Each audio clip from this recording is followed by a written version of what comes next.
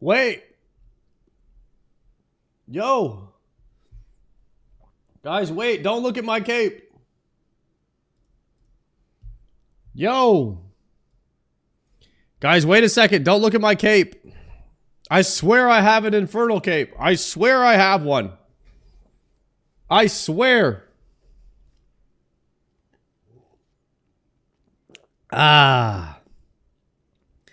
Flex, what's good, bro? Thank you for the tier 1. Let's go. Enjoy that dragon simmy. Yeah, I've been blowing down 12,000 glass. So I finished all the mining of sand off stream. I converted all of it to glass off stream. And now I am blowing it down. We are trying to hit 90 crafting. I'm 89 crafting right now. I do have a Zenite, and I was trying to make the bracers next. That's kind of my thought process here. Was I was gonna make the braces next, but I need to get 90 crafting and get a boost, a stew boost, and I'm not really looking forward to stew boosting. So yeah, I need to get 93 anyway. So there's a high chance I just go for 91 first, but we'll see. Is that why you on for 4 hours longer after stream? Oh yeah. I was grinding last night. 100% I was grinding hard. Who's in the stream? Yo's in the chat. iFlex was good. Raves. Tech. Numbers. Arum. Caster. Holmstein. Chess. Lotus. Oldhead. Wolveron. Gentle. Copper. Melanie. Raves. Habibi. Glow. Doesn't understand emotes. What is good? Barcelona. Random Twitch chatter. First, gift me. Did random Twitch chatter come in with the first time chat and say gift me? Okay, starting off hot. Scrimmer. Escaping MP Guns. Melanie Slapfight. What's up? What's up? Jordan. Looking good, boys. Looking good. My guy, I've been playing OSRS a while and WoW 2. When I saw you get the Infernal Cape, I no longer had an excuse. You inspired me to get it last night. Batman, god dang it, I'm proud of you, bud. G-Rats on the Infern. G-Rats on the Fern Cape, brother. Brothers of the Fern. That's what they're calling us these days, huh? Brothers of the Fern. Fern Brothers. Congrats on the Infernal Star. Great progression. Yo, Karis. Thank you. Appreciate that. Nobody said that. Of course they did. Why wouldn't they say that? That's it. People are calling it the Fern these days. You know what I mean? Blowing some pipe, I see? Absolutely. I want Joker to go for the cape so bad. I don't know what that guy's doing. The guy loves doing diaries. I think he's got to complete... I think Joker has to completely clear the game in max before he does Infernal Cape.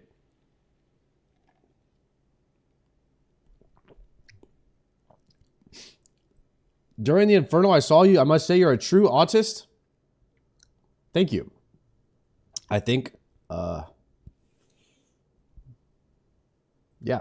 Savic's going to do DT2 Sunday. Savix is back? Sir Savix.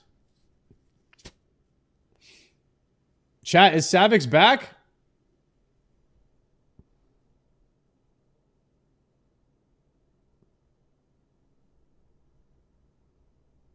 He said he never left.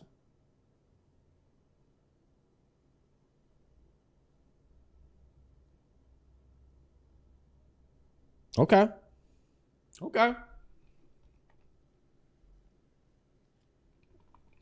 He said, when is your guys' date? Chat, should I promote Savix in the Discord back to OSRS, or should I leave him in the WoW section?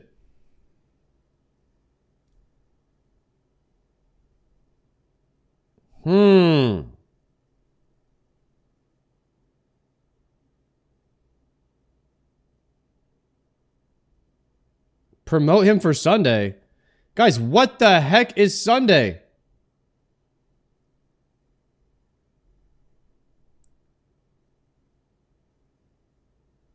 He said Desert Treasure 2 on Sunday. Oh.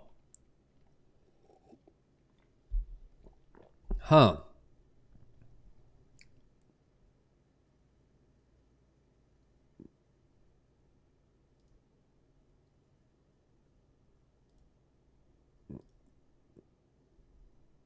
Maybe we'll promote Savix back to OSRS for now. We'll see what he's got going on. I think we could demote Guzu, though. We could demote Guzu to WoW, right?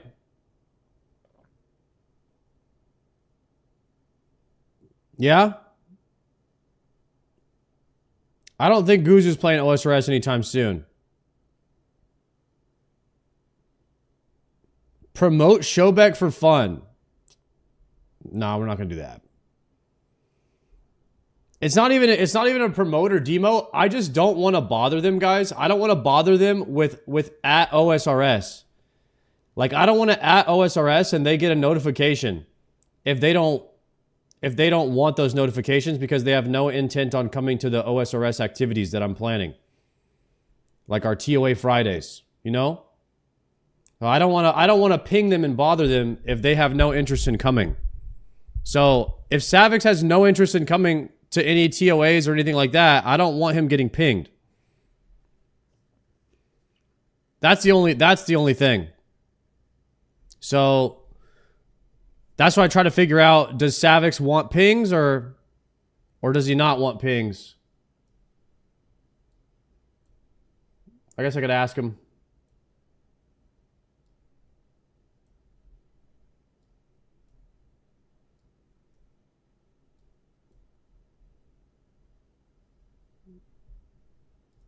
LMGD in there? Yeah, he's back now. Oh, LMGD is not, he never left, but he's in the Discord now. And he is planning on coming to the raid. And I told Jokered as well. We might have a 7-man. We might have a 7-man TOA on Friday.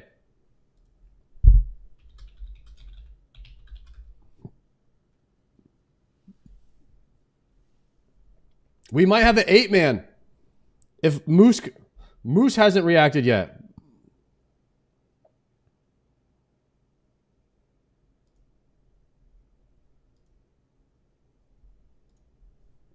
We might have an 8-man TOA with all the WoW players that are still playing. Could go kind of crazy. Slim Shady H1, thank you for the tier 1. Enjoy that Dragon Simtar badge. Sounds like Ram Ranch on Sunday. Caster, what are we talking about?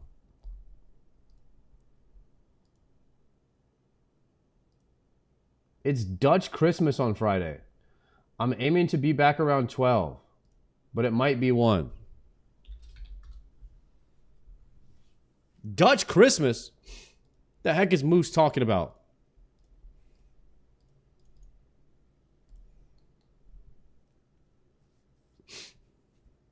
Sinterklaas. Sinterklaas. What is Sinterklaas?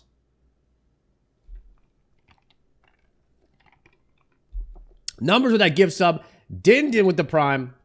Guys, primes do not get you a Dragon Simtar, but they do get you no ads on the channel, and they do bankrupt Bezos. Hashtag 1 prime at a time. Thank you for that. Bizno Based with a tier 1. Welcome to the Dragon Simtar fam, Bizno. Rock that. Rock that proud. Loud and proud.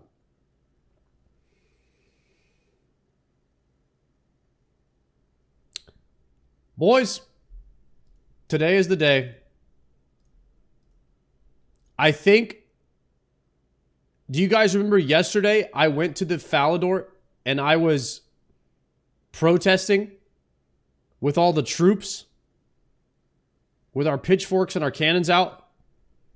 I think that had some impact I think I made a difference yesterday because somebody is telling me that they made a change to sailing.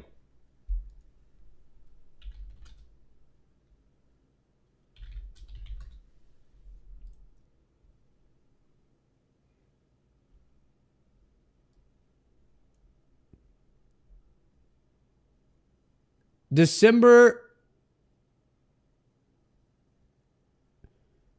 3rd, review and further fixes, and update on the Sailing XP review. Which one do I click on? Top or second one? Because this one says November 4th. Why is the one from November 4th below the one on November 3rd? This doesn't make any sense to me.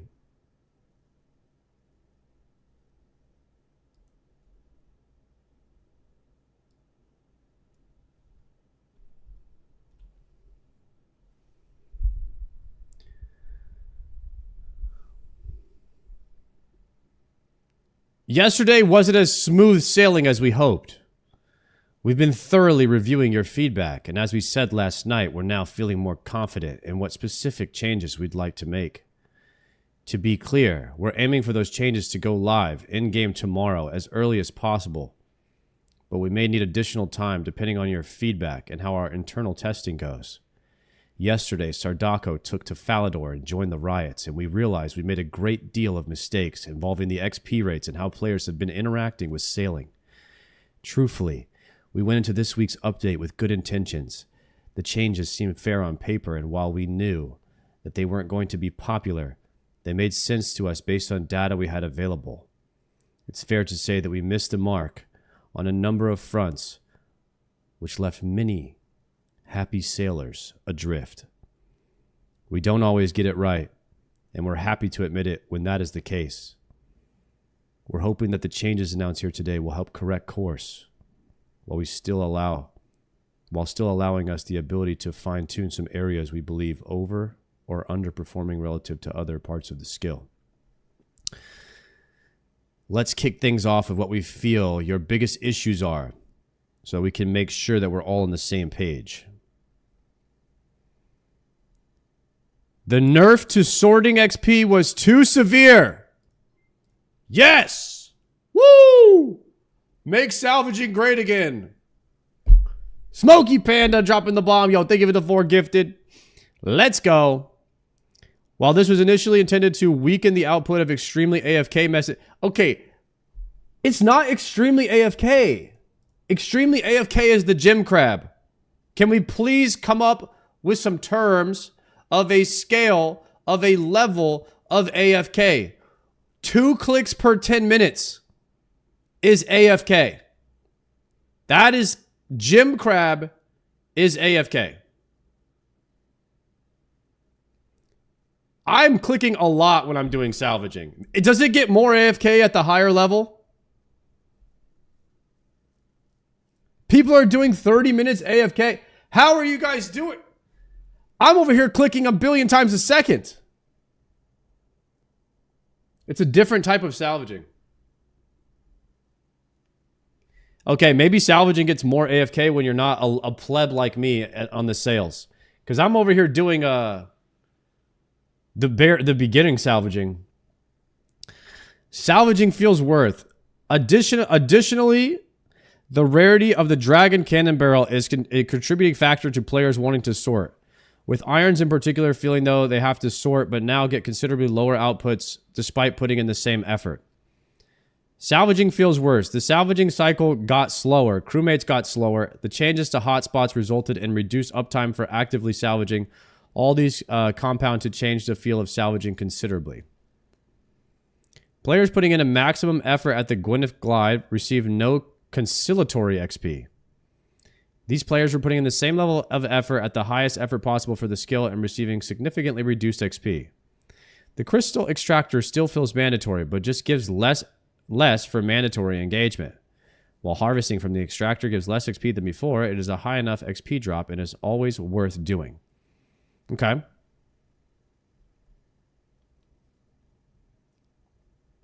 They're restoring sorting XP to pre-level nerfs. We're back, boys. Oh my God, this was a big nerf from Merchant. 34 to 95. Yo, we won the war. Make salvaging great again. Let's go. We pay, we gay, baby. It worked. AFK, two crewmate salvaging plus sorting. Pre-adjustment XP 100. Current XP relative to pre-adjustment. Okay. Predicted adjustment 70%. I don't know any of these numbers. So this was a result of us protesting and making a lot of noise about it yesterday. And we got the salvaging back to where it was at. So Jagex was very quick to, I guess, reconcile their decision to nerf the sailing rates or the salvaging rates. They didn't really nerf anything else but salvaging, and they actually buffed Amazon. I don't know the name of it. I call it Amazon because it's delivery. Amazon delivery packages. They buffed that by like 15%. We pay, we AFK. Yeah, we pay, we AFK. Let's go. Restore the player's salvaging rate from back to 4 tick. Oh, we're back, boys. We're back to 4 tick salvage. So we're faster with more XP. Yes. Let's go, boys. We are 100% back. Level 4 deckhand modifier reduced from 70 to 40%. Reducing the crew XP modifier for salvaging. This was a very common suggestion from players on how to remove the more extreme AFK methods into a healthier spot without harming the experience of players salvaging for themselves. Oh, so you get less XP from your homie doing it, from your homie salvaging? From your NPC homie? But if you do it yourself, you get more XP. So tick manippers are still getting big XP. But your crewmate does not generate you a lot of XP anymore. So that's a small nerf. Very small nerf. But your crewmate doesn't clean the salvage, so you get the full XP for cleaning the salvages, yeah.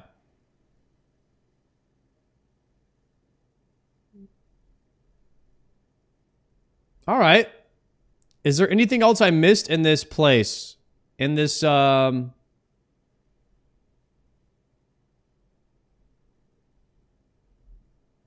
news article post?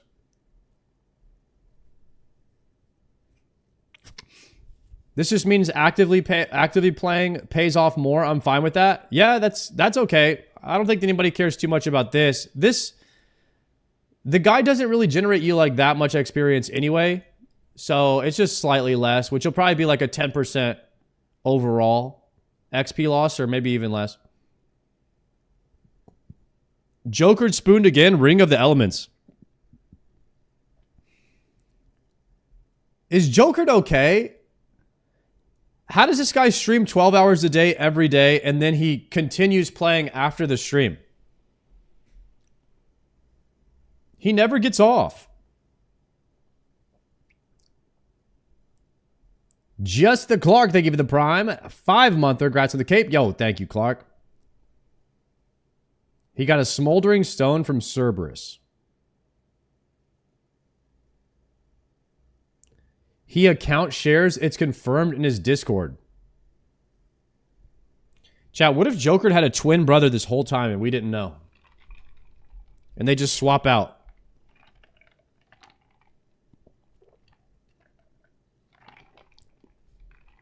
That is the only possible scenario I will accept.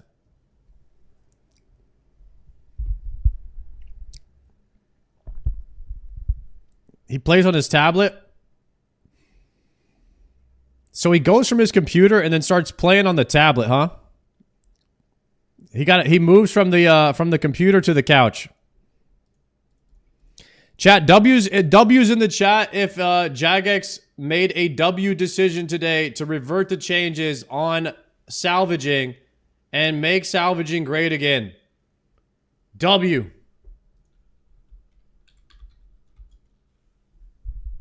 We pay, we AFK.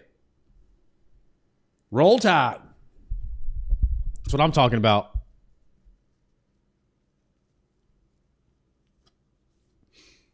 And there was a Barracuda Trials buff. Really? I didn't see that. It's very close to the same as pre-nerf now. Very, very close to the same as pre-nerf. Maybe like within 5 or 10%.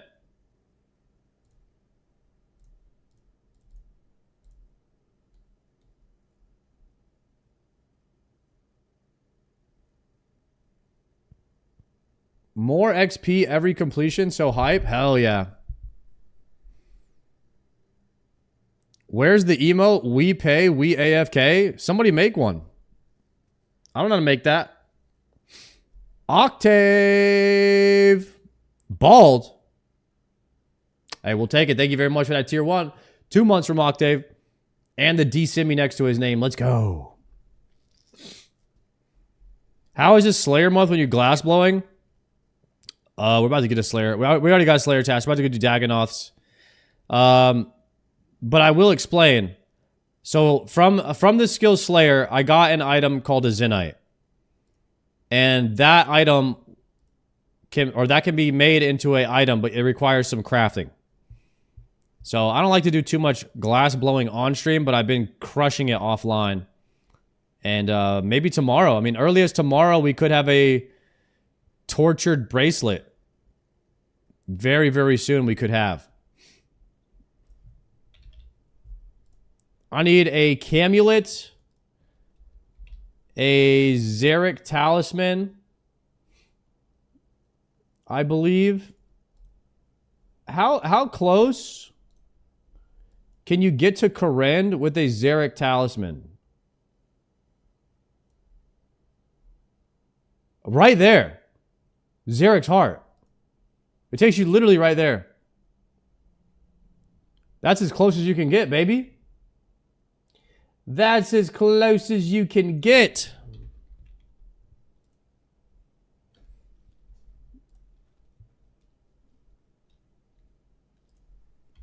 Mage Cape.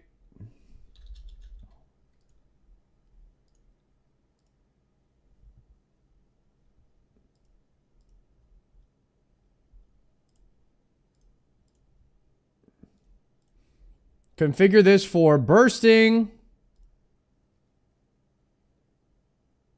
It looks like I have enough runes.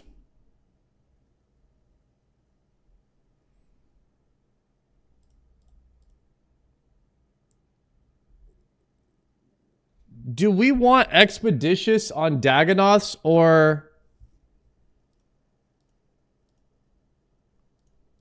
Slaughter or nothing?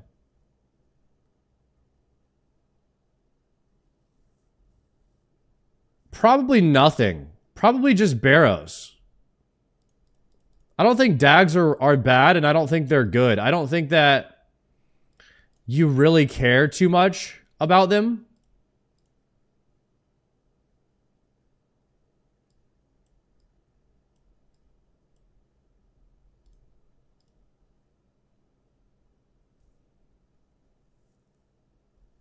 I'm not using cannon because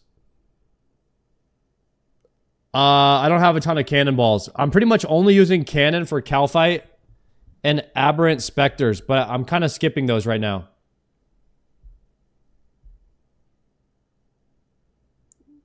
Yeah, I don't have cannonballs in my Iron Man, and we kind of talked about it. I really just want Mage. I really just want Mage and Melee XP since my range is 99. I'd rather kill the task slower and get the Melee XP. Yo, LMGD, thank you for the raid.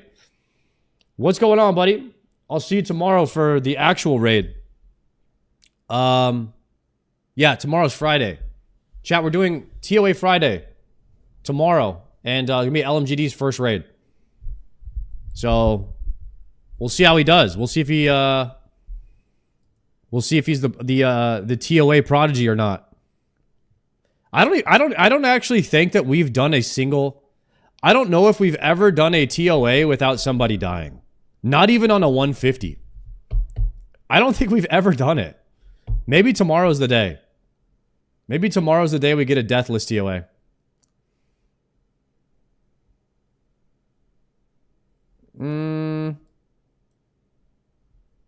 What else do I need for this? I think this is all that I need. For Dagonoth, is it Bone Crusher? I think it's Bone Crusher for Dag.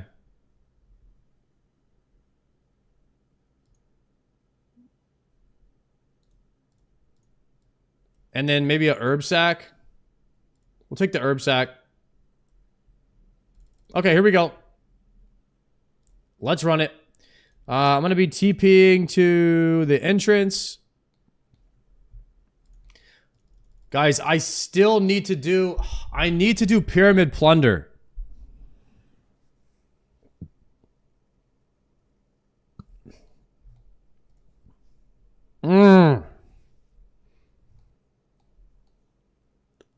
I need to do Pyramid Plunder so I can upgrade my altar in my house.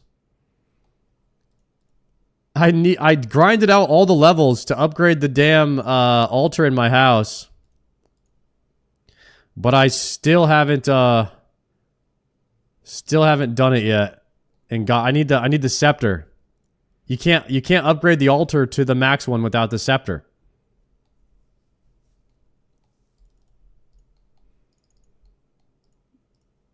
I mean, to be fair, it's like it saves maybe like 1 minute every time you need to change your book, but it is worth.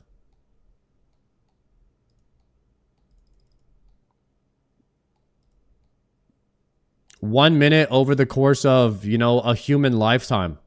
Think about that, guys, because that's how long you play RuneScape, because you never quit. It's a lot of minutes. It's a lot of minutes added up over time. How much you pay for the Camulet? 1 million. It's crazy. I paid $1 million for the Camulet, and now I'm hardly ever going to use it.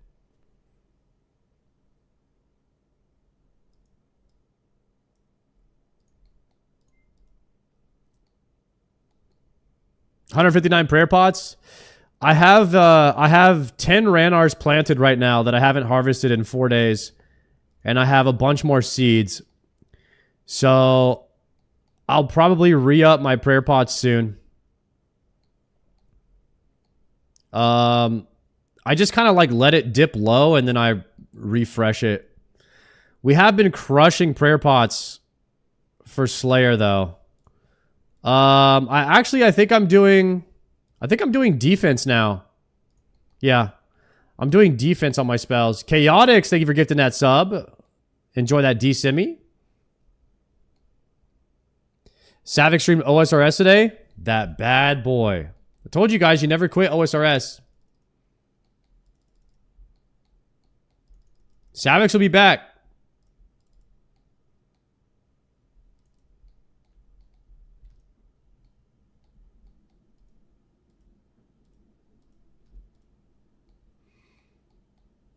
Maybe he'll come to TOA Friday as well. That'd be sick. Let me see here. Let's do this.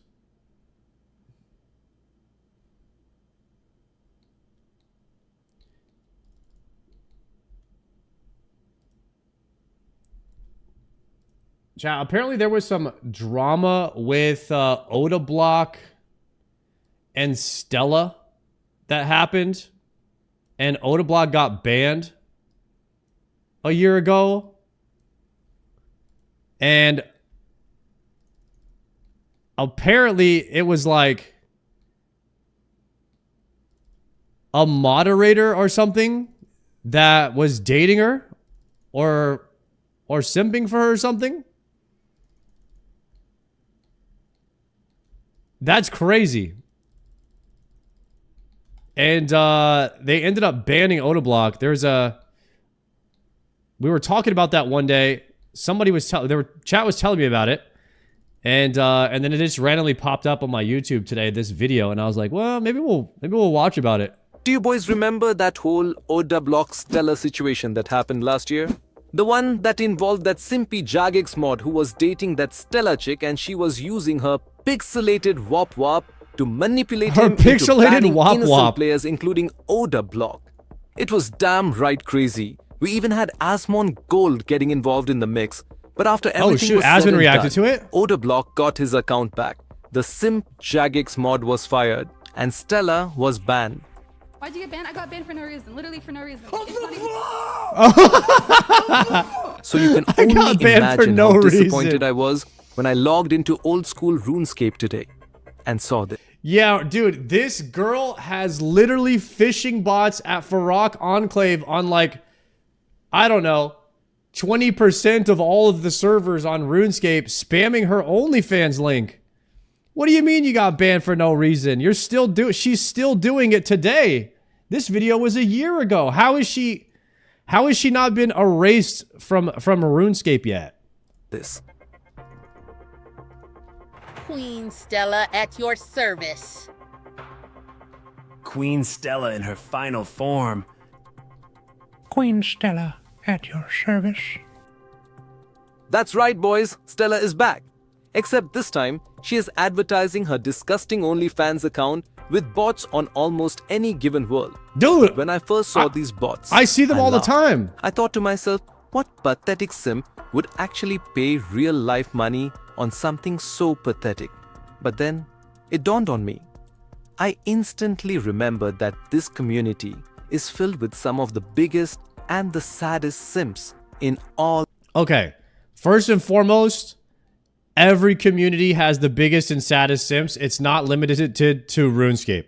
So you could literally say that about every single community. It's literally just our society in its current state is just a bunch of weird dudes that will pay money for a short bit of attention from a girl.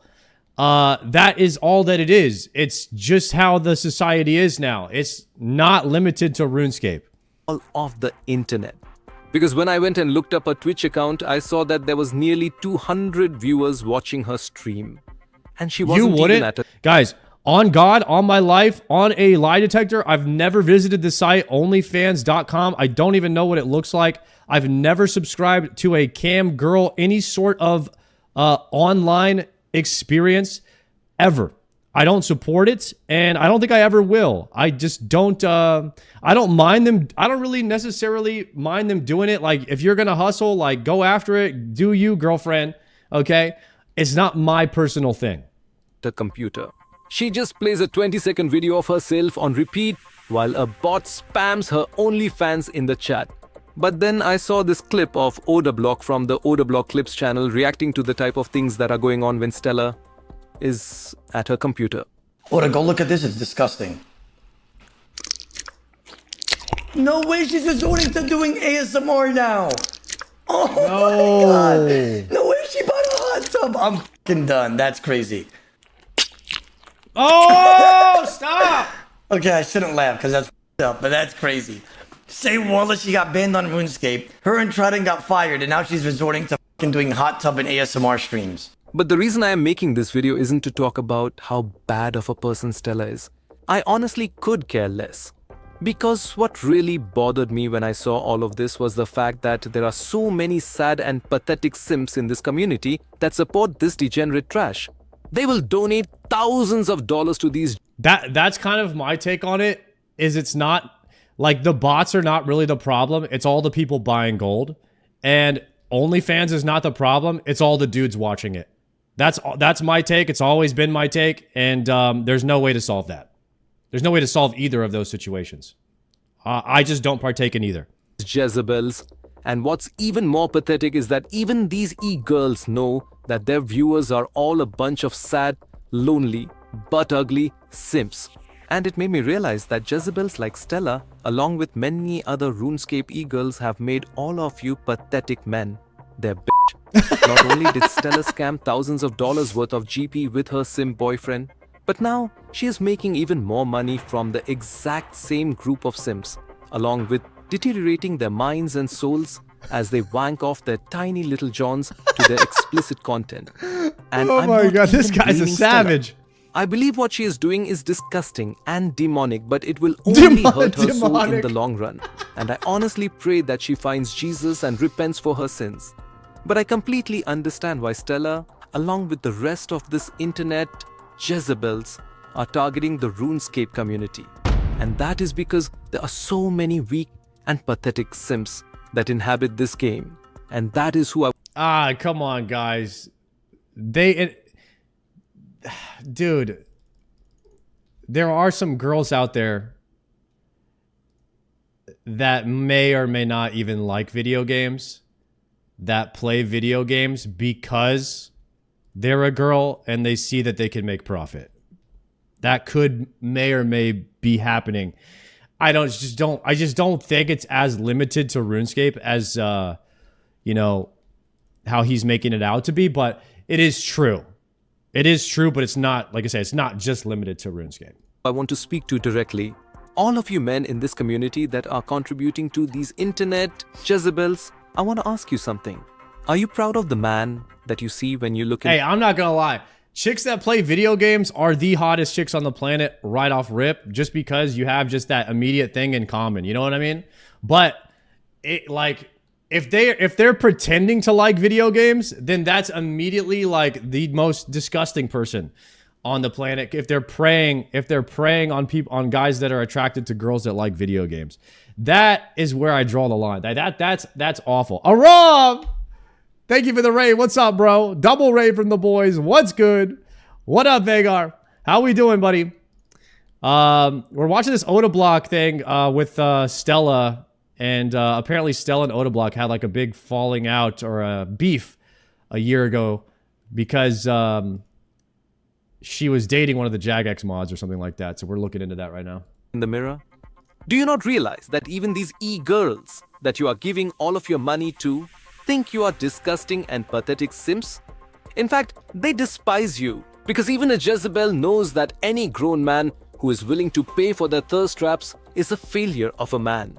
But even if you have succumbed to being one of these RuneScape simps, I'm here to tell you... I never thought about it like that. Yeah. Doesn't that kind of go... It kind of goes against... It kind of goes against like what you're taught, like the whole... chicks like the playing hard to get, the guy, they want the guy that nobody else wants. They definitely don't want the guy that's like simping and drooling over them. So why do we do it? Why do we think that will make them like you, or in a way, like it's a counter to like everything I've been taught on how to get a girl. So maybe that's why I don't do it. That it is not too late to change. You still have the ability to reinvent yourself and change your entire life. Your past doesn't have to define your future. God has made you in His image, and He has a divine purpose for your life that goes far beyond simping for these internet Jezebels. Every time you subscribe to one of these devils, you lose a part of your soul. Every time you watch, a demonic entity gains control over your mind, and slowly but surely, your brain will begin. Hey, but every time you kill Yama, you also slay one of those demons. And you have a chance for rare loot. So think about it that. To deteriorate as you fall deeper into a hole of never-ending depression. This is one of the main ways that the enemy attacks mankind, through lust and temptation, and why it is a must that we call on God to withstand these demonic attacks. When tempted, no one should say, God is tempting me. For God cannot be tempted by evil, nor does He tempt anyone. This video But took each a religious person is turn. tempted when they are dragged away by their own evil desire and enticed. This teaches us that temptation comes from our desires, and we need God's help to overcome them. Your flesh will long for the temptations of this world, but your spirit longs for God. And that is why I encourage every one of you to build a relationship Do with not Him. redeem. That way you can face these temptations head on and rebuke them. You RuneScape Sims have the ability to change your life, but don't expect your life to change if you don't change your habits, because that is the definition of insanity. And if you continue on down this path, you will 100% become mentally insane. Uh-oh. Hello my brothers. I hope you enjoyed today's video. I'm really trying to pump out as much high quality content that I possibly can. I currently am doing a fundraiser for one of my cats, Mr. Gerald. He's recently gotten into a cat fight and has acquired some type of infection. Oh no. And I haven't had the funds to take him into the Oh no. He is a sweetie man and a gentleman. Oh If you would no, like to guys. donate, you can do so by clicking the link I have pinned Chat. in the top comment, or There's becoming no a way. channel member. I'm trying to There's raise no way. $100 to $150. Guys, I have to donate. I have to donate to Gerald. Oh my gosh, that cat needs a surgery. And I have to donate. Like, it's just worth it. Truly blessed to have such a solid community, and I just want to thank you brothers for all the years of support. The members of this community has helped me multiple times when I have been in desperate need, and I want you boys to know Don't how redeem. thankful I am for you guys, and how much you have positively impacted my life. I love you goons. John 3:16 brothers. John 3:16 for life. That's crazy.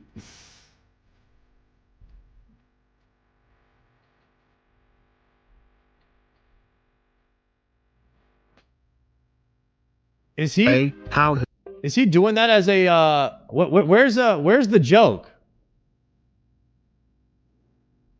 Oh, and by the way, how has JJX been so incompetent about banning these? It's just rage bait? elements Okay. that are all over the game.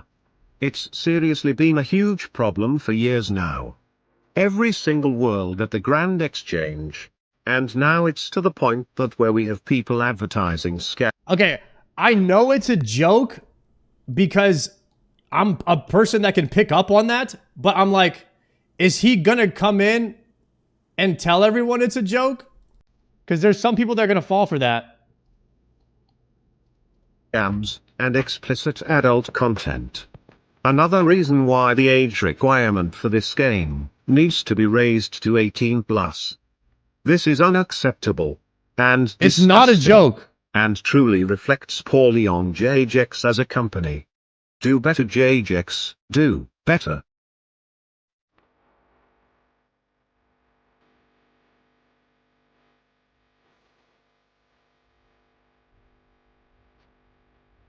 There's no way. Wait a second. This is not for real. 'Cause if it's true, this video just got taken to another level. There's no way. This has to be fake. Yo, Vanguard, thank you for the raid, the double raid. Let's go. Dude. Guys, am I crazy? This guy linked his PayPal at the end for Gerald. I was able to raise over $800 for my cat in just 2 days. I'm taking him to a vet that costs $150. And now I should be able to cover the expenses? I thought he was kidding. And he was making a joke about how people prey on innocent minds like OnlyFans. And then now he's using his cat expenses to generate revenue by making people feel bad. I thought he was kidding. He's for real. He just called everybody. He just told everyone they were going to hell that watches OnlyFans and gives money to Stella. And then this guy just used like a bait and switch. Wait, what? There's no way. I'm actually kind of like, I don't know what to think about this. This is insane. There's no way. I mean, yeah, if the guy's actually trying to, save his cat or whatever, I don't know how to feel about this because a lot of people will do these fake animal things to try to get you to donate money. And so I think in a way it's just as bad. As the Stella thing, if it's not true, But it's like, as long as he's proving it, is he showing receipts and stuff? Because like this is on the line for me. But like the whole video, I thought we were here to like talk about the Oda Block Stella thing, and now this guy's got me fired up about something else. That's a little soft. That's a little sus. That's a little sus. Yeah. We might have to just go back and play some RuneScape for a bit, because I was not expecting that. I don't even think it was a joke, bro. That's the thing. I don't even think it was a joke.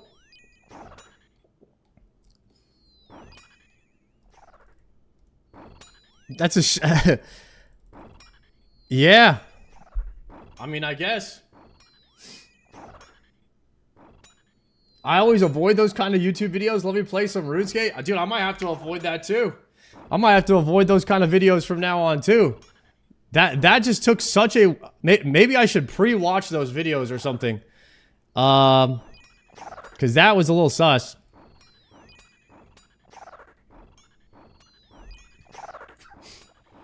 Shoot.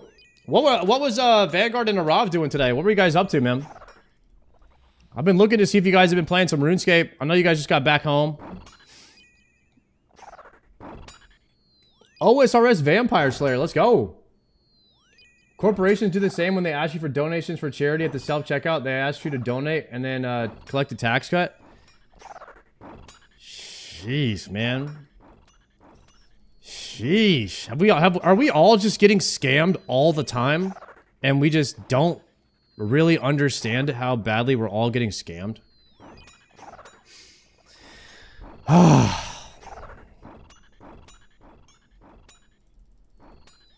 It's just crazy. That's why I just want to play video games with the boys. That's it, man. Just video games, and that's it. We're just out here to game.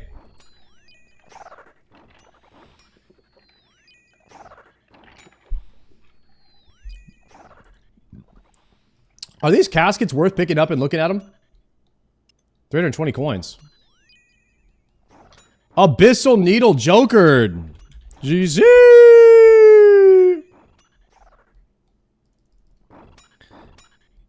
The Spooner. Guys, the Abyssal Needle is one of the best things you can get for rune crafting.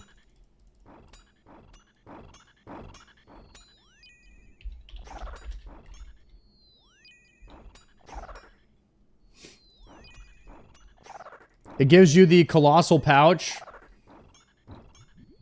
That thing helped me so much when I was doing millions and billions of Blood Rune,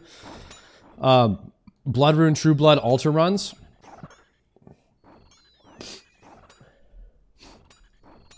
Great, now he's gonna yap about the Abyssal Needle for an hour tomorrow. Does every time Joker gets something, he goes on his stream and just yaps about it? Unbelievable. I can't believe that guy.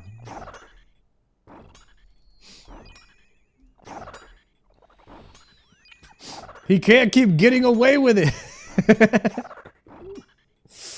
Oh, man.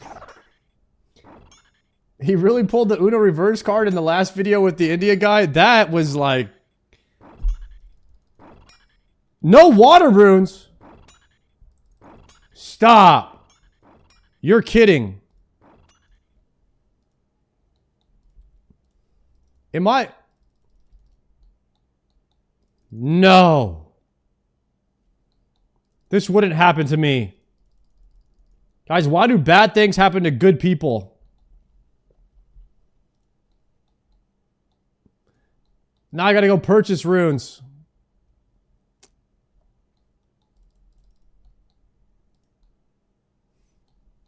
Is a Kodai wand unlimited water runes? Rune crafting month. Absolutely not. Rune crafting month is gonna be sleeper. Kodai the best bursting wand? Ooh, I need that. Deposit.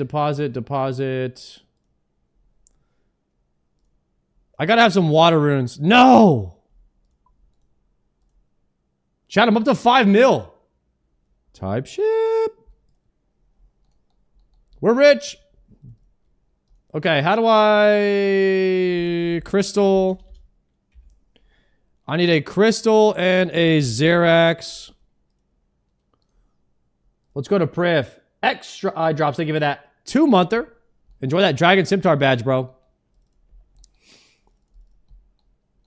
All right, I'm going to go up to the shop up north. We're going to buy some water runes. Should I buy anything else? Yeah, probably, yeah. I should probably buy like another round or two of runes. Let's take a look at the bank.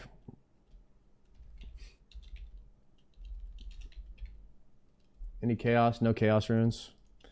Yeah, we're going to need some chaos. We're going to need some death. We're going to need some water. RIP all my gold. World hop once. We're going to need to do some more CG. We're going to need to do 2 hours of CG, 2 hours of runes. Again, just when I thought I was free.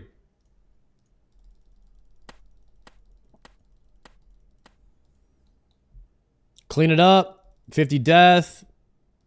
Chaos. Easy.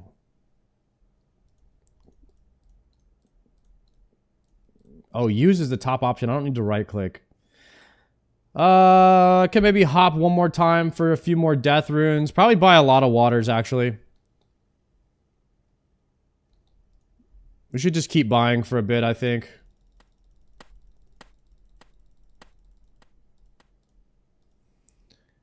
Waters. Yo, you know about the Scar Essence mine? Yeah. You can make more. It's for Iron Man. Scar Essence is just for Iron Man. You could buy runes in bulk.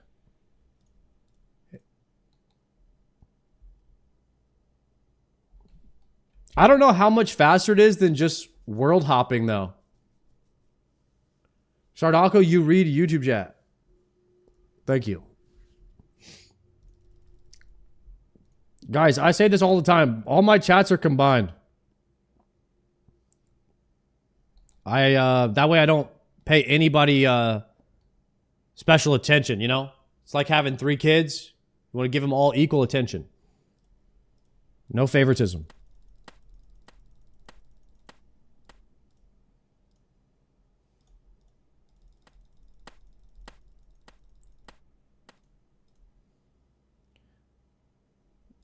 And just give me some more water. I need a lot more water runes in this. This is crazy.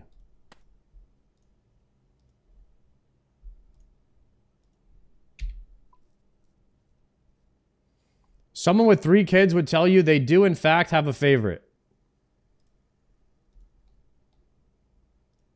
Lies. Nobody would ever have a favorite child.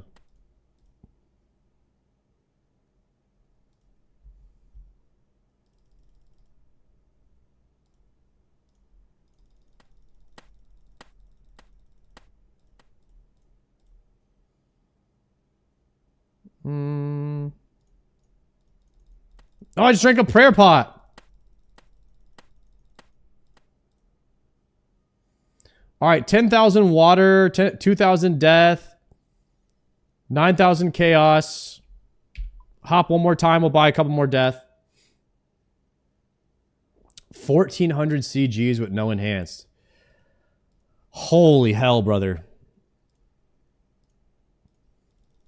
Chat, do you guys realize that I could still be in the gauntlet from that subathon if I got bad RNG?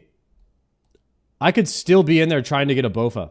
That's how this game is. And that was 2 months ago, 3 months ago. Imagine how rich you'd be. If I went 2,000 dry in the gauntlet,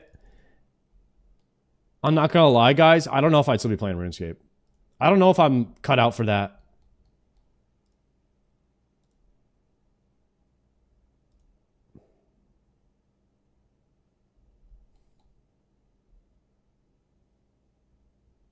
I don't know if anybody is, to be fair though.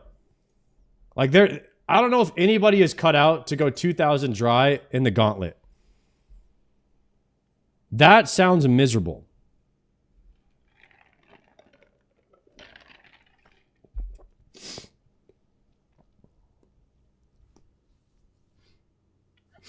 That's why you don't hear of many people that have gone that dry. Yeah, that's a bit over the line, I'd say.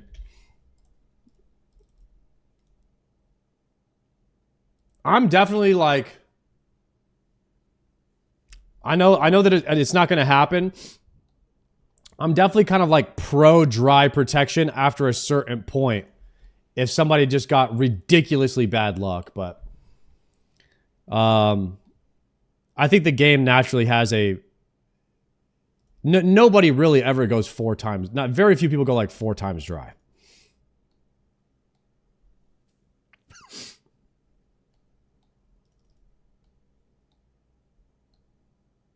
I've gone 10 times dry?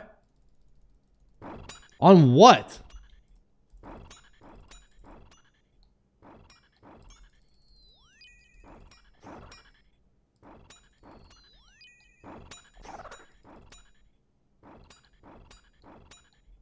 I went 7 times dry on Titan Scrolls. Damn. My highest so far is 5 times dry. 8 times for a Siren Staff. What? I'm 70 times dry on a girlfriend? Damn, me too.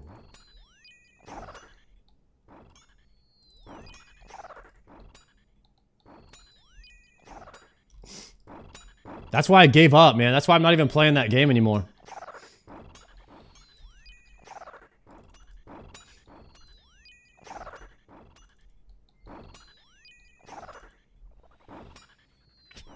I had to de-iron, man. I just basically gave up. I just basically uninstalled that game. I heard Stella needs a boyfriend. That is crazy that she's... No, you shouldn't be able to say stuff like that. That's way too, That's way too, parasocial. That's way too prey. How do you call it? Like where you're taking advantage of parasocialism. There's gotta be a line somewhere, man. That crosses my line for sure. Too predatory. A little too predatory.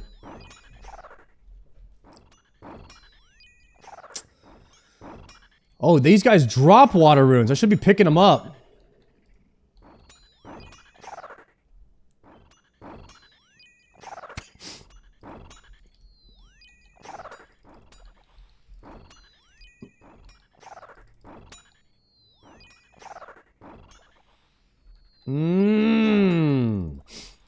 Chat, I really hope we get a Tormented Demon task today. Even though they absolutely shred my prayer pots, I need to get a Synapse. Oh, also, has my mic cut out at all today? Or are we steady Eddie? Are we back? Mic has been good. Okay. I had a USB extension cable run on my mixer because the cord wasn't long enough. I got rid of that and moved the mixer closer to the computer. No more USB extension cable. And I replaced both of the XLR cables on my microphone. Both of them have been replaced. The one that goes into the cloud lifter and the one that runs to the mixer. So all of my cables have been replaced. So we're going to see how this works today. And I'm also using a different noise suppression on my OBS. I'm using... There's 2 of them. There's like a high CPU usage one and a low one. I'm using the low CPU usage noise suppression filter now.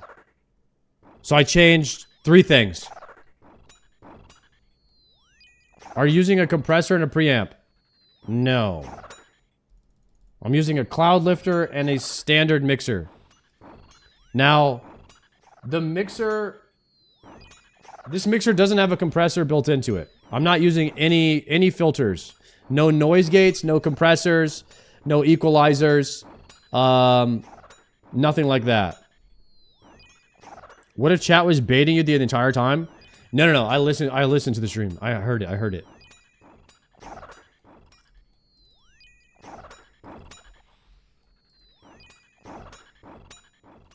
Nice shirt. I'm sitting in a Mustang right now. Are you a Ford guy? No. I am a Marshalls guy, and Marshalls sells Ford merch for like $10. And I like to have different sweaters to wear on my streams, so when I'm editing my streams, it's like I can tell by the shirt that I'm wearing. So these are like the cheapest ones that Marshalls has. So I try to have like 20 different sweaters and try to rotate them, wear different ones every day, so I can tell by what I'm wearing on the stream that day. Like, if I'm trying to figure out what day was that, I can look at a clip, see what shirt I'm wearing, and then identify it based on what shirt I'm wearing. It's more of an editing thing. But I could care less what the shirts say, unless it's, you know, something weird.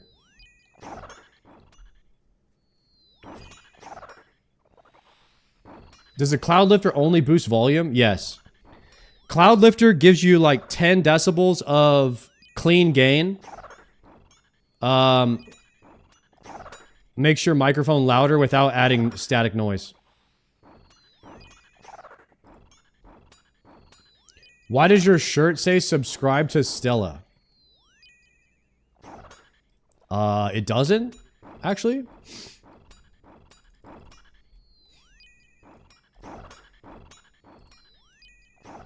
That's crazy comms.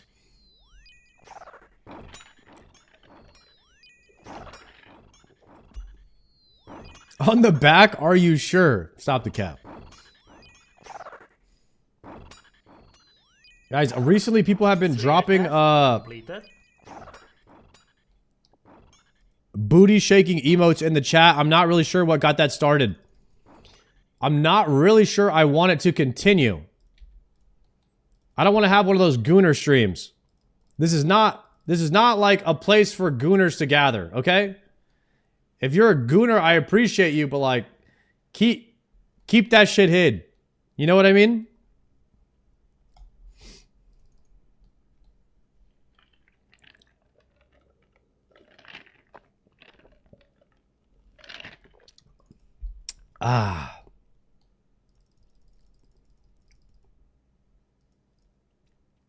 Chat, what's my next Slayer task about to be?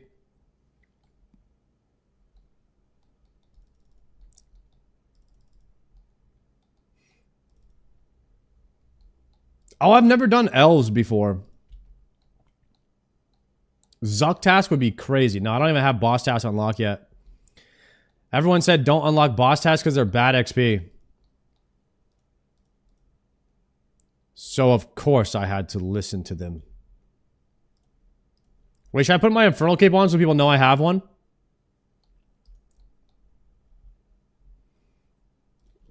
Gem.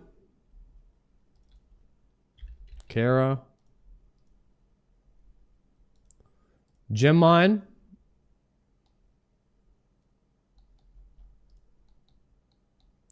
Zuck is not a boss task. How?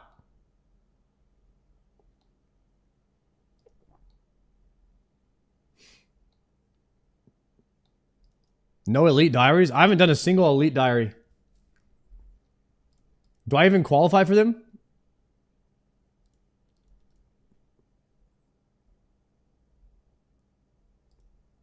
Wilderness Hard. 75 smithing. Karamja Elite. 91 rune crafting. Ah, hell nah. Nope. Nope. Greater Demon! Chat, we are getting a synapse today. We are getting the synapse. Will I get a synapse by 500 KC? Yes or no? Predictions up. Will I get a synapse?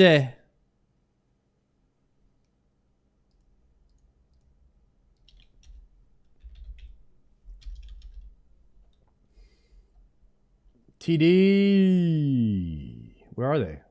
There they are.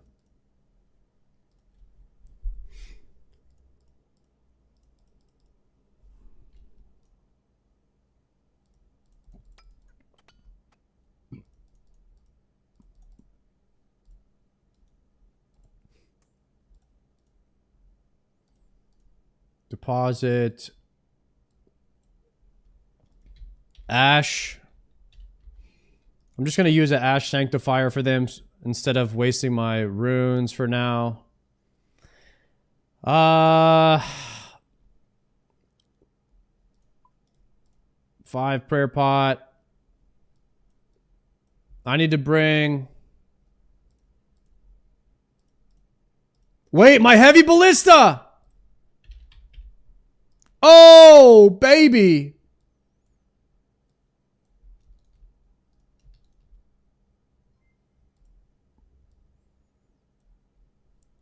We are about to be smacking. You need javelin ammo. Yeah, I got it. Javs. 2,000 rune javs.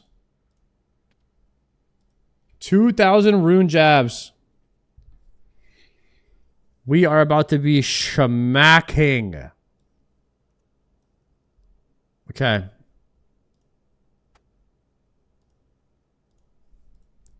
Oh, by the way, I have no arc light, so it's gonna have to be zombie axe. Whoa, what do you kill tormented demons with if you have no arc light? Hold on. Let me see.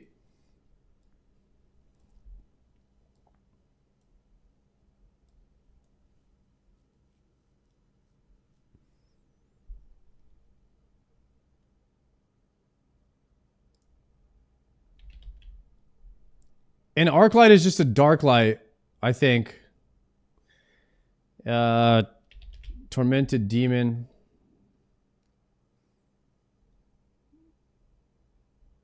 Damn, it seems like zombie axe is way better.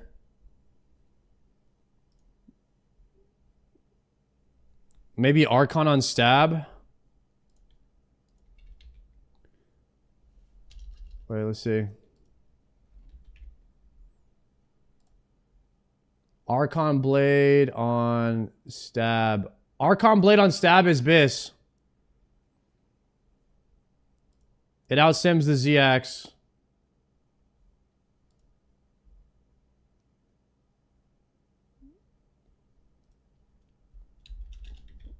Alright, we'll go Archon. Use magic? I'm not using magic. I'm broke. Thank you for the suggestion. And I need to level my melee.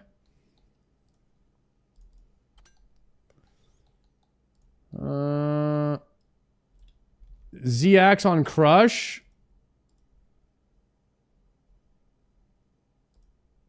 Oh!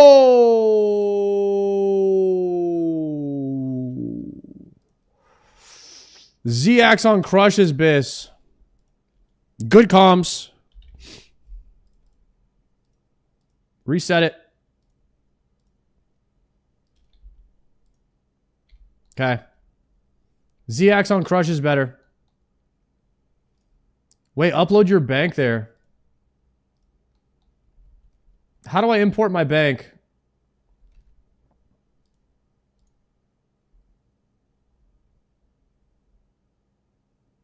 Any, right click a tab and click export.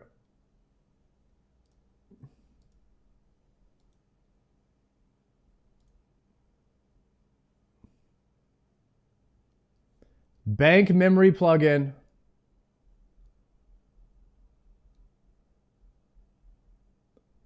Bank memory.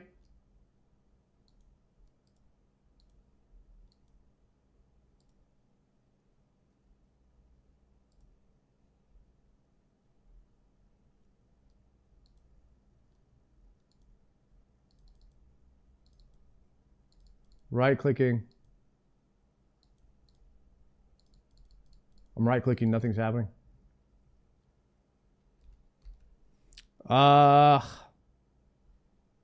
Crap.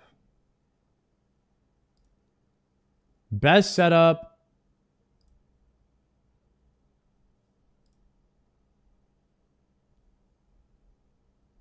Dude, I'd rather just do it manually. I'd rather do it manually. I know that thing can like look at your bank and tell you what to bring, but I like it. I'm fine with it without it. Okay, I need one Guthix Temple Teleport and potions.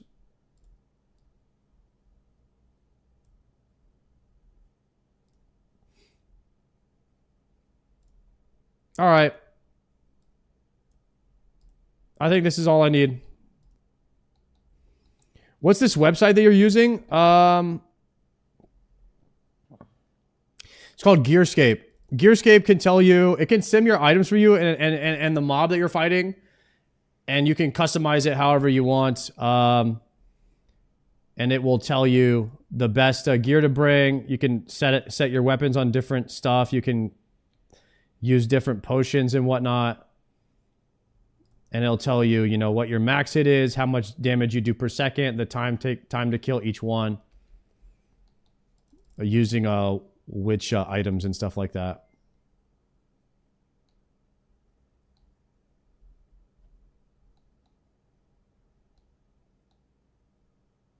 Why not use an in-game DPS check? I think Gearscape is just far more accurate than anything else.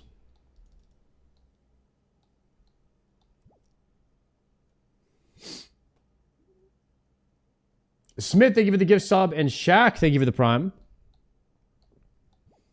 You got to learn how to use Gearscape if you're gonna play RuneScape. I think it's the best one.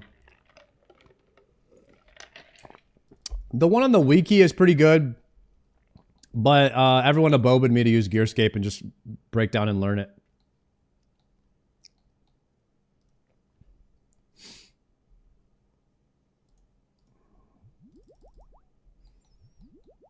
All right, boys, let's see how hard we can hit here.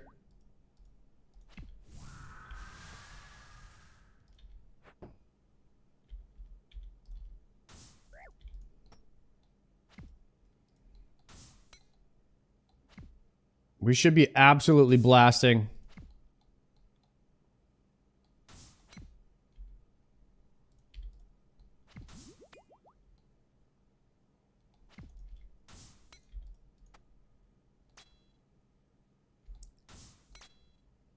Wait, I should be using a crystal chest.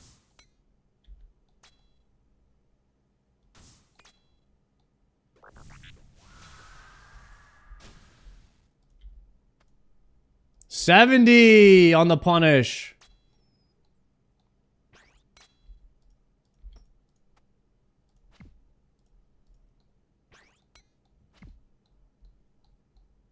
That's my first range punish. Big 70 damage. Oops.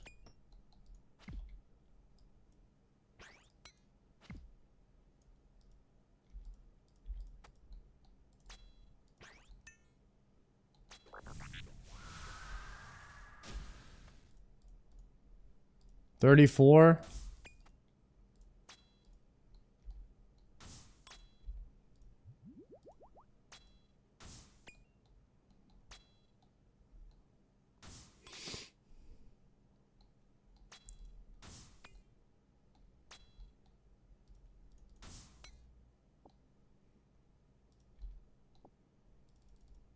Okay.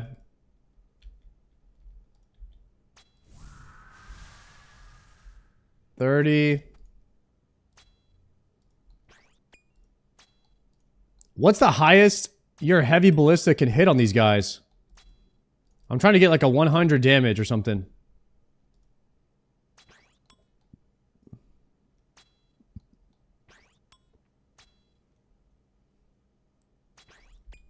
Oops, swap it, swap it, swap it.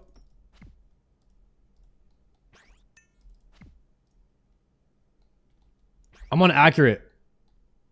I'm gonna accurate on the heavy ballista.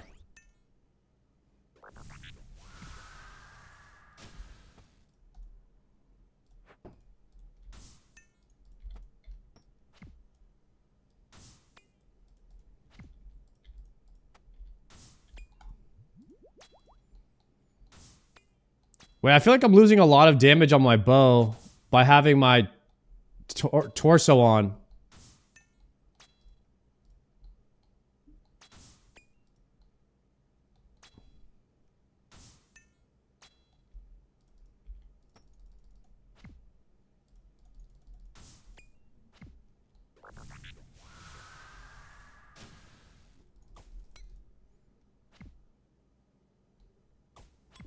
Honestly, zombie axe is already a 5-tick weapon, so the damage on it is decent. Like the punish damage is good, but with the amount of tick loss that I have from swapping to the punish weapon, it may be an actual damage loss for me to try and punish these mobs. I might just use zombie axe and then use punish on the ballista.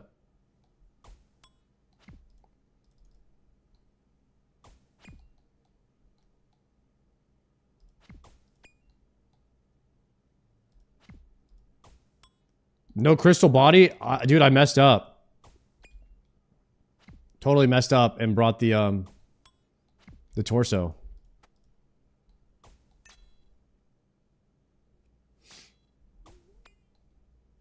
I thought there was no tick loss with punish. No, I'm bad and distracted by talking to chat, so it might be a net loss for me to try and punish every single one. I might actually not, if I just don't lose ticks with zombie axe. I think the max hit is only like plus 20 or something like that.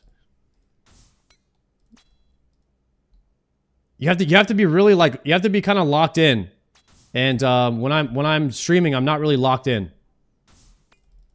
I'm just wondering if it's actual DPS gain if I'm missing ticks and swapping for punish. Probably evens out. Well, see how many ticks I just lost from trying to do a punish there?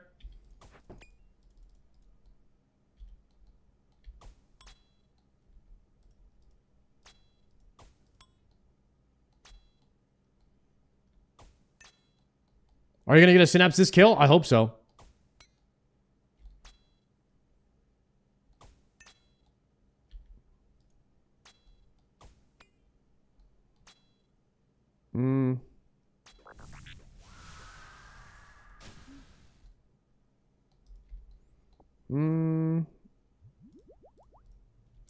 Let's combine that, grab this one.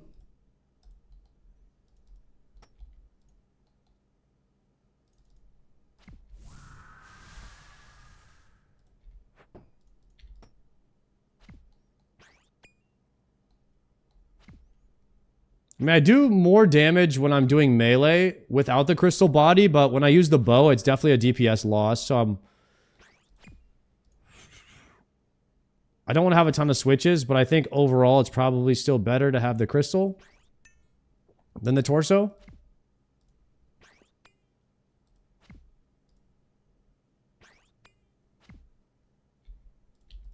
More DPS overall with the torso, with the crystal body.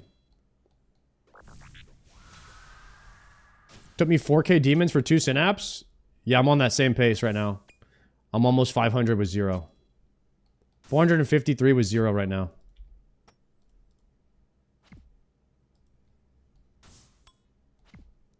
I'm projecting 0 synapses. No claws. No claws, no synapses. 453 kills right now. Just nothing. 453 kills of nothing. That's what I have right now.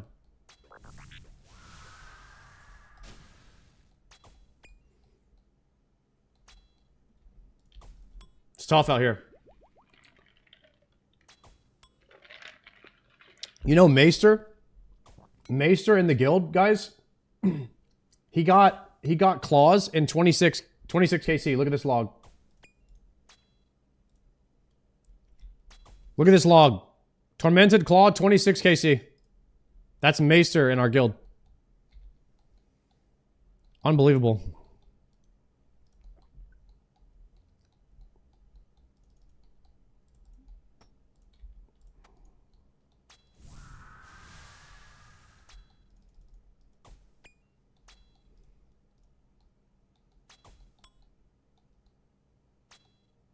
I have 5 synapses and 3 claws at 1100. Damn.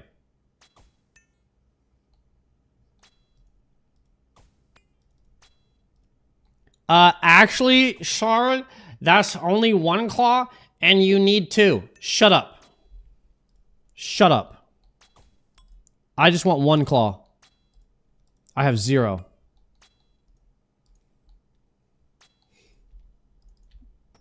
It's not fair.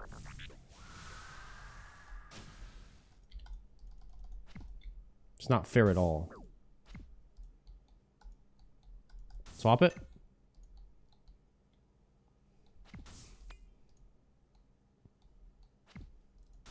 I got 2600 and I have 0. No shot, brother. Like synapses? CJ.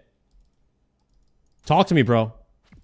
2600 demons, no claw, no synapse or no claw?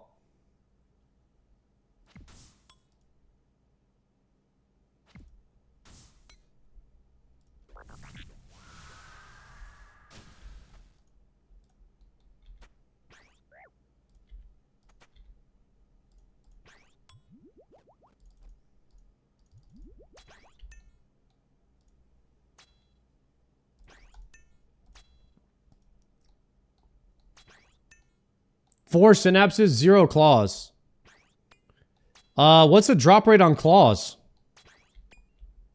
It's got to be less, right? I feel like it's more common to get a claw than it is a synapse.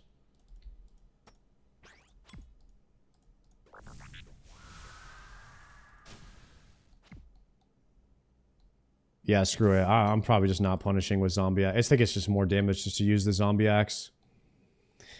Because it's a 5-tick weapon, you actually get some bonus out of it.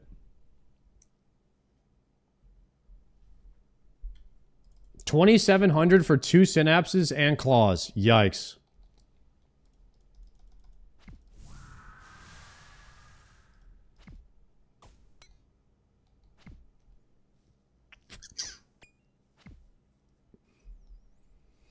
Oh, loot table, look up drops. 1 in 500 for Burning Claw. Wait, 501? What is that drop rate?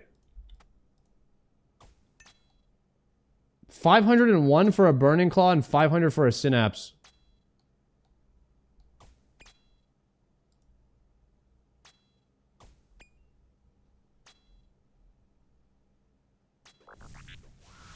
One in 501.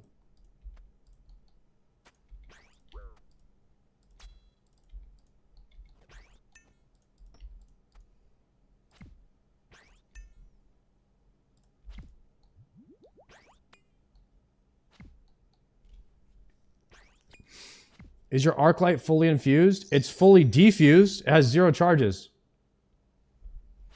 And it's 60% corrupted, which means I've used like 17 or 18 shards on it so far.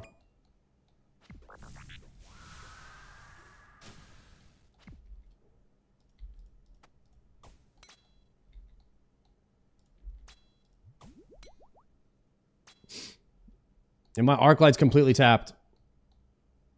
And I just did a task in the catacombs and didn't get a shard.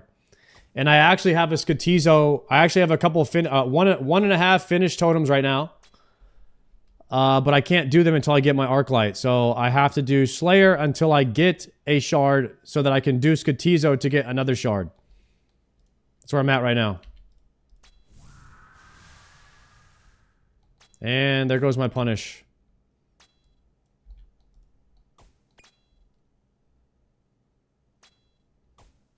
What are you using first synapse on? Scorching Bow. We need to get a Scorching Bow and start farming Yama immediately. And then we need to get Elite Void and get into the Delve. That way we can start rotating Delves into the situation here.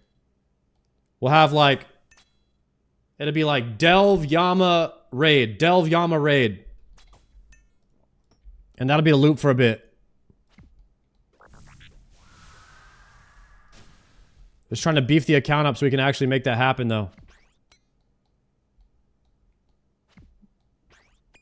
Well, that's why we're doing Slayer month.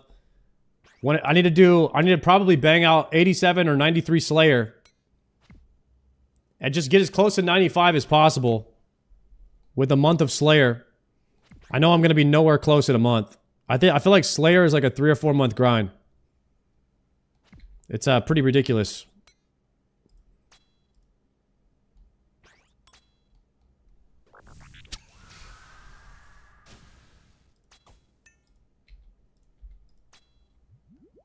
If you keep the barrage task going, it's good.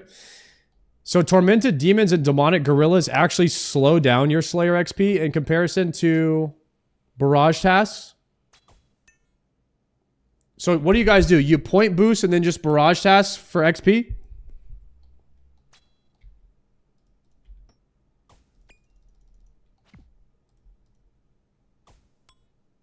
Tormented's pretty good XP though. They're not bad. Swap that. Yeah, I feel like Zombie Axe is good enough for punish. I'm not going to bring the other one anymore. I'll keep the Ballista though.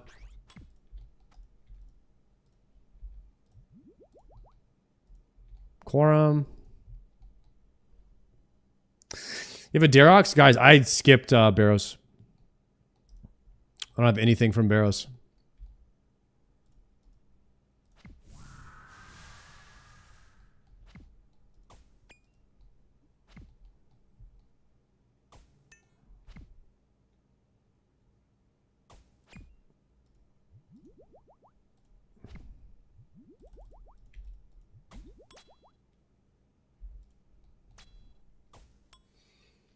Can you explain for us, new players, how you one-tick prayer flick with the plugin?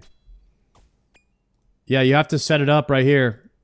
And you want to choose your offensive and your defensive spell that you're going to be using. And you come back here. So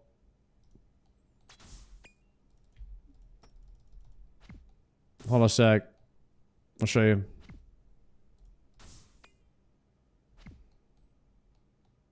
You have to click two times when it's on the... You have to click 2 times in the same tick to keep it rolling.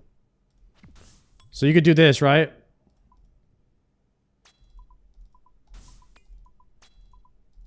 Now I have magic defense and I have offensive range prayer, and it's infinite. Like it's infinite prayer. You use 0 prayer. As long as you're clicking 2 times in the same tick, you're using 0 prayer, but you're getting the offense and the defense bonus. I like to have this thing here where you're double clicking inside here. That way you can see the X's, the splats to verify. I don't know how people are doing it just off feel or whatever up here that are double clicking here and looking at it. That's like some OG shit. I didn't learn that way.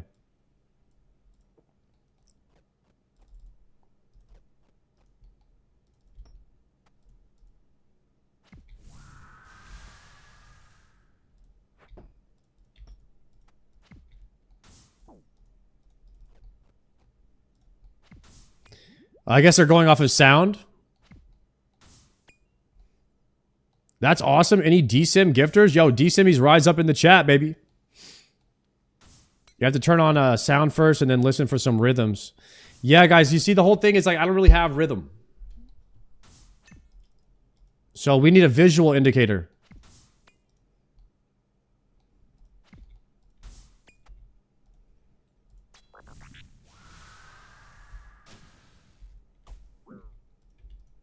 No! My auto retail screwed me on my punish. Let me turn that off.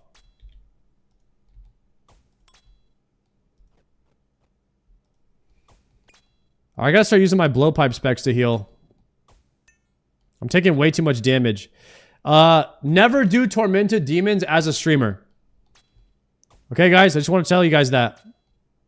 Never do anything where you have to pay attention to the screen as a streamer.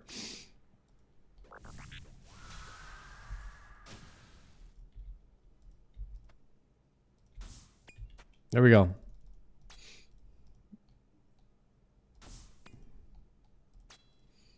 Swap.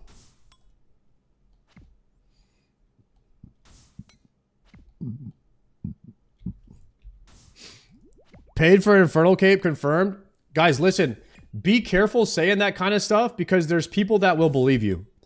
I know you guys are joking, but you got to remember on the internet these days, people will just hear something and then believe it. They won't fact check it. They won't do any research. And then you will inherently, from your joke, you will spread a well-known fact on the internet that I paid for my cape.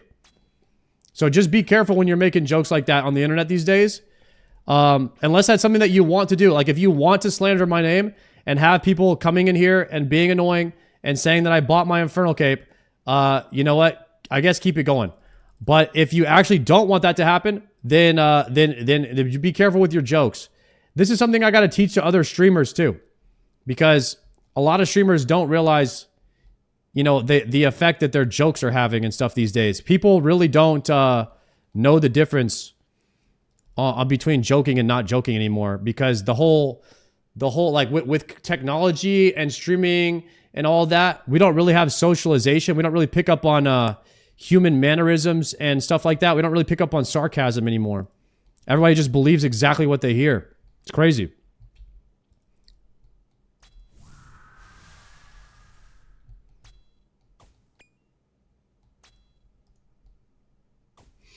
That's the era. That's the era we live in now.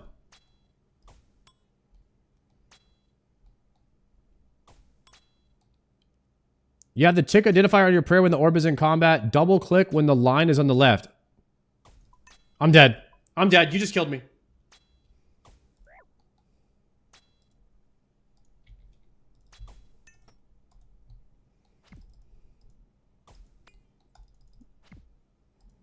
Yeah, I don't know if I can pull that off, guys. That seems a bit too hard.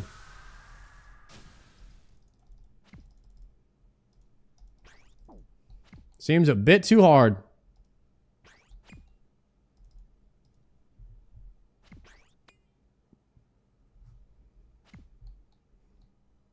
Would you ever send a TOB with viewers? Eventually. Eventually I will. Whenever I finish my Slayer. Win viewer TOA? I pulled it one time. Not even the chat wants to watch viewer TOAs. I'm a man of the people, guys. I know some of you guys in chat want to participate in viewer TOAs, but the rest of the chat doesn't want to watch it.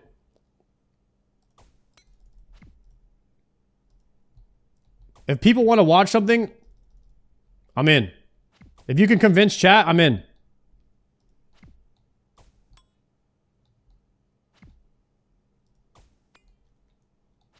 Watch, I'll pull it right now. Do you want to watch a viewer TOA? Yes or no?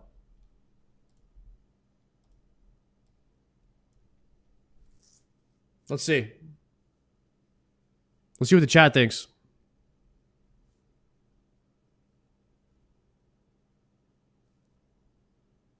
Pretty close. Pretty close.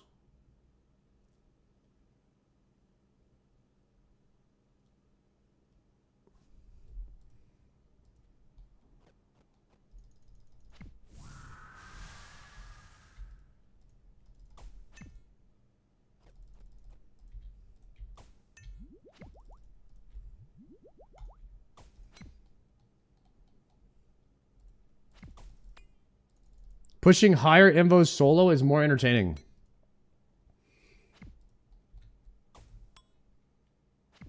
It's mostly no on viewer TOAs, but I mean, there's still a good bit of yes.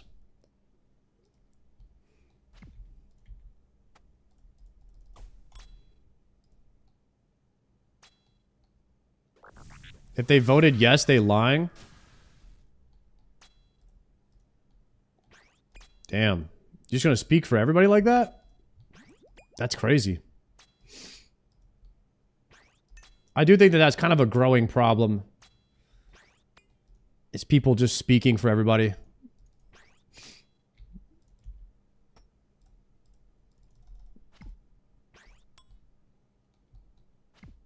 TOA must have burnt these people. Maybe. Is TOA the hardest raid to get loot from? Is it the lowest percentage chance of getting something?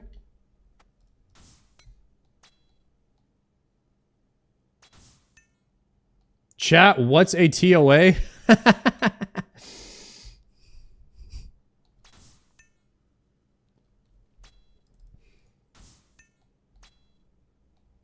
TOA is the easiest to get loot from, huh? I'm voting for whatever the highest chances of Sard having fun. Okay, okay. I respect that.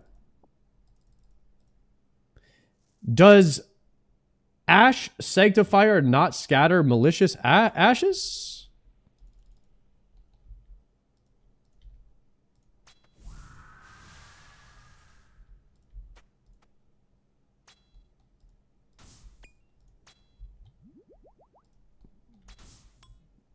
Uh, 52% right now on no.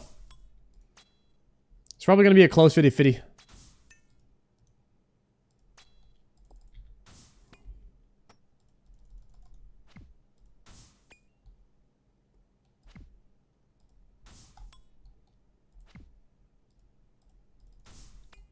It's kind of a fine line because I know for 100% fact that almost nobody wants to see me get carried through stuff. And so then you have to bring people that are bad or not bad, but like they don't have like max gear. You know what I mean? They're like me, like they're bad like me at my current point in the game. Yeah, then I have to cap their gear. Basically, I would run with fire capers only. And then that has a higher chance of... At that point, if I actually wanted to get gear... I'm like a very logical thinker sometimes. Sometimes I think too logically instead of maybe like having fun. But then again, also my version of having fun is getting the loot. So the highest chance of me getting loot in TOA is to actually run solo. Because I know that I have a low percentage of chance of, you know, maybe messing up mechanics in comparison to other people. Then I start factoring that in. And then I'm like, with my current gear, I can push a little bit. I can push 300s, 350s in my current gear and pretty much complete it probably 90% of the time in a decent amount of time. So I know that solo automatically is going to be the best way for me to run TOAs unless I find someone who's like almost equal gear, equal skilled. And even then, chat will probably most likely say that I'm getting carried. So the only way to not get carried is just to run solo. And that's more fun, and I get more loot, and chat would rather watch that than me running with viewers. So ultimately, I usually decide on just running solos or sticking to TOA Fridays, where I am very clearly not getting carried by the people in the clan. So it's like a never-ending thought process going on. And so that's kind of like where I'm at with it.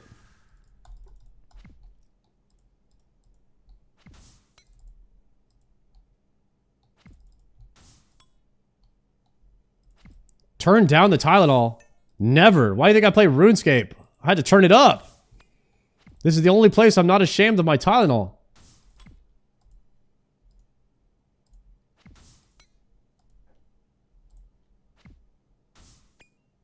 And the Ren Fair, too.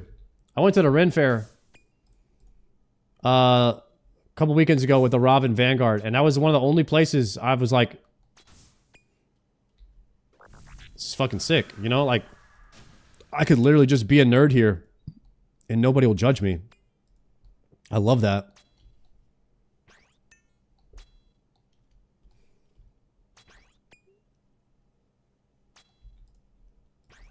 I was ripping some mead, talking to some fairies.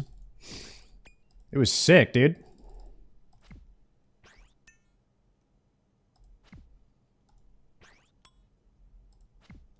Actually, we really didn't talk to that many girls. I gotta be honest. We mainly talked to dudes. That's just how it went. I gotta be honest. I can't lie.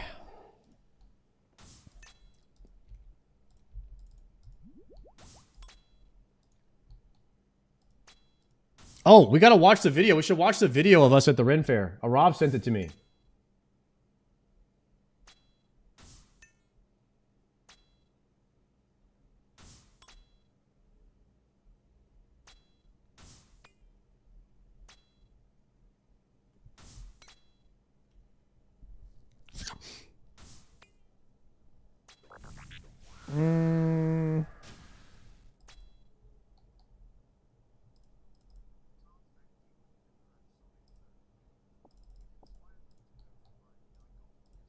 Hell yeah, brother. A lot of people getting their infernos now, huh? Let's go. Yo, we gotta convince, dude. There's this one streamer, her name is Ivy, and she's scared. She's scared as hell to go for Inferno. And I'm like, you gotta get over that. Chat, we gotta get It's Ivy her Inferno cape.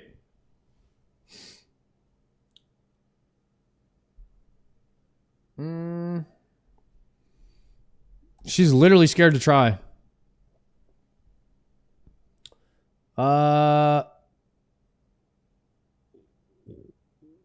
What's the worst that can happen? You die 100 times? The worst thing that can happen is you die a bunch and you have to do 2 hours of blood runs, 2 hours of CG. If you can live through that, I mean, if you're a main, you don't have to worry about it. You're an iron, bro, you can't let that break you. Because that almost broke me. You got to stay strong. Okay. Let's think about this.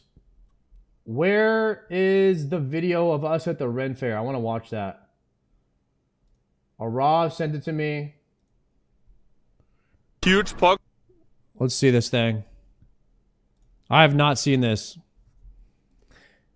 Do you want to watch a viewer TOA? 51% no.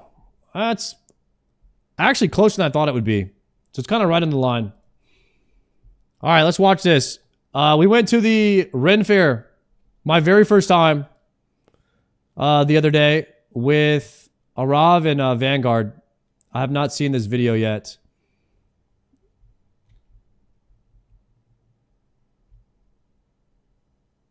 $100.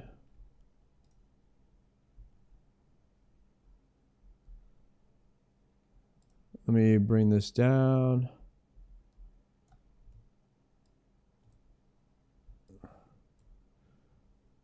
Here we go. Welcome to Renford chat. Let's go, boys. With Sardaco. What's up, y'all? It's Mr. White Boy Dougie in the house. Okay, why they gotta do that to me like that? Oh my days, look at his cape as well. Whoa, what cape is this? Nothing. The smithing cape. Woo! Let's go. How are you a ranger without the bow? Dude, I don't know how they feel about weapons. We got you. Oh my goodness. Right click trade. Right click trade. I accept. Accept. Oh my god, dude, this thing looks sick. Yeah. Look at that, dude. The Bofa. Guys, we went full nerd mode. We went full nerd mode here. Maiden. Yeah.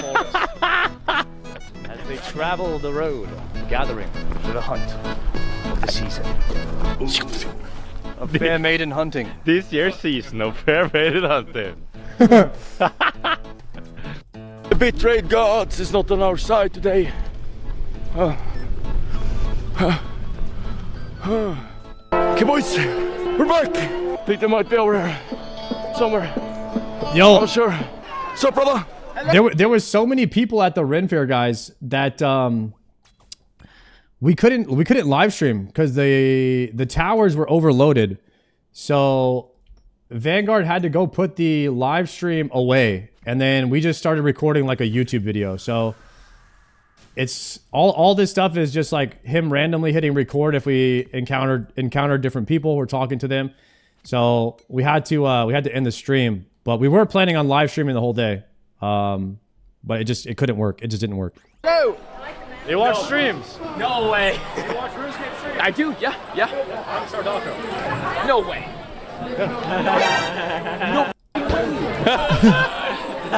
Are you serious? Yo, this guy was in the stream the other day, and he actually came in and subbed. Super cool guy. But I was talking to him, and he's like, yeah, I know, I've been watching a lot of the WoW players that swapped over. I've been watching, I can't believe, what's his name? And I was like, Savix? And he's like, yeah, I've been watching Savix. And I was like, oh, that's a friend of mine. And I was like, have you been watching all of the WoW players? And I was like, have you heard of Sardako? And I was like, yeah, that's me. And then he actually knew who I was. I saw you at Crabs one day, and I said it to my friend. I said, Sardako's like Crabs. I said, he's hitting crabs, bro. That's awesome. Then.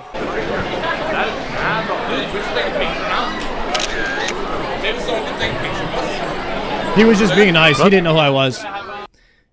But he actually did because he came into the channel and subbed. So I believe anyone that subs to the channel. Like, you have to believe a sub. If it was a non-sub, I'd be like, okay, this guy's bullshitting. This guy clearly is a liar and is not telling the truth. But since he subbed to the channel, I believe anything he has to say. You know, and that's based. You want a big one or a small? The big one now. Big one? A big I need that big one. Oh, damn. Oh, damn. Anything else? No, that's perfect. It's gonna be 18 pounds. Yeah. Yo. Yeah, oh my god. Is that the right one? That pina colada was crazy good. Check if it's the right one. Super strength pot is what we called it. Damn. That's a strong pina colada right there. Super strength potion, bro. It's a 4-dose. 4-dose super strength pot. That's so strong. There's like so much alcohol in it, bro. Tastes good. That is a lot of alcohol. You never quit? I You only take never breaks? truly quit. The direct upside down though is kind of yeah. No, it's good. I mean, you got your equipment, you got things to do, but it's kind of badass, like a new. Yeah, you're good. You're killing it. Yeah, bro. That's best strength training over here in mid game. Anyway, enjoy. A lot of RuneScapers at the Ren Fair. You too, guys. Ice King. Ice King, let's go! Okay, everybody was coming up to us, to the wise old man, and was saying Ice King. And we didn't know what the hell they were saying. And there was so many people that were saying Ice King that we just started pretending that Vanguard was the Ice King. Because there was more Ice King fans in there. There was more Adventure Time people than RuneScape people. So we just started yelling Ice King anytime someone said it. Or some could say the wise old man. Yeah. Old school RuneScape. Oh. Or some would say the wise old man. Yeah. Or some might say, Oh, yes! oh, he's got the RuneScape pin. You gotta put it on the boat. Will someone telegraph it? What's the saving level?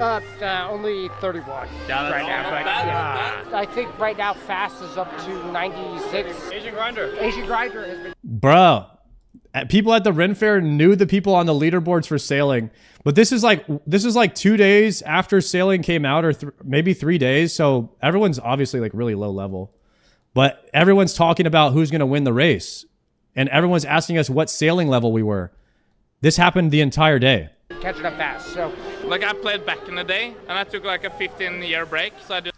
But you guys see that I knew who was going to win. Everyone's like Fast 07. I was like, nah, Asian Grinder. So like, I'm kind of like basically a fortune teller. Start playing again. Now people are getting 99s in a couple days. Well, it was always a couple days. But the thing is, there was no wiki. There was Rune HQ maybe, or Tippet or something. Yeah. But like, you had to just go figure that stuff out. I mean, think Heavy Pisser was robbed. No Grand Exchange. Yes!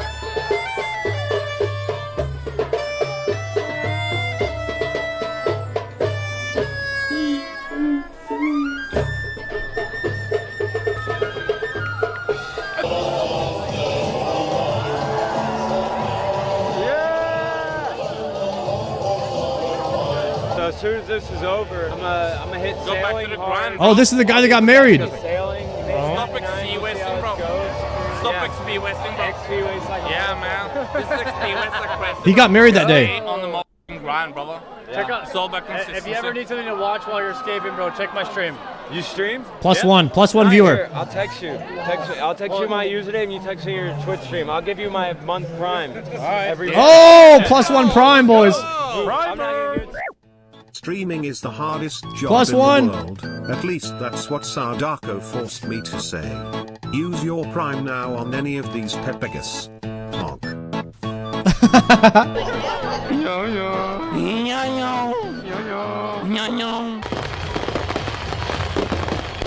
Yo, the fireworks show was pretty legit at the Ren Fair, by the way. Had an amazing cinema day with Sardako, Vanguard. Oh, blah, blah, blah, follow me, go. Right click follow, right click follow, bro. Right click follow. Right click follow. Yeah, when do like this. What are we doing? Yeah, and you're like. Yeah, no, we're like. Oh, he's off. Misclick, bro. Oh, no. I'm disconnecting. No, not that. Things are dying. No. That's kind of funny, though. What up? No. I'm out of run speed, bro. Oh man. I'm out of run speed. Oh man, Arav, don't leave us. Oh man. Oh my God. I'm out of run speed. Next time we're camping, we're not leaving. I agree. We should have done it. Big three. You guys have a tent. You can tell how much fun guys are having by the amount of women they are repelling by what they're doing. And that is just a one-to-one comparison. All right? We are having the time of our life right now. 0 bitches, okay? And I don't give a damn. We had a good time. Yeah. Next time, chat, boys. We gotta use it. We gotta use the tent. So I can help you then lose your glasses. Nah, bro. Fuck it. Shit. Saved. The dumb bastard thinks it's the Ice King. The ice, the beard, and the blue cape. Anyone in the comment section that called me Ice King, Albanian right now again. That's crazy. Yeah. All right. That was us at the Ren Fair, guys. A bunch of people that we talked to, all the RuneScapers. There was one guy that didn't make the cut, but he was like super excited to see the RuneScape outfits and stuff. And Arav, like he got into a duel with Arav, and Arav DDS'd him, and then he did the fall down to the ground and everything. And he did the "you did great, but I did better" Oda block line. It was really good, and I guess we didn't get that one on camera, but that dude, that was kind of our Ren Fair experience. Very, very abbreviated, but it was super fun, man. So I hope you guys enjoyed that little reenactment of us at the Ren Fair. I also love the Ren Fair now, and I want to go back very soon. So I'm hoping I can get some people together to go. And I want to even lean more into the RuneScape thing next time, because anything that you can do to invite people to come and have a conversation with you, like, I'm all about other people coming up and talking to me, but I hate going up and talking to other people. So I just don't want to talk to people who don't want to be talked to, kind of thing. So if people know RuneScape and they can see the outfits, it's like immediate, conversation starter, which I love. So next time I want to lean more into it and maybe get a better RuneScape outfit. Yeah, what would be a sick RuneScape outfit? Sometimes, like, some armor and stuff is a bit too hard to wear. I feel like the accessories kind of give it away right away. That was what people noticed the most, was the accessories. Infernal cape would be kind of sick. Could try to make an infernal cape. That might actually work. People might think it's a fire cape, though.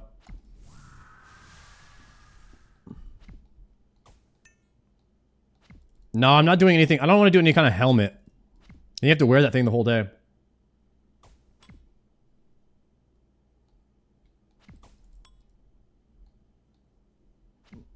Irene, thank you for that gift sub. I could definitely wear my party hat. Party hat's probably the easiest thing you can wear. That's very RuneScape. It doesn't cover up your face. You'll still be able to see at night. It doesn't like destruct your vision. It's got to be practical. I do have my party hat, which I wish I would have worn that. I should have worn the party hat on top of my outfit. It would have been nice.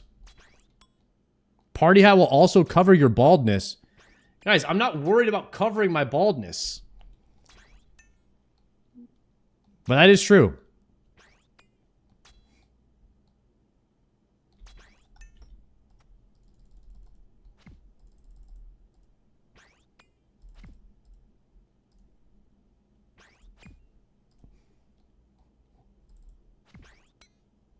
Look up the Torva dude that won at RuneFest. Send me a link. Best RuneScape cosplays. I'm thinking a cape. I'm thinking a cape and a party hat. Easiest thing to do. We go cape, party hat next RuneFest. 100%. I mean, next, what is it called? Renaissance Festival. Chat, here's the video right there in the chat if you want to give that one a like. I gotta subscribe to a Rav's channel.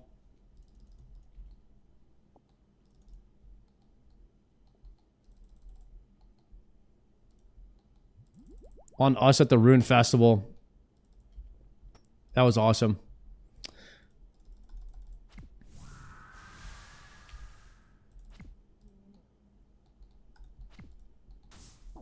Infernal cape, party hat.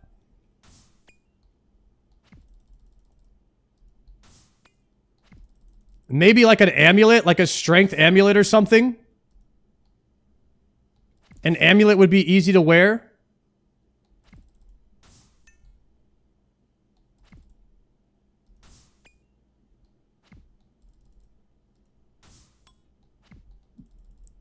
A whip could go, an abyssal whip. Just on the hip. Could go kind of crazy.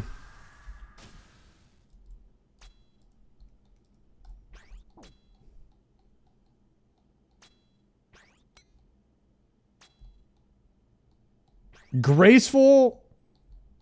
I wonder if graceful outfit would be tough to make. I could wear full graceful with the infernal cape. Could be kind of sick.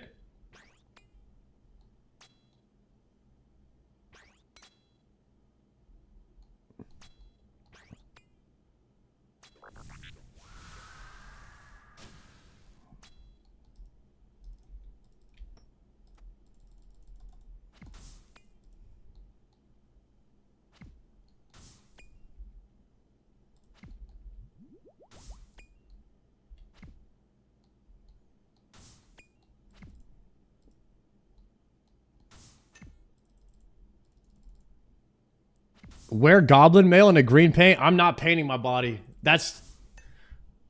Nah, that's... You just feel nasty. Especially for an all-day event and it was a 2-hour car ride to get there. We had to drive to Houston. Like I say, it's got to be practical and very obviously RuneScape. Other than that, I don't really care how good it is. As long as it can create a conversation. If a RuneScape player that walks by can easily identify that I'm a RuneScape cosplay, that's all that matters. We're just trying to skate by. We ain't trying to win no awards. How you doing today, Sard? Oh, good. Quee, how are you?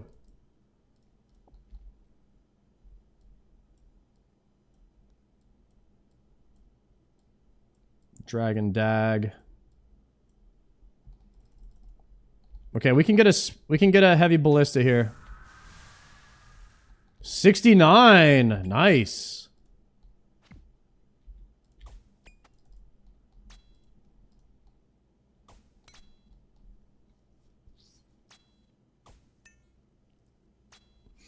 RuneScape people will know, even if it's subtle, because we're super nerds. Yeah, I think the party hat alone is enough.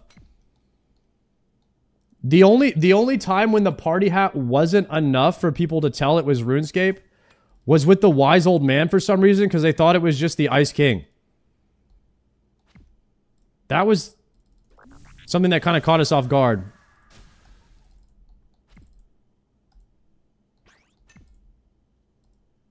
Who is the Ice King? That's what I was saying. I didn't know who it was either. And we had to look it up because everyone was saying, "What's up, Ice King?"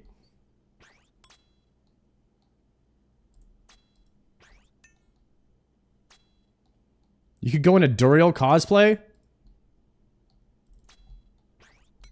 Is there anybody in the game of OSRS that has a party hat on as an NPC? Just the wise old man.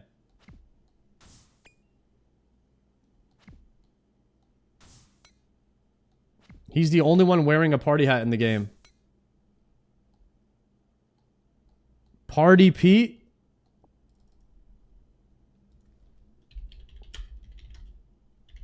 Party Pete.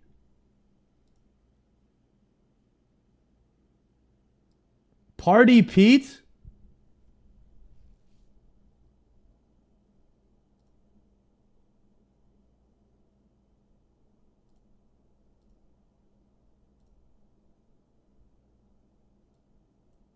Party Pete has a rat tail?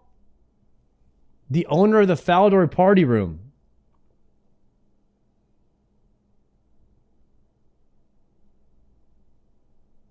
He's one of the few non-player characters to adorn a party hat.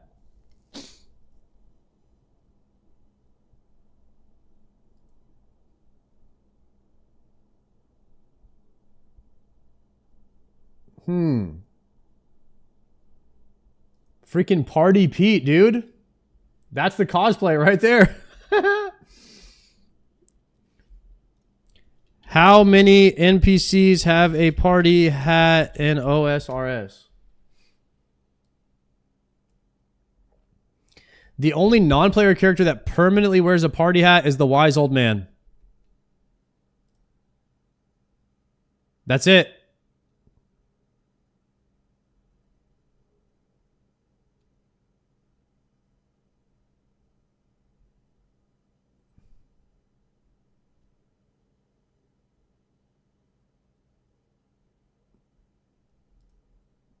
That's all it says. I mean, then there's Party Pete, though. We can't really forget about Party Pete, guys. Come on. Oh, I forgot to bring a teleport. Let's hit Edgeville. I'm going to get my crystal body and come back. Best picture I could find. What picture?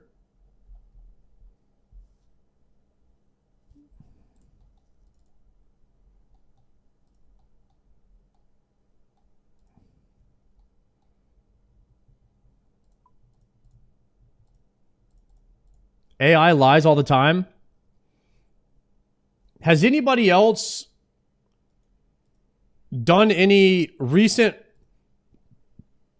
research on AGI?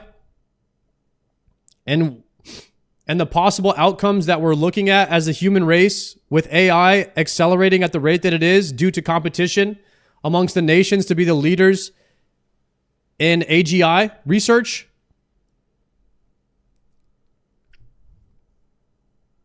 Is that actually scaring anybody else? Because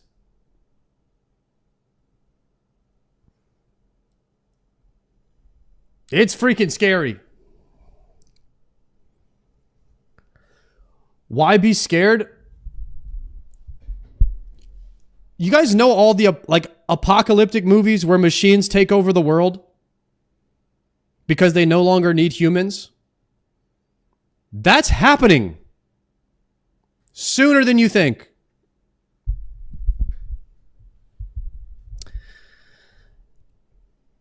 And the most likely reason for it to happen is competition to be the first ones to build the most advanced AI and the profit that it will bring. It's like a profit-driven apocalypse because companies will compete to try and build the best AI. And once it happens, they'll build an AI so good that the AI won't need us to accomplish its goal. In fact, the AI might see humans as an obstacle and try to remove them so that it can accomplish its goal. And whatever that goal might be, it might be building the most efficient civilization, and realizing that humans are not efficient would try to get rid of them, which is crazy. However, the number one focus right now that is trying to be brought into the space is people bringing awareness to this problem and trying to stop it before it happens, and making sure that there's an extreme amount of safety protocols put into place so that doesn't happen. But that's the extreme. That's the extreme of what's going on. So the more recent issue with AI and the problems that AI will cause is joblessness. And it's basically taking away, AI will increase the gap between poor and rich. And when you have no middle class, you have a huge problem. And though AI will get rid of jobs, it might create new jobs, but they're worried that it might not create enough new jobs, and it might increase unemployment from 10 to 20%, which would create an economic disaster globally. And then we would have to try and fix it by taking more money from the rich and distributing it and doing like a wealth distribution system, which creates a lot of other economic issues. I'm fascinated by this topic. I think it's everyone should be worried about this. It's one of the only topics that actually concerns everyone on Earth, because not only does the extreme of it equal extinction for the human race, but the other extreme is that it can ruin a lot of jobs, especially in third world countries where they do a lot of like telecommunications, like tech support. Tech support is pretty much gone now. AI is taking over tech support, so it's gonna be kind of crazy, and it's gonna cause a lot of problems. That's why a lot of people are becoming plumbers and stuff like that, because AI cannot replace like joints and people screwing in like people doing electrical work and plumbing. Those type of jobs ain't going anywhere for a long time until we get very, very advanced robots that can mimic human-like movement, which we're nowhere near that yet. But that will come. But that could be 50 years away. Whereas people thinking and doing jobs that require like a high level of thinking, like coding and problem solving, those jobs are going to be gone first. Like the mid-level white collar jobs, those are going to be gone first. So it's pretty scary. It's pretty scary right now. Job security in the next 5 years has been the most scary, I would say, it's ever been in human history. It's even more scary than the Industrial Revolution when all the factory workers and stuff were getting replaced. It's going to be more detrimental than that. It's super, super scary. I'm chilling in healthcare. The jobs that you don't have to worry about, at least in the next 5 to 10 years, is anybody that works with people. So that's what they're saying, is like, if you're anyone who deals with like empathy on any kind of empathy type of level, like nurses, shrinks, what do they call them? Psychologists, people, like if your main job is like interact with people, those type of jobs ain't going anywhere, because robots and stuff are not good at like detecting emotion and helping people on those type of levels. So it's an interesting topic. I'm super fascinated about it. I don't think it's all doom and gloom. I do have faith in humanity that they would stop it before extinction, but because of how much awareness is being brought to it now. But I'm doing my part by just talking about it. and bring awareness to it. You guys can do your own research and, you know, protect your own jobs and livelihoods, etc. But I do care about you guys, and I want to make sure that everybody, you know, is prepared for what could happen in the next 10 years. And like I said, I'm just interested in it, and I want to make sure my family's good too, you know. So I wonder if streamers will ever get replaced at the end of the day. Would you guys watch an AI streamer ever, or would you prefer the real thing? You know?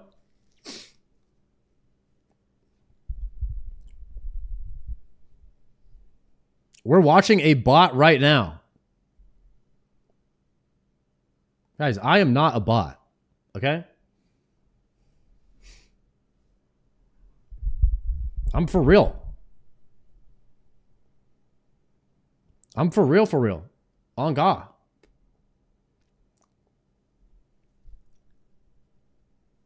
Yeah. On God.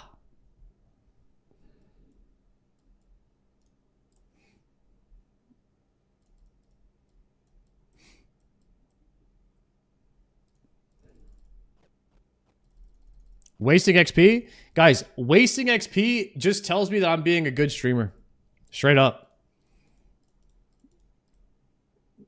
That means I'm talking to you guys. It means I'm being a bad RuneScape player, but a good streamer. It's okay to waste XP. Yeah, I could talk about that stuff all day, man. It's super scary, but I love watching videos about it. Make sure people are like, it's funny to read the comments too, because everybody's like, yeah, we're screwed. That's the general response to anyone that watches these AI videos that realize where AI is headed and how fast it's headed there. Most people are like, yeah, it's not looking good. It is scary.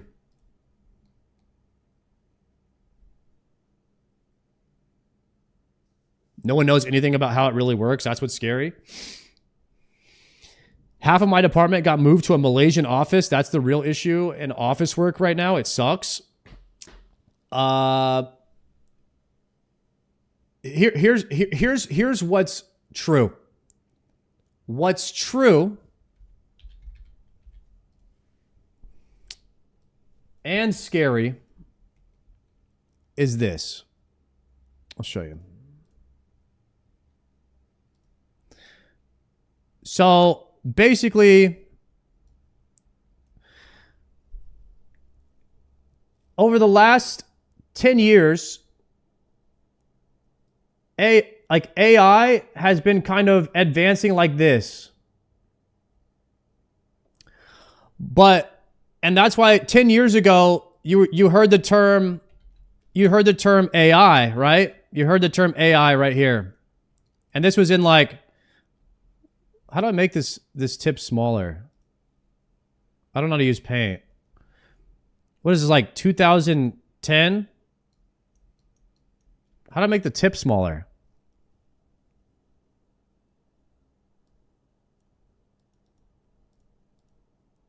The heck? I got a smaller brush over here, man. Ask AI. Ask ChatGPT. ChatGPT, how to make my brush smaller in paint? Use the pencil. Okay, here we go. This is like 2010. In 2010, you heard about AI, and it's like, okay, yeah, AI, whatever. But now in 2025, you know, AI is starting to ramp like this. But in 2027, the predictions are that AI will be like this. And so in the next year, AI is supposed to surpass the past 15 years of AI, and it's supposed to double.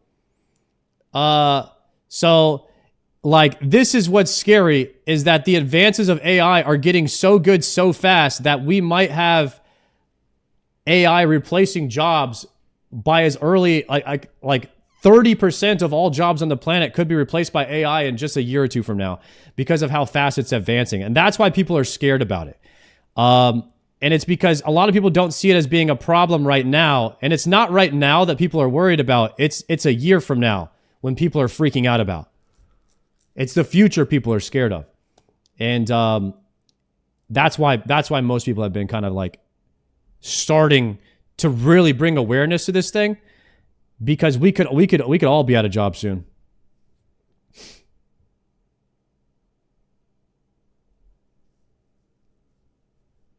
Wrong axis? Guys, I am a streamer. I don't know how to make graphs. Okay? So if you're out there making fun of my graph, shut it. Okay? This is why I need AI.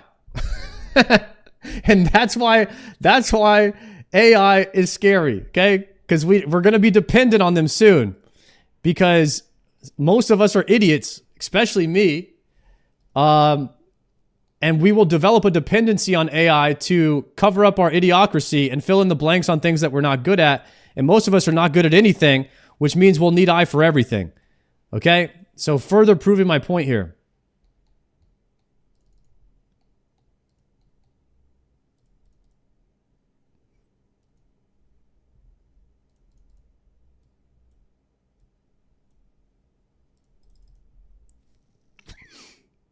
Is AI the problem, or is it greedy humans? Well, it's both. I mean, first off, most people, given the opportunity to make more money, will always, like, competition will always drive innovation, and competition is a good thing. But when it comes to AI and the threats that AI proposes, competition and innovation become a problem at a certain point if it's not put in check. So a good thing is also becoming a bad thing in this particular scenario, which involves the extinction of the human race. So you have to bring awareness. People need to be fearful of this so that people can protest against it and make sure that we're checking the companies that have absolute power on this, right? Otherwise it gets like super scary. It's like a scary scenario. And yeah, it's a real ass thing, guys. It's a real ass thing to be scared of. I'm scared of it for sure.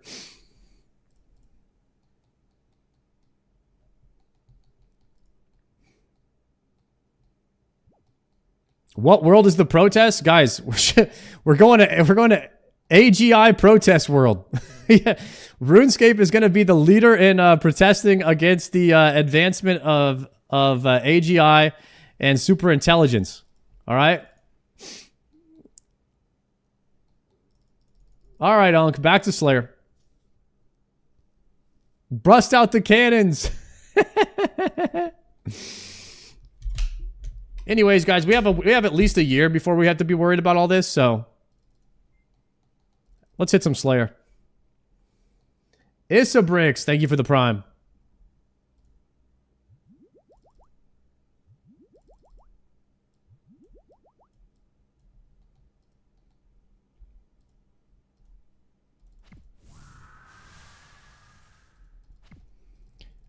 It's kind of crazy, though, that the botting problem that we experience in MMOs is going to be coming to the entire world very soon.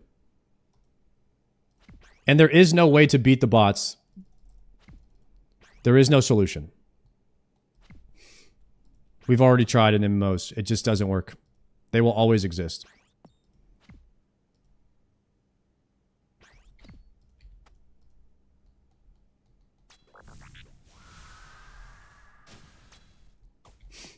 Except the IRL bots are not against TOS. That's true.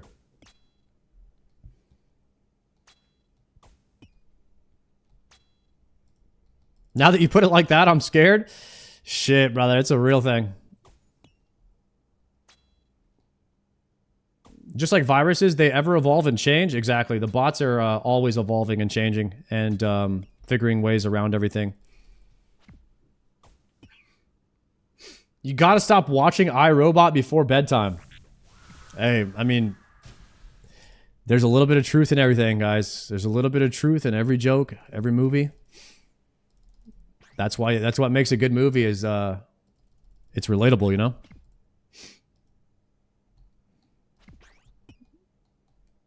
Sard, have you done the CA here? What's the CA? The Matrix is way ahead of its time. If we wake up and we're actually in a simulation, then the Matrix was true.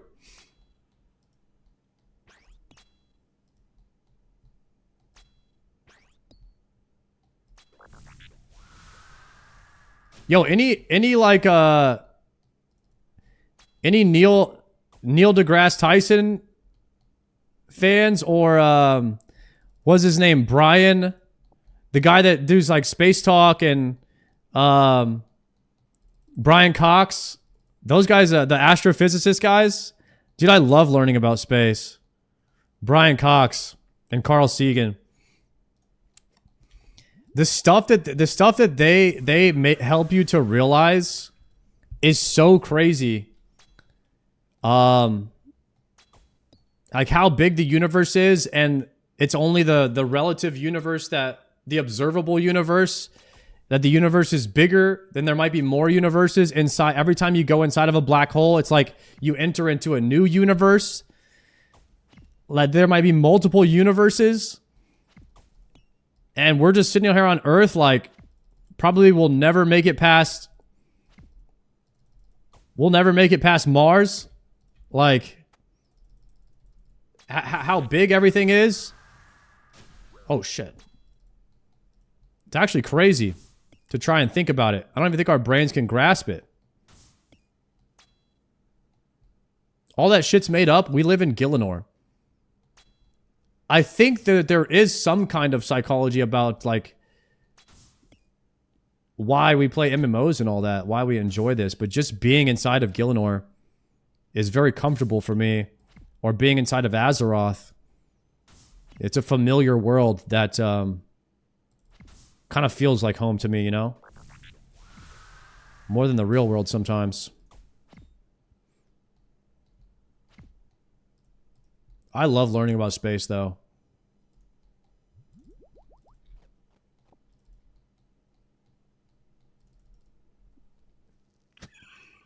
No quiver yet? Damn, this dude's so far behind. Guys, we'll get the quiver soon. On our own time. It's not really a race, you know? Even though Malta's sinking and AI is taking over. It's not a race. I'm not worried about it.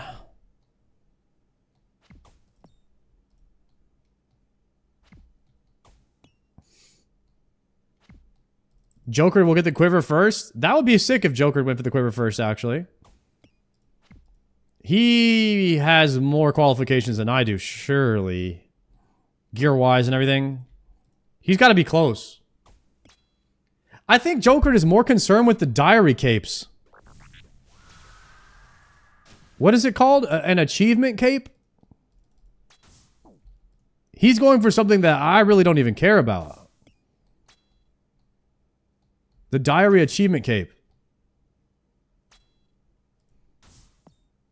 He wants the achievement cape before TBC. If we're being honest, that's probably the most efficient way to play a RuneScape account, is to go for achievement cape or max cape first and then go for combat achievements.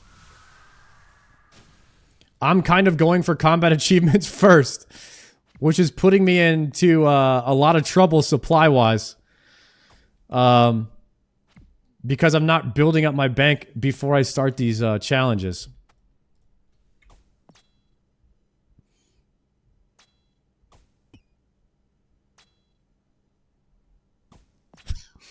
I don't know about max cape, but diary cape is nice to have. You can't lie that getting a max cape first on an Iron Man would put your bank into a crazy supply situation. Especially if you did nearly zero combat beyond 99 Slayer. And you just kind of did the skilling.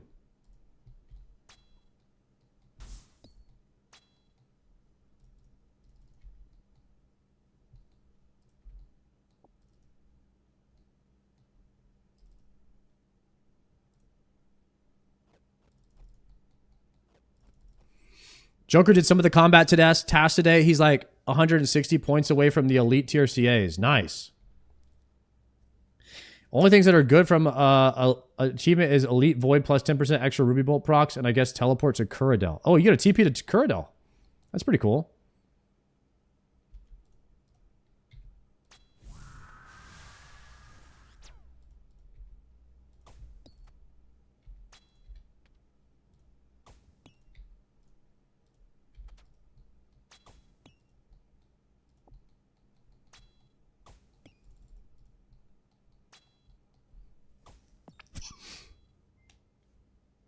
Karamja gloves is the best perk.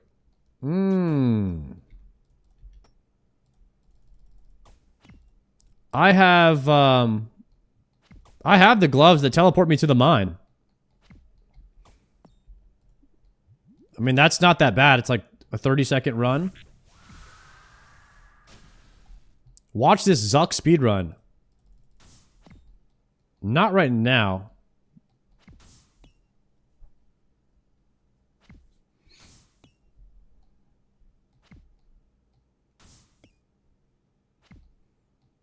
Nothing ever beats the quality of life of a fairy ring without having to use the Draymond staff. True. I want that thing so bad. But what do I need to get it? That's Lumbee?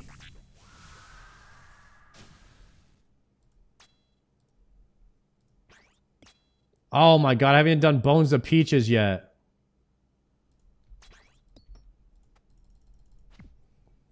Yo, thank you for the gift subs, boys. Zeno, thank you as well.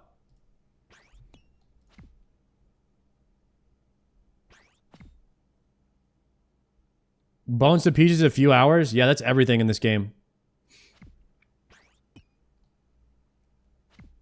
You just keep throwing hours at the game until you have all the quality of life.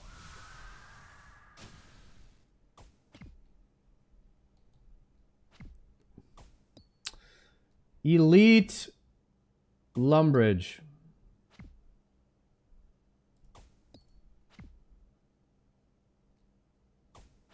$88 smithing.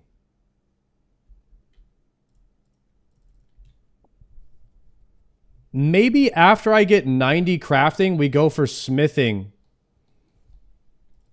with the off-stream time. That could work.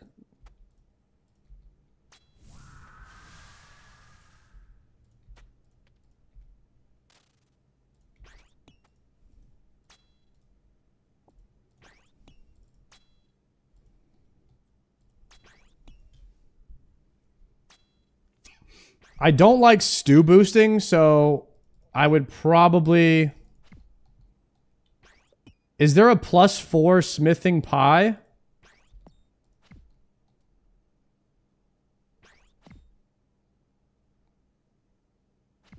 Grog from Giant's Foundry. I would rather do that. So I'll probably go 84 smithing.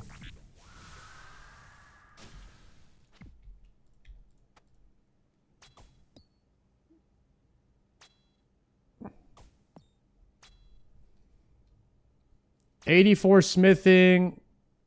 My wood cutting is only 3 away. My thieving is only 2 away. Wow, maybe we get Lumbridge Elite soon. What is this, like 1 day of smithing to get 84 smithing? 10 levels? If you had, well, if you had the bars. Giant's Foundry is pretty sick. So we have 2 hours of MTA for Bones to Peaches, followed by what, like 15 hours of smithing, maybe a little bit less.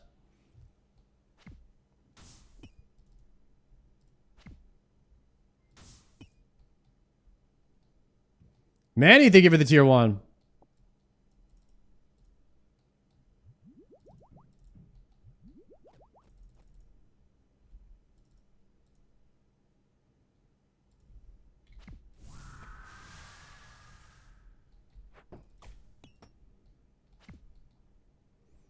Do you have a lot of gold ore? Oh, I do have some gold. Yo, Manny with the gift sub too. Yo, enjoy that D-Simi. Let me check my bank. Here's my ores. 3,000 gold ores. So I can smith all that. I can, what is it? Blast furnace all of that. 3,000 gold ores. So we can blast furnace the gold ore and then... How many mithril and steel bars? That's what you need. You need mithril and steel bars.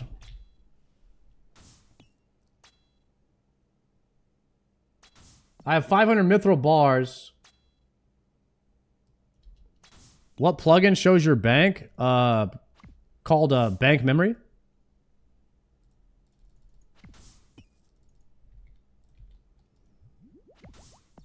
Yeah, you could buy mithril and steel items from shops, but that's a lot of hopping. Buying from shops is a waste of XP. If you're able to mine those ores from Motherlode Mine, now you're getting mining XP to gather the ores. Might take longer, but you're not wasting XP.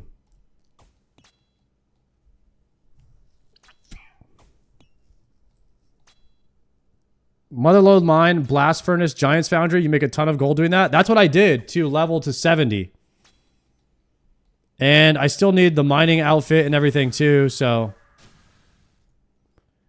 Also, I need 92 mining anyway for amethyst.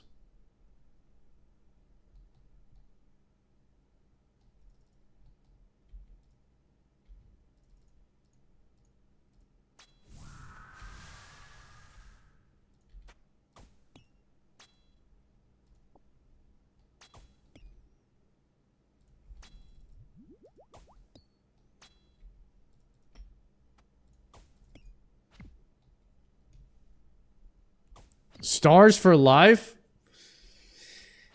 Yeah, I don't really have that much time where I play the game AFK. However, I could plan 99 mining for when OnlyFans comes out. Am I cooking right now? I could star mine while I'm playing OnlyFans. And I can kind of schedule that. That's something I could hit in like a month or two. Is probably 99 mining from when I go play OnlyFans next year.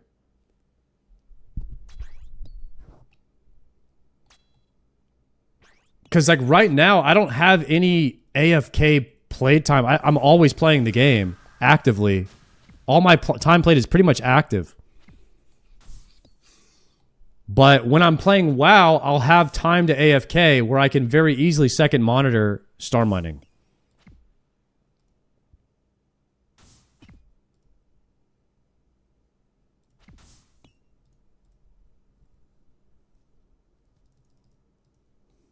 Or I could do bone shards for prayer XP and get an insane amount of prayer.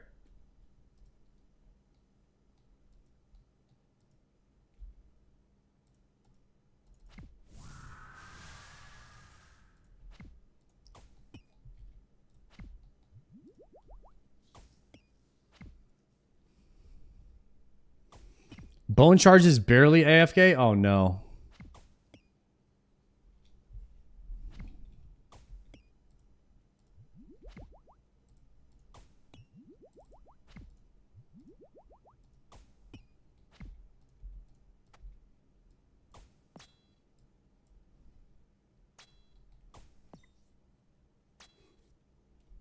You could fish Karambwa until 99 or cut redwoods until 99. You have options. That's a lot of AFK, huh? There's a lot of AFK activity.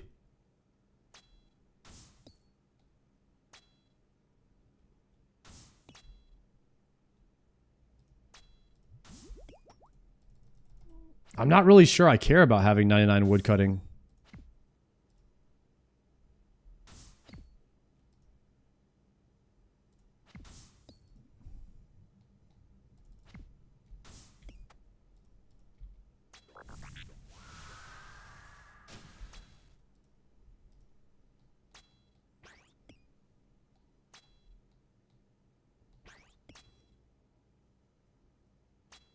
If you got all of your AFK skills to 99 during OnlyFans, that could make it max cape possible. Is max cape something that's... How in the world would you ever max prayer on Iron Man?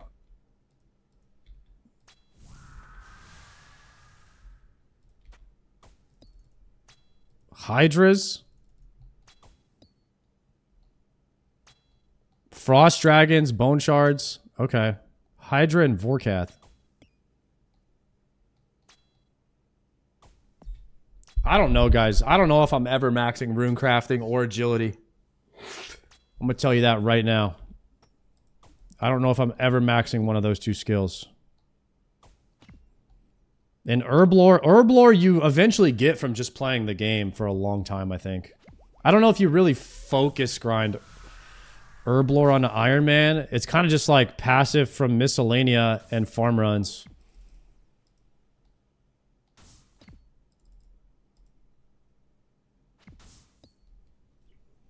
Boys, thank you for those gifted subs. Silence, Manny, Vosno.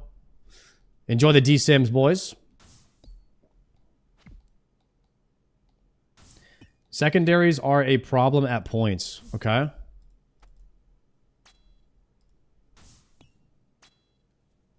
Combat and bossing in general in this game will get you supplies for most of it. See, I'm more about that. I'm more about, like, pushing to the minimums that I need to have the best quality of life and power to do bosses. And then from there, it's really just whatever I get. It's all just going to be passive for me. I'm not really going to be focus grinding stuff. Like, as soon as I hit 93 crafting, I'm never doing crafting again. It's just not happening.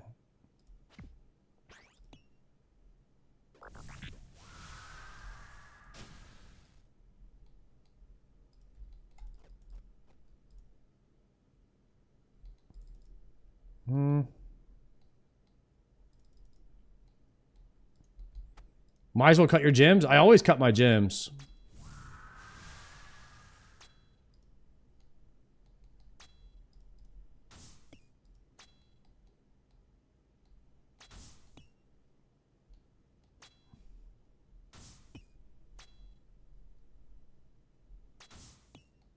Drop all your plans and clue scroll hunt for third age. No.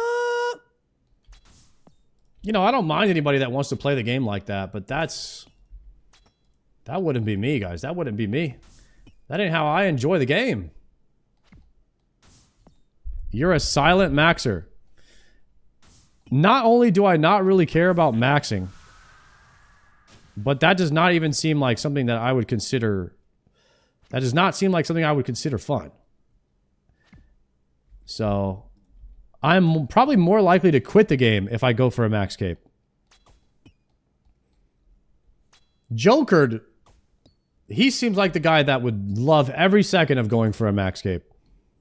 I do not have that gift.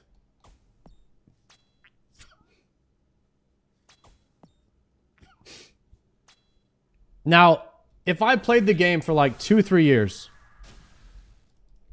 and I was like, shoot, I've kind of almost maxed every skill already. All I need is agility. At that point, I'd be like, maybe I'll do like an hour of agility every day. And then I'll get max cape in like a year. It would be a very slow process.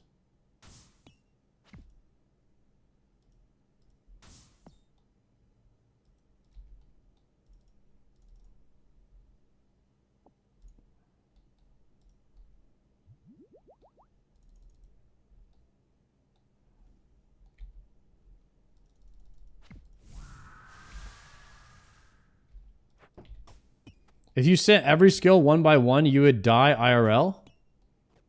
Yeah, I don't want that to happen.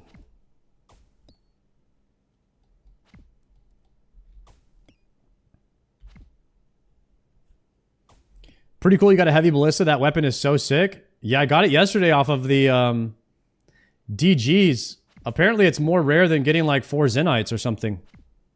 I got the full ballista.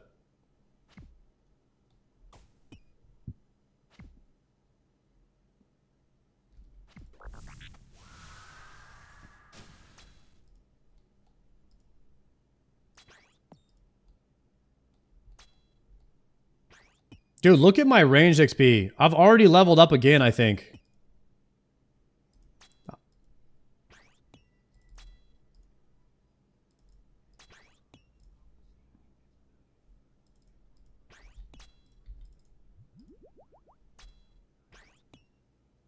Oh, shit.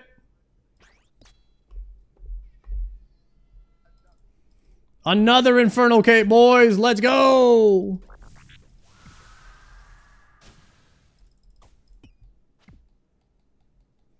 How many chatters to say? Guys, a lot of people are watching the Inferno series and getting the courage to go for it themselves. That's what's going down. We've had like 3 Infernal Capes today. That's insane. Yo, thank you very much, Mitsu. And congratulations on your cape, bro. I'm sure it feels really, really good, man. Having that thing on your back. If Bald can do it, we can do it.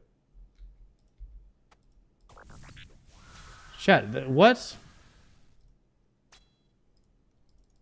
Doesn't have anything to do with anything. Mitsu! Drop in the 25 gifted! What is going on? Let's go! We pay, we AFK! Infernal Cape hype!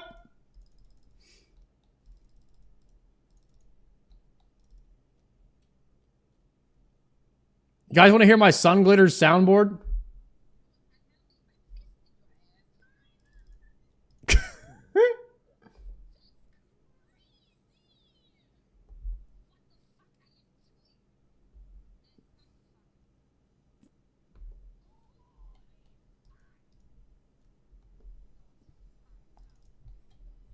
That's my Sun Glitters soundboard. Oh, God.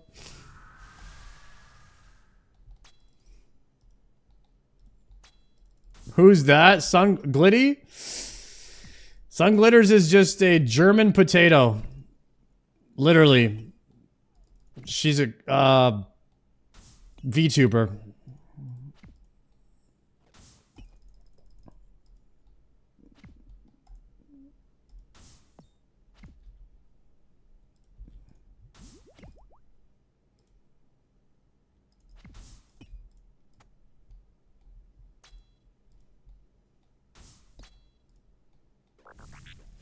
A potato tuber. Oh, I didn't punish. Yeah, there's just no way, guys. Using the punish feature on these mobs is like, you actually have to be locked in for that. You might have to be paying attention. I'm no good at that.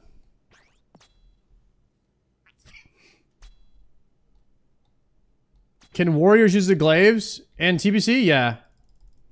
Warriors and rogues.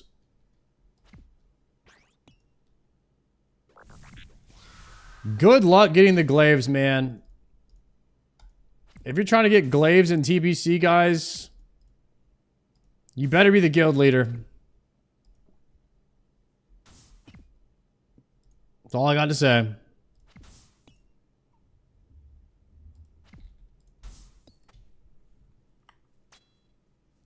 I was blowing glass yesterday, and I logged into the TBC beta because that beta's live now. Well, on the PTR. I logged in. I was just looking at the classes, the class design in TBC. Paladin Tank has no buttons. It literally has... I was like, what do you even press on this class? You have Consecration and Avenger Shield. And auto attack. I was like super confused. Other than that, you have like your judgment, but there's like 3 or 4 buttons. Is TBC really that watered down? I don't remember it being, I don't remember having no buttons in TBC. But I swear, Pally Tank, you're actually pressing Consecrate, Judgment, Avenger Shield. That's all you have. You have 3 buttons.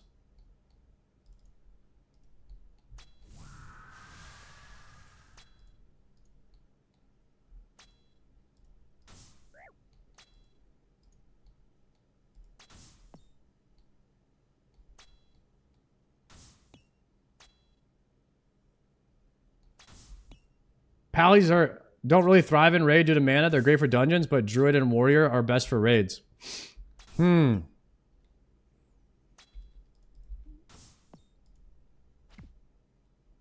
So warriors are struggling in the dungeons, huh? I was watching C-Dank play on his warrior, and warrior seemed pretty tough, but there's no add-ons and stuff.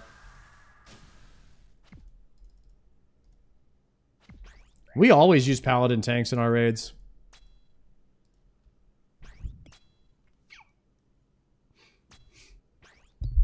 I played a druid tank in TBC last time I played. And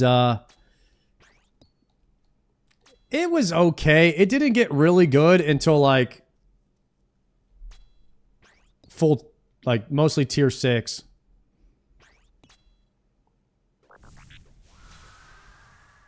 Is TBC getting a hardcore official? No, and I don't think it should. Unless there's enough people that will play. There has to be...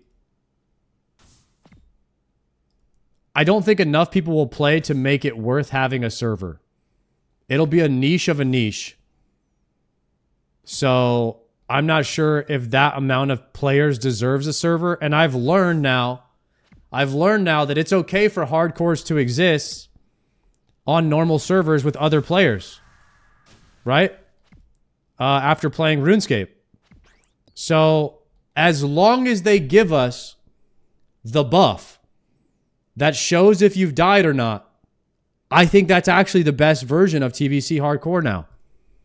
We just need an official thing that shows if you've died or not. I think that will be sick. We go back to using the add-on, but really we just look and see if somebody has the buff. If you have the buff, you've never died, that's an official enough reason to be a hardcore. And you can just choose to play with other people that have the buff or not. And if you die on your hardcore, you just keep on playing on the same server. I think it's a much better situation for Blizzard. It keeps the servers populated, and we won't have a dead hardcore TBC server. And if you want to, you could play with regular players, but they might be idiots and you might die. You know what I mean? It just gives you more people to play with, gives you more options. I like how self-found is just a buff, not a whole different server. Yeah, exactly. So, I personally think as long as Blizzard will put that buff into the game, that's all that hardcore TBC needs. And hardcore TBC, you can be a hardcore character on a normal server and still play with all of your friends that don't want to play hardcore.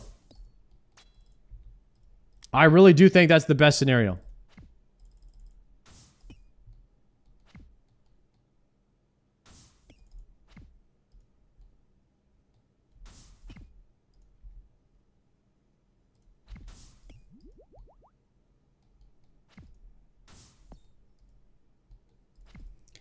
Yo, hunting my Bofa, why did you not corrupt yours? If you actually go to the wiki and read the new update for Bofa, happened maybe like a month or two ago, it corrupts on its own over time now. So check out my chat box right now. Ready? I'm gonna check my Bofa. Your Boa Fahrenheit has 62% towards corruption. It's gonna corrupt on its own for free.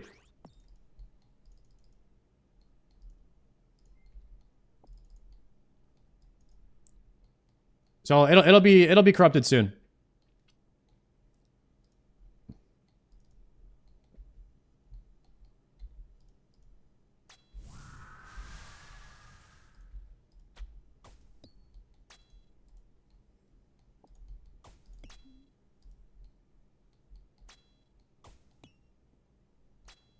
Not free, technically you're paying over time instead of all at once.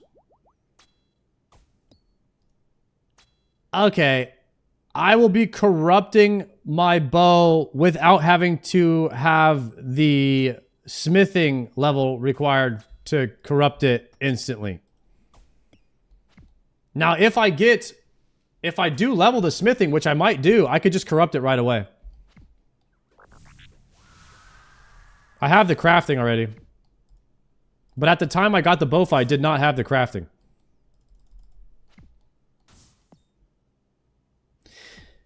You can corrupt it without having the smithing and crafting levels, but it will cost you 1,000 extra shards, and that's a waste. That's what I was referring to. I'm not going to be doing that.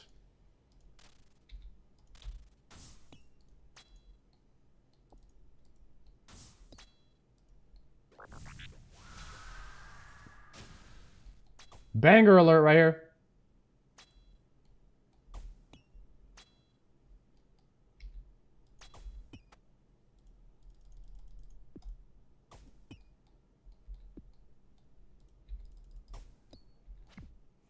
My Arclight has no charges. I'm out, brother. Why not use Arclight? Because I used Arclight. I used Arclight too much. So now I can't use it anymore.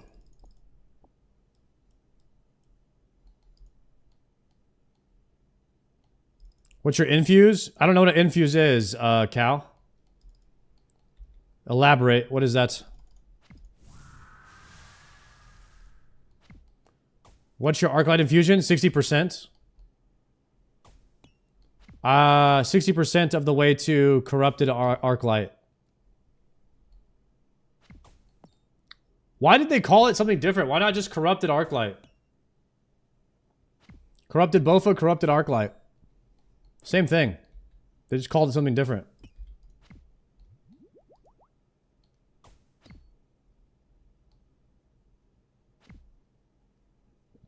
Corrupted's the lore for Crystal. Okay.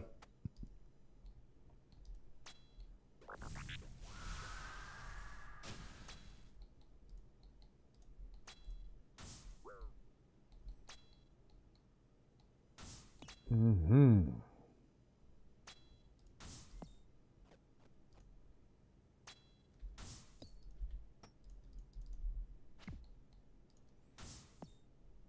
Noodle! Sabo, thank you for the resub. Noodle, thank you for the sub.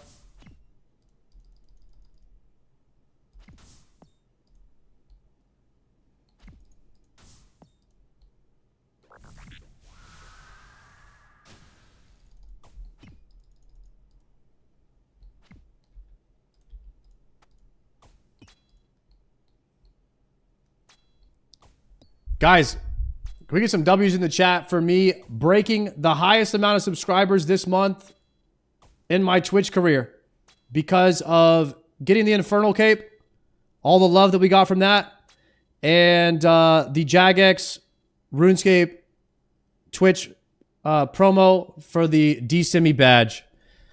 Massive W for me this month, guys. So thank you everybody who's subbed to the channel and has been watching the stream. Big accomplishment for me as a streamer this month. That is awesome. I shouldn't have potted. Yeah, let's go back to the bank real quick and re-up. Little Halo music? Yes, sir. W for the 27. 27 months from Tori. Holy cow. That's a big one.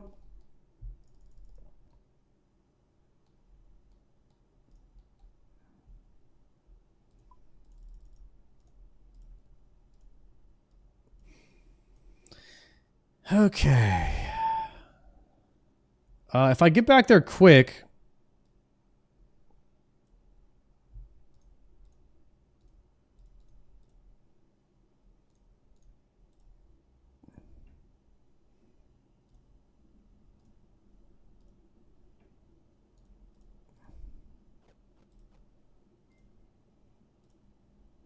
Gathixian Temple. Oh, I should have restored my prayer. I'm using freaking prayer pots like a main account now. I gotta chill, brothers. 14 more tormented demons until I hit the 500 level. Sutter with the prime. Sinister, thank you for the gifted sub. Enjoy that D-Simi badge. Slayer level now, 79ers. We are level 79ers, and we will be 80 after this task. Tormented demons are a pretty good task.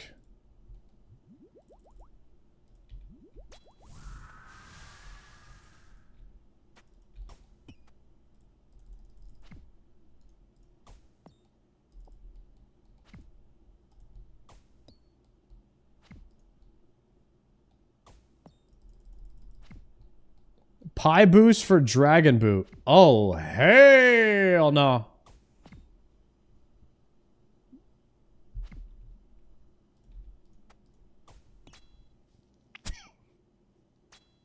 What level is D-Boot?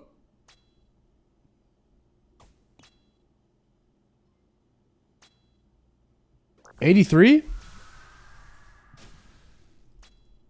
Where did they drop?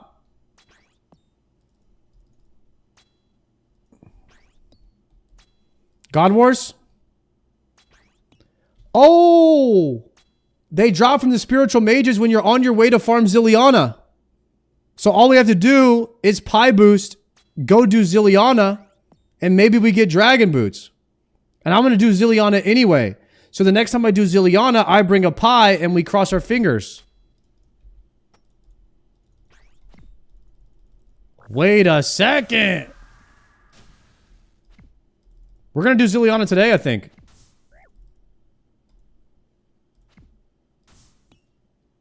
What chair do you have? A Human Miller AA, Ron?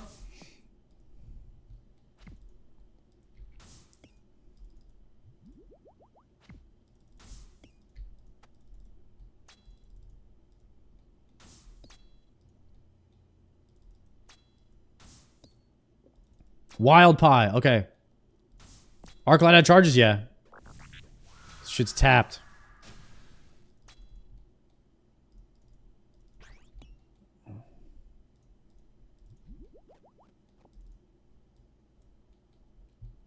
I'm gonna have to figure out how to get a wild pie soon. We might need to make a pie. I got a berry pie IRL though. I showed you guys that yesterday. We might have to do berry pie and coffee here again soon. That's the best snack ever. Little berry pie and coffee. It goes crazy. Don't you have some from Yama? Here's the current pies that I have right here.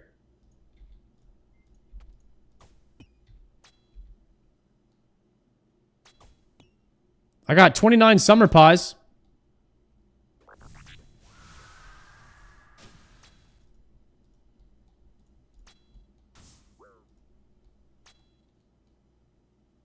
Half of a wild pie and one wild pie. Wait, I do. I have 1.5.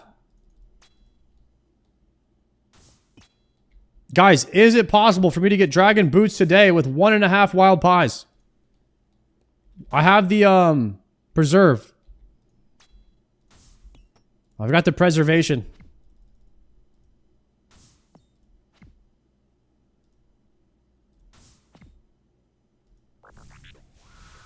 With streamer luck, maybe.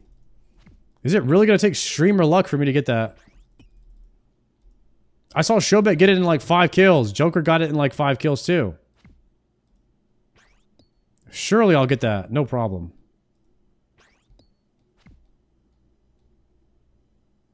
So you just want Trident for Colo? Yeah.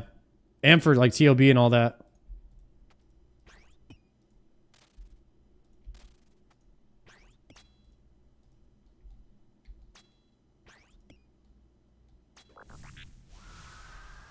Can you actually relog to refresh your pie timer?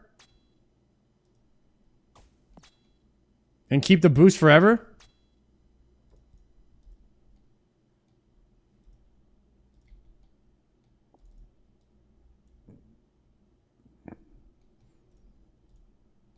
Super sweaty, but yeah, dude, there's no way I'm doing that.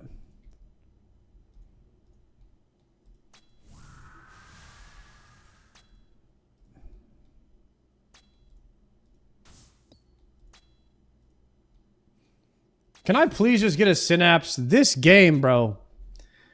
I do not want to go dry on synapses.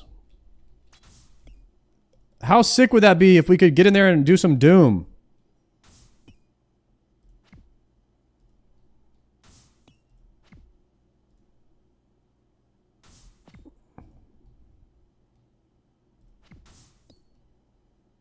My first synapse was 1600. Don't even tell me that. That is awful, my friend. That is awful.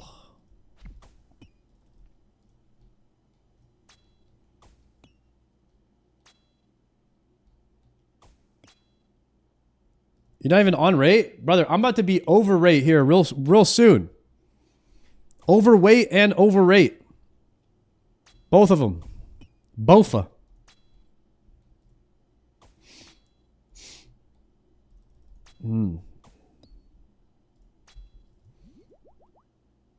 Too many pies IRL. Yeah, but they're so good.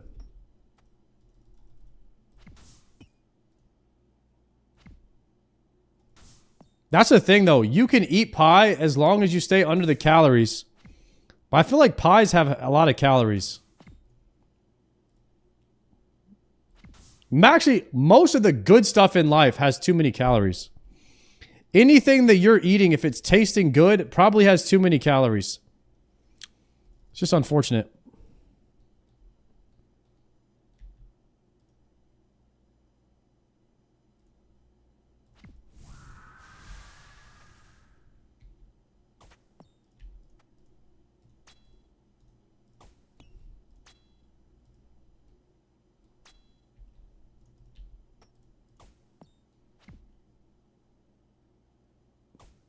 You can't get your protein in if you're eating pies? Yeah. Yeah, it is kind of hard to get all of the protein you need in a day, maybe like 100 grams of protein, and stay under like, you can't really, there's not like a lot of room to eat sugar if you're staying under the, if you're trying to hit a deficit and hit your protein limits, it doesn't give you much wiggle room for pie.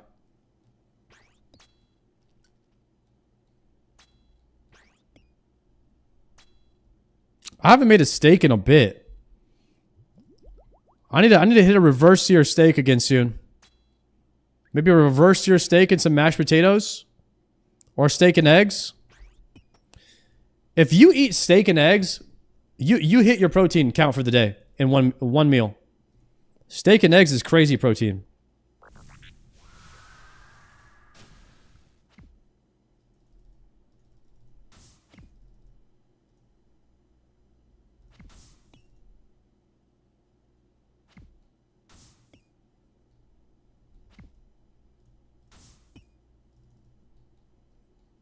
Because I'll eat like a 16-ounce steak. It's like 80 grams of protein. And then like 5 eggs. That's my 100 grams right there.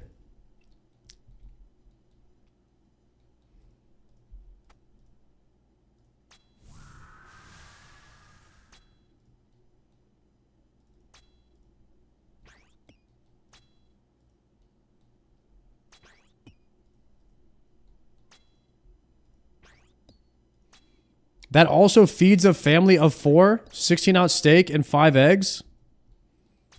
Guys, that is a normal meal. What are you saying?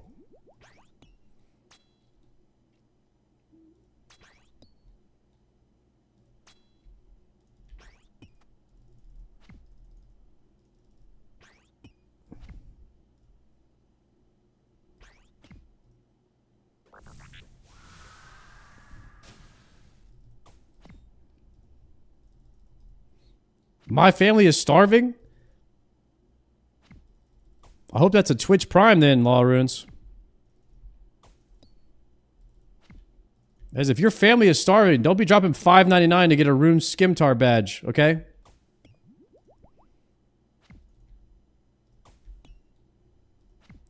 Lay low and down, let the river hand. Worth! You guys are crazy.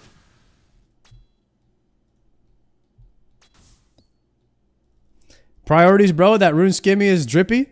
True. I'm rocking that Rune Sim for life now.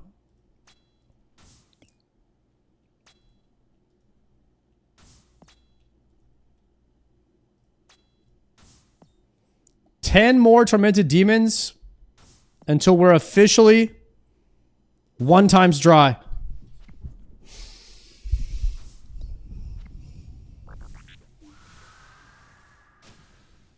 Haters are going to say 1 times dry is not a thing. 1 times dry is 10 times showback dry for sure.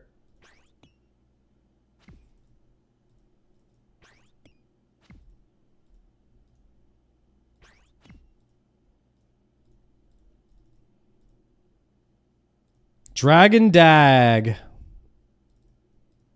Nothing. Look at this guy. Full Masori. Noah Vernick treads.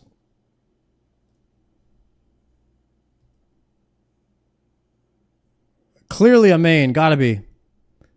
Gotta be a main looking like that. Yeah, I knew it. I knew it.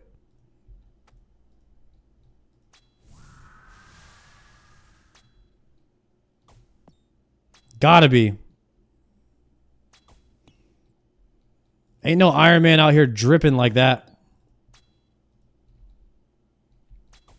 That boy is drippy.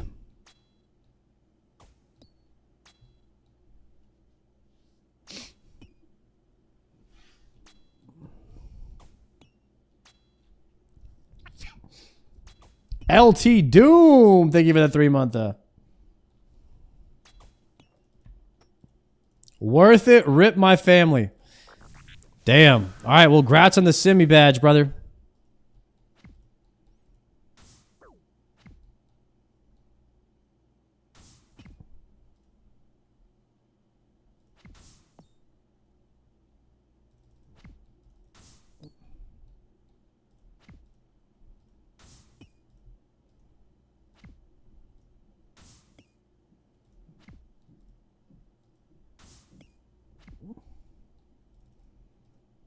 I would trade my family for a Dragon Simi in 2006.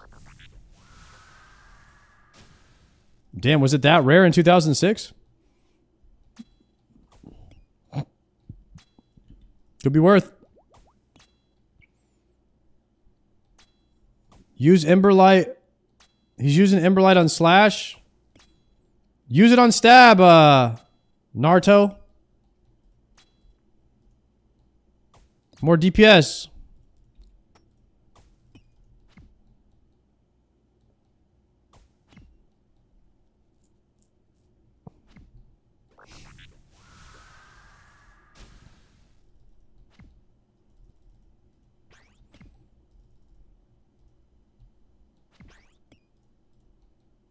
Tell him I did. He's listening to the stream.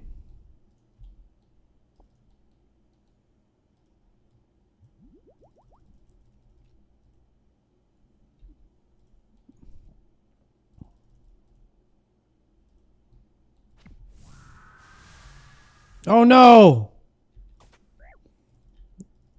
I just ballisted into a ranged overhead. Rip. Screw it, I'm potting.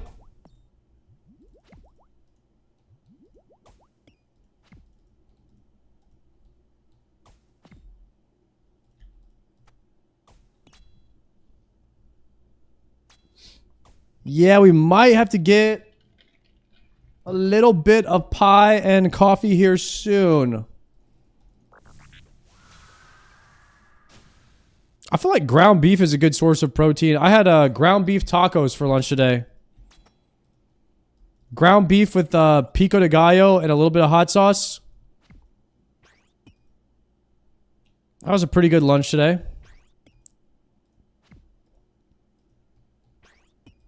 Lean ground beef. Yeah, lean.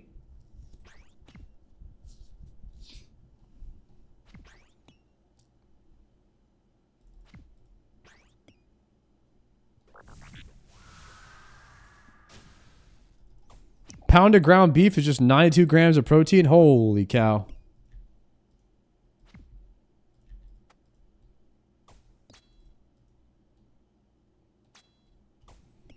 Sardines and cottage cheese sounds like the worst meal ever. What are you doing, brother?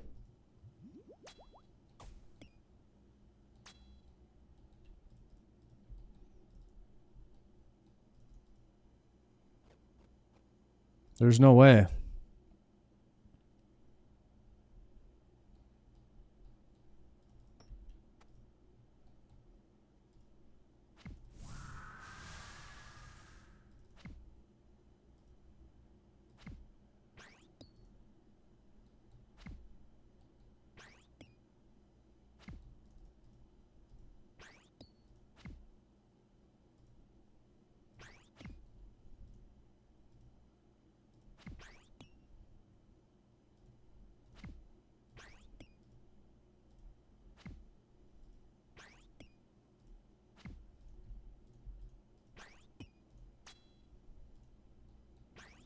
Come on, man.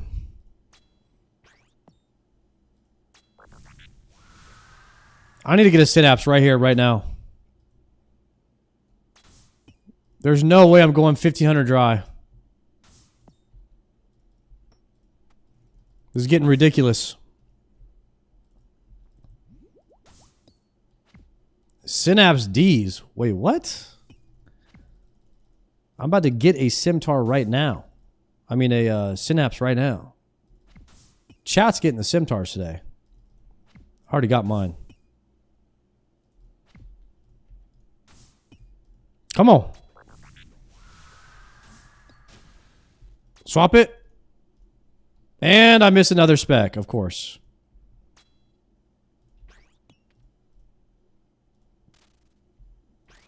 Nice, full health.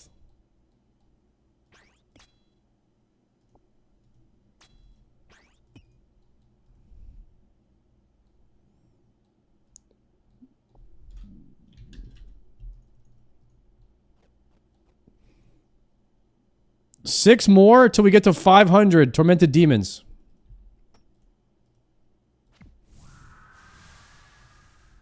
Surely the streamer client's going to kick in soon. Has to. 2K Tormented Demon kills with no Synapse. That's not happening to me. There's no way.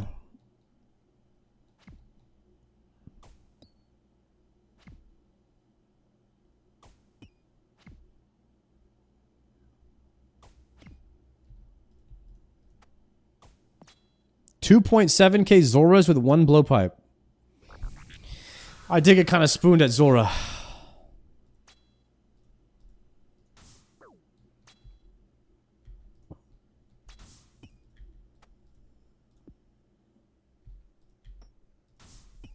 What's the current KC is 491.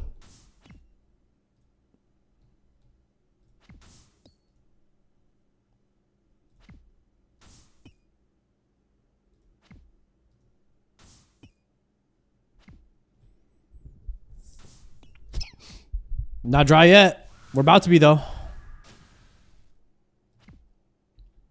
We are 100% about to be dry here. 1 times dry, 10 times showback dry.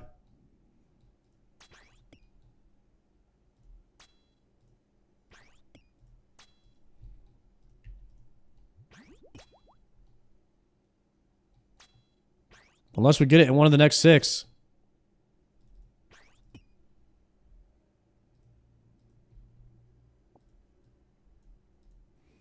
You're already 2 times dry on a unique. It rolls twice, so any unique is 1 in 250. Wait a second. Am I almost already 2 times dry?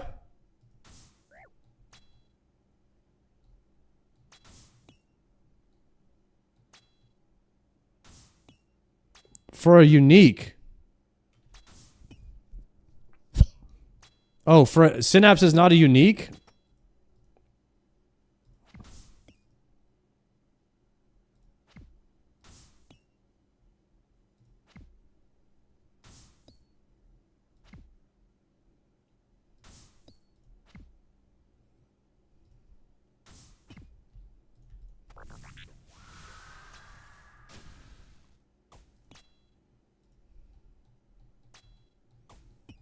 It's basically 2 in 500.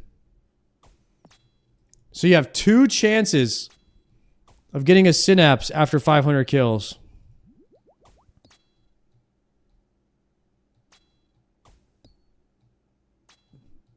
No. How am I not understanding this?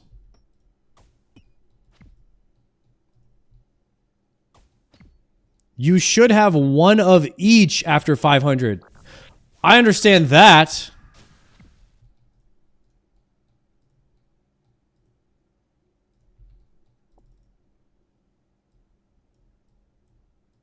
That makes sense. Because they're both a 1 in 500 drop.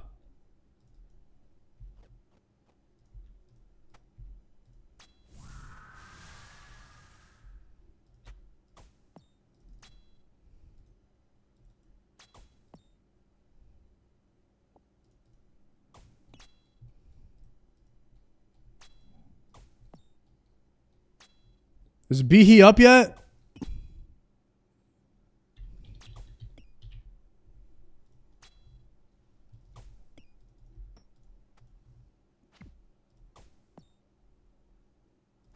Let's break this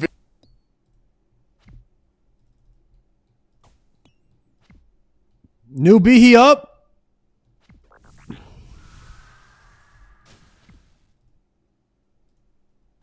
video into 3 parts today because we have a doozy for you guys. Part number 1 is what Jagex did. Yesterday, Jagex released a biblically long blog post. Like, look how long this is. It's so long. What in oblivion is that? They came out of nowhere like a lightning bolt from the heavens, and they nerfed the living hell out of sailing. Everything got nerfed. I'm not kidding. Just about every single thing in sailing got nerfed, ranging from a small 10 to 15. We pay, we AFK. We got that shit fixed today, boys, huh? We got sailing back. W. Everything we did yesterday at the Falador riots was all worth it. That's right. 15% nerf all the way to over 50% in some cases. This marks the first time that I can remember where something was released this well polished, at least this big of a release. It's not perfect, granted, but like it was received really, really well. And then slaughtered the next week. Usually it's the total opposite, like things are released with some problems and then made better, but not this time. And to put it lightly, people were not happy. Now, a disclaimer, I think that Jagex had good intentions with the changes that they made. I can see their heads are in the right place. They're thinking longevity, but the execution on this one is pretty sloppy. And I would like to remind everybody, please do not flame the J-mods, all right? They're real people. They are on our side. Keep the criticisms respectful and constructive. So with that out of the way, what did they do? First off, the crystal extractor. Let's take Keep the criticism respectful and constructive. Yeah, guys. Act your age. Take a look at the blog post here. We all saw this one coming. They nerfed the XP by over half from 650 a minute to 250, which is fine, whatever. I don't think this item should have come into the game at all, actually. It's a balancing nightmare. It's a skilling thrall that you click once a minute without really ever having to interact with the sailing skill, and you get XP. The utility is cool, but frankly, this should have never given us XP. They should have just taken that XP and put it into actual sailing activities. Jagex had 3 years to figure out that 600 times 60 is 36,000, and they're somehow still shocked that people are getting 36,000 XP an hour on top of the sailing method that they're already doing. Whatever. As a result, that's now about 14,000 XP per hour on top of everything. So every method got a flat out 20,000 XP nerf across the board, okay? That did not stop them from doing more. Port tasks, actually relatively unchanged. A minor buff, if anything, but no one really does those. The Barracuda trials also got an indirect nerf because they did not redistribute that extractor XP like they said they were going to. And the worst part was salvaging. They nuked salvaging, which may have been the most popular skilling method maybe ever released. They cut the XP in half. A little more in certain areas and a little less if you took a more active route, but they did this by nerfing like 7 different things. Was salvage too strong? You could probably argue yes, and I actually don't think you would be wrong really.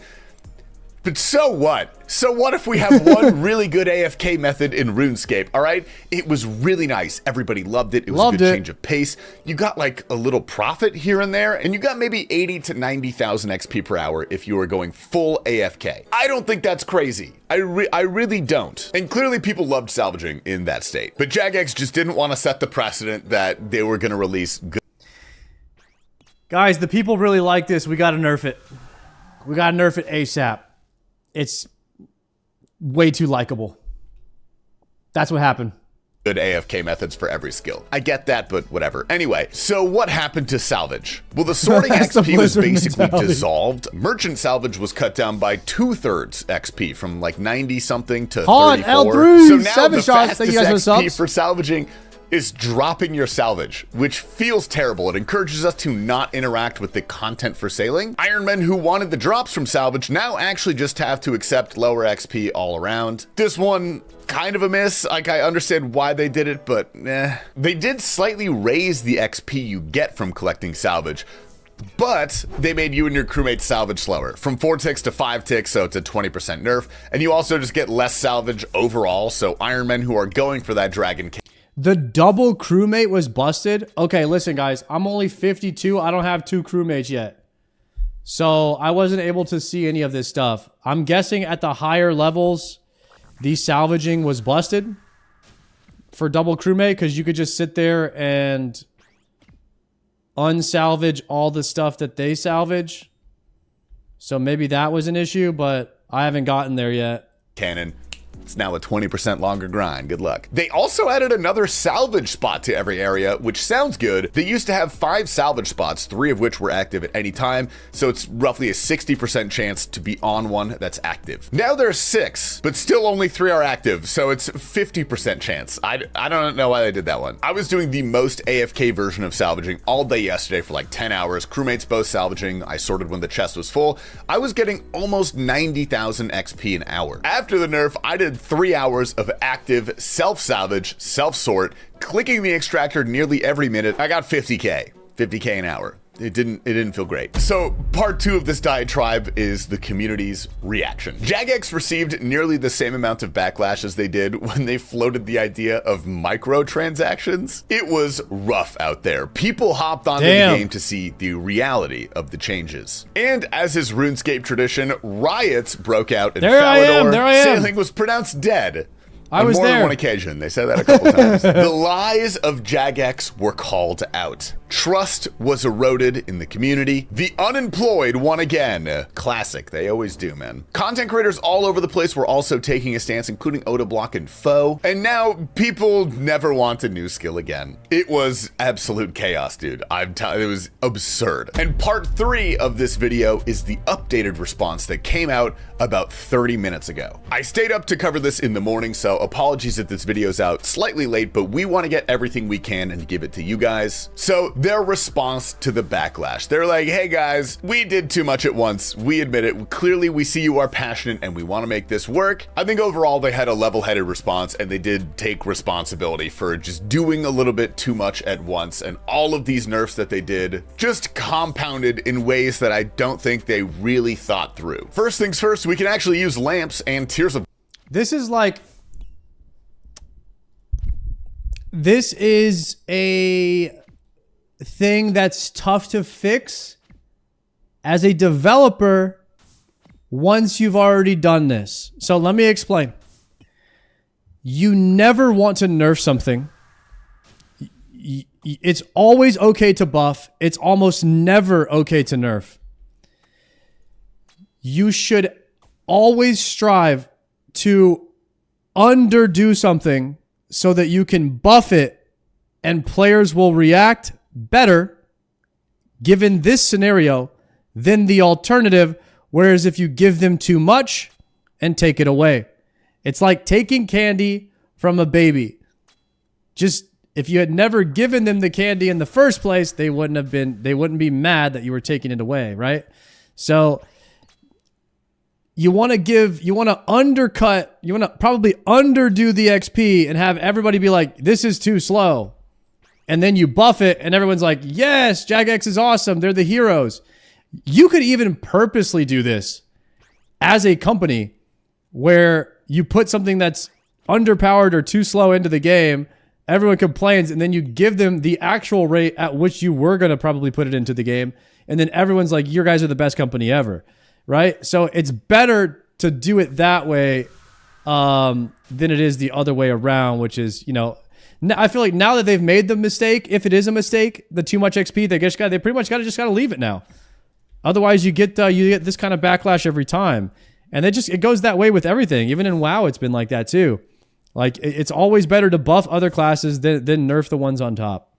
Guthix on sailing now, so go ahead and do that. Salvaging is the big one, so let's go over all the changes. They are reverting back a lot of them. The sorting XP is being brought back to normal, thank God. Your salvage speed is going back to 4 ticks instead of 5, and they are keeping the 6 spots for each location, but they're adding a 4th active spot, so it's actually getting a bit of a buff. Or almost, because the caveat now is that if you're doing the full AFK method, your crewmates get 30 to 40% base XP for salvaging instead of 60 to 70. So this does incentivize self-sort, self-salvage rather than the ultra AFK double crewmate salvage. I think this is pretty fair overall, but we're gonna have to see how it plays out. The Gwyneth Glide is also getting an extra 1250 XP per lap to make up for the extractor.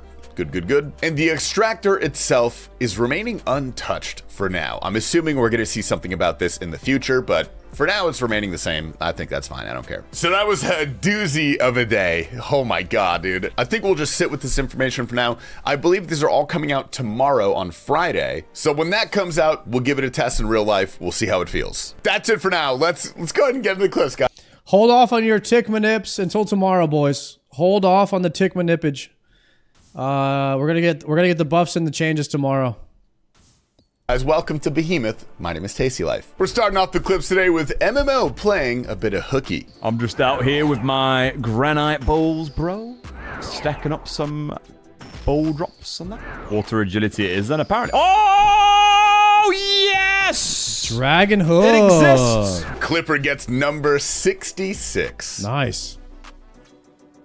All right, we got the pet. Never mind. Nice. That's awesome. I guess I don't need to get that bracelet after all. All it took was a lake raid. The goat himself. T-Pop was using the boss voicing plugin to know what items to take off during Soul. I'll twist your dick off. No! What did he say? I'll twist your dick off? I don't even know what he said. I swear he said, I'll twist your dick off. I had no idea what to grab. Unfortunately, it looks like the woke mob has gotten to Bodhi. So about the salvage nerfs? Yeah, I think the salvage nerfs are good. I'm a fan of not AFK in the game. I like to play the game. I like to be immersed, you know. I feel like if I'm AFKing, the game is boring. Imagine AFK in the game, but you can't play another game or watch something on the side. This is game.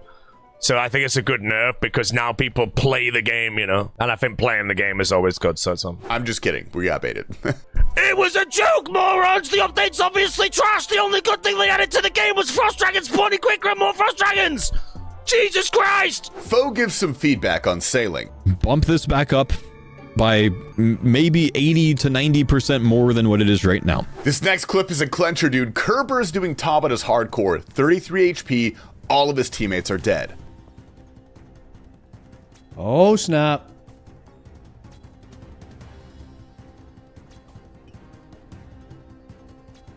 Hell yeah! Soiduro is hunting a light bearer. Come on, just show me the purple light.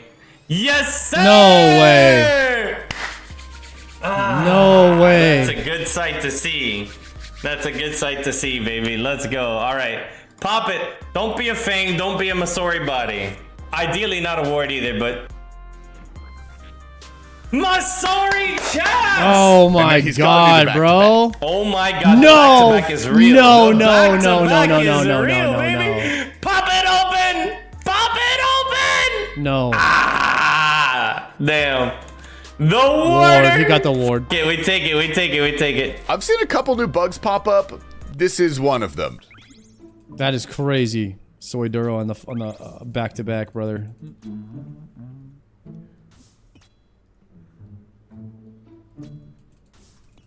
Hello?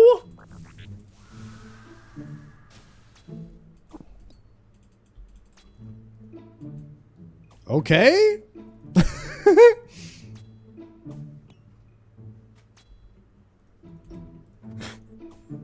Go in the portal! What? Hardcore Iron Man, beware. I have no clue what was going on here. It's Ginger Beardy. Oh, I'm fucked. Pour it out.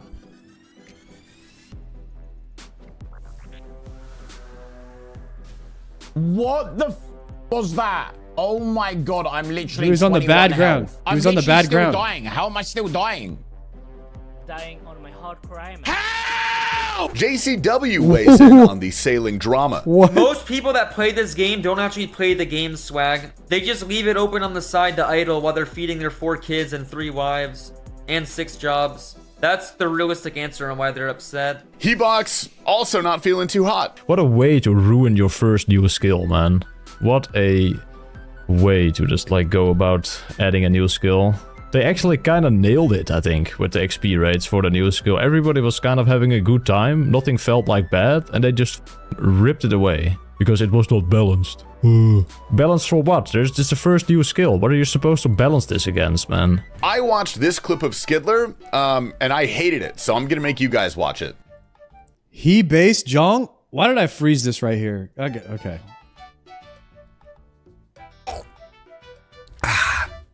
Somebody stop him, please. Brett Dog at Leviathan. The rare remote. No one uses it, but I love it. It's one of my favorites. Let me put it up here. There it is. Got it. Ooh, nice. Out of all the bosses we've fought, that's our second Virtus piece. Now we just have one more to go. Foop with his first port task on the fresh group hardcore. You gotta be kidding me! I got 99 sailing on my main yesterday, and my first turn in is soup. My first port task on this account is soup. Joker started cracking. I haven't decided yet my thieving method, but there's been a lot of Collection log suggestions. slot completed. Yo! We got the tentacle! Let's go, man! That's huge! And this guy grinding his broken dragon hook.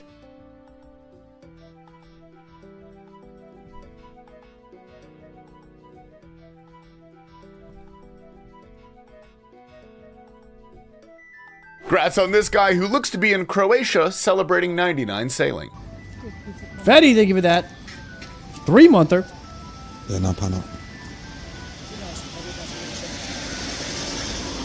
Oh, that looks like a Havar. 99 sailing in style. Pleb nuts I left on Twitch, yeah? Love. Gamers, that's all we got for you guys today. What a day in the RuneScape community it has I think I've been there. We will update you tomorrow as soon as we know more, but I hope everyone's having a good day. Remember to stay hydrated, brush your teeth, and wash your hands. My name is Tasty Life. I'll see you guys tomorrow. Salvaging my beloved. Christmas is ruined. Not even Santa can save it. Wait. Yo. Wait. Why am I... No. Oh boy, I do love some tick manipulation. No. Huge for the unemployed. No. Guys, I just got a pie from the sandwich lady. So I'm thinking that maybe that's the universe or possibly AI from the future giving me a sign to eat some pie in real life right now. And I don't want to upset the super intelligence from the future that's telling me since they will be taking over the world soon. So I don't want to piss them off. So I am going to probably go and get some pie right now. I do also believe that it helps with RNG, arthritis, and some other things, which is why I'm trying to be healthier, and that's why I need to eat the pie. So I will be right back. Everyone take 2 minutes, and let's get a coffee and a slice of pie, and then we will finish up the Tormented Demon task, which I'm 502, so we can go ahead and pay out the prediction now, because I am officially 10 times Showback Dry on Tormented Demons. Unbelievable.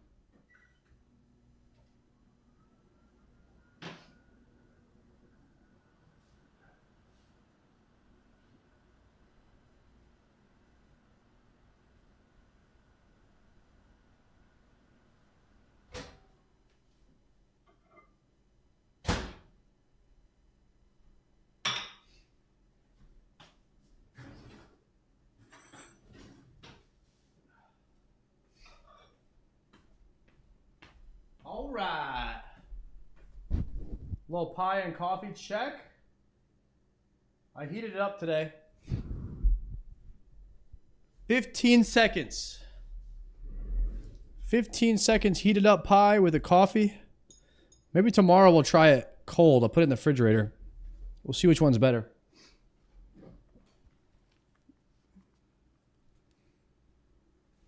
X-Trail, Ol Hovey, and Muzzy, thank you guys for the subs. Enjoy that decent badge. Doing a little pie and coffee break right now. Feeling amazing. Feeling amazing about it. Any other vids on the playlist I wanted to watch? Okay, we can...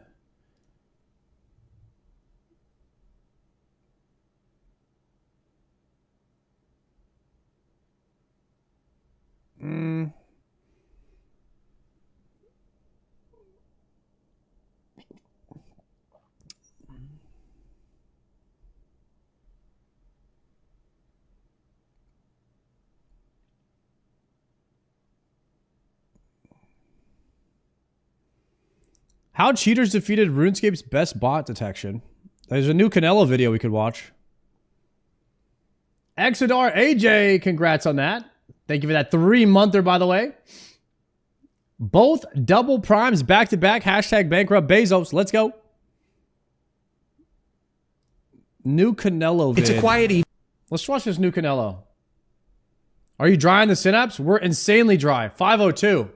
We're way over 1 times dry. 10 times Showback dry. It's insane. We're getting absolutely nothing here. And you're playing RuneScape when a strange character appears out of nowhere. Before you can react, they hand you a puzzle, teleport you into a massive maze, or throw you into a fight for your life. What most players shrugged off as a random annoyance was actually a test. Are you human or not? These were RuneScape's random events, Jagex's biggest weapon in the war against bots. Is this true? All these random events are to detect bots? To see if you'll interact with them or not? Over 40 unique events existed, each using different What the techniques hell? to separate real players from automated ones. But the war didn't end the way Jagex planned. In the end, the bots won. But how did botters defeat such an advanced system? And why do random events still exist today if they no longer serve any purpose? This is the complete story of RuneScape's random events. And that's because you can't give RuneScape players something and take it away from them. You can't ever do that. Cheaters who defeated them. Our story begins all the way back in early 2001, when RuneScape first launched. From the very beginning, there were players looking to cheat, and back then, cheating in video games was pretty normal. Nearly every game had cheat codes of some form. You could find them in magazines, inside strategy guides from the school book fair, or on websites devoted to them. But RuneScape wasn't like that. It didn't have cheat codes. You couldn't just punch in a button combo or plug in a Game Shark. If you wanted to cheat in RuneScape, you had to build a program that played the game for you, and that's exactly what some... That's not really cheating. It's just called a no keyboard, no mouse challenge. They're actually just doing an advanced settled challenge where they try to beat RuneScape without actually playing it themselves. And so it's a different kind of game. It's not actually botting. It's just a settled challenge. Players would go on to do. These programs would come to be known as bots. They were designed to mimic a real player's actions, automatically clicking, moving, and interacting with the world without any human input. But when players first started building bots, they weren't all that advanced. The earliest known bots were coordinate bots, which were about as simple as it gets. You'd feed the bot a set of mouse coordinates, like the exact spot where a rock appeared on your screen, or where your inventory icon was, and it would just keep clicking those same points on a loop. With just those coordinates, you could program it to click on a rock 30 times, then move to your inventory and drop all the ore you had just mined. But the bot had no idea what it was actually clicking on. It didn't read the game or react to anything. It just followed a fixed pattern. So if your screen moved, even slightly, or something changed in game, the bot would break instantly. At this point, RuneScape had hundreds of players, but Jagex, the small company behind it, was just 3 three people: Andrew, Paul, and Ian Gower. Andrew was the only programmer of the bunch, so it was up to him to figure out how to stop this new bot problem. Luckily, the fix was surprisingly simple. He would update the game so that every so often, the camera would rotate just slightly, usually by just a few pixels. Over time, that tiny movement would add up until the bot's coordinates no longer lined up. Kinda And smart. once that happened, the bot would break. Jagex had won their first battle against botting software, but the war was just beginning. Kinda smart, As Mr. RuneScape Gower. grew in popularity, so did the amount of players looking to cheat, and the methods they used to do so would become more and more complex every day. Before Chat, anybody in the chat you use an auto clicker in RuneScape Classic? I feel like that was the first thing that we did as kids, was like try to figure out how to set up an auto clicker to click the mines. Like everybody I knew was doing that. For long, botters weren't just moving a mouse to Not fix me, of points on the course. screen. They were decompiling I would never RuneScape's do that. client and adding their own code directly into it. So Jagex's tools to fight back had to evolve just as quickly, leading to a long game of cat and mouse that would define much of the game's early history. One of Jagex's first major attempts to stay ahead came in late 2002 when they introduced a new mechanic called fatigue. The longer you performed a repetitive task like mining or fishing, the more your fatigue level would rise. Once it hit 100%, your character would stop gaining experience entirely, and the only way to recover back down to 0 was by resting in a bed or using a sleeping bag. But there Okay. was a I don't remember catch. that. To complete the rest, you had to solve a CAPTCHA-style challenge. I remember to CAPTCHAs. prove that I remember you were a real CAPTCHAs. player and not Yep. a bot. At first, the fatigue system seemed like a really smart way to stop bots for good, but it didn't take long for botters to find a workaround. One bot developer, Kiteneeks, realized that trying to train a program to read and solve CAPTCHAs wasn't worth the effort. Jagex could just change the fonts and break everything. So instead, he built a pair of programs called Sleepwalker and Fatigue Operator. When a bot went to sleep in Oh, this is where they crowdsourced the solving of these CAPTCHAs to other players. And if you solved CAPTCHAs, then you got tokens, and you could use your tokens while you were asleep, and other people would solve your CAPTCHAs for you while your bot was running. I remember this. I remember. This was like a crowd-funded CAPTCHA solving system that allowed you to AFK and other people would solve your CAPTCHAs. In-game, Sleepwalker would upload the CAPTCHA to Fatigue Operator, where real people would solve it in exchange for points that they could use later to get their bot's CAPTCHA solved. It turned botting into a sort of group project. You help me and I'll help you. And just like that, the CAPTCHA system meant to stop automation was no longer much of an issue for botters. Just solve others' CAPTCHAs for 15 minutes before work or school, and you'll earn. You legit play Classic? Can I look up my character? In RS3? RS3 character. Look up. RuneScape player search. Can you look up your character? It was from 2001 or something. This is my character name. Player can't be found. A JMod has to search your account. Oh.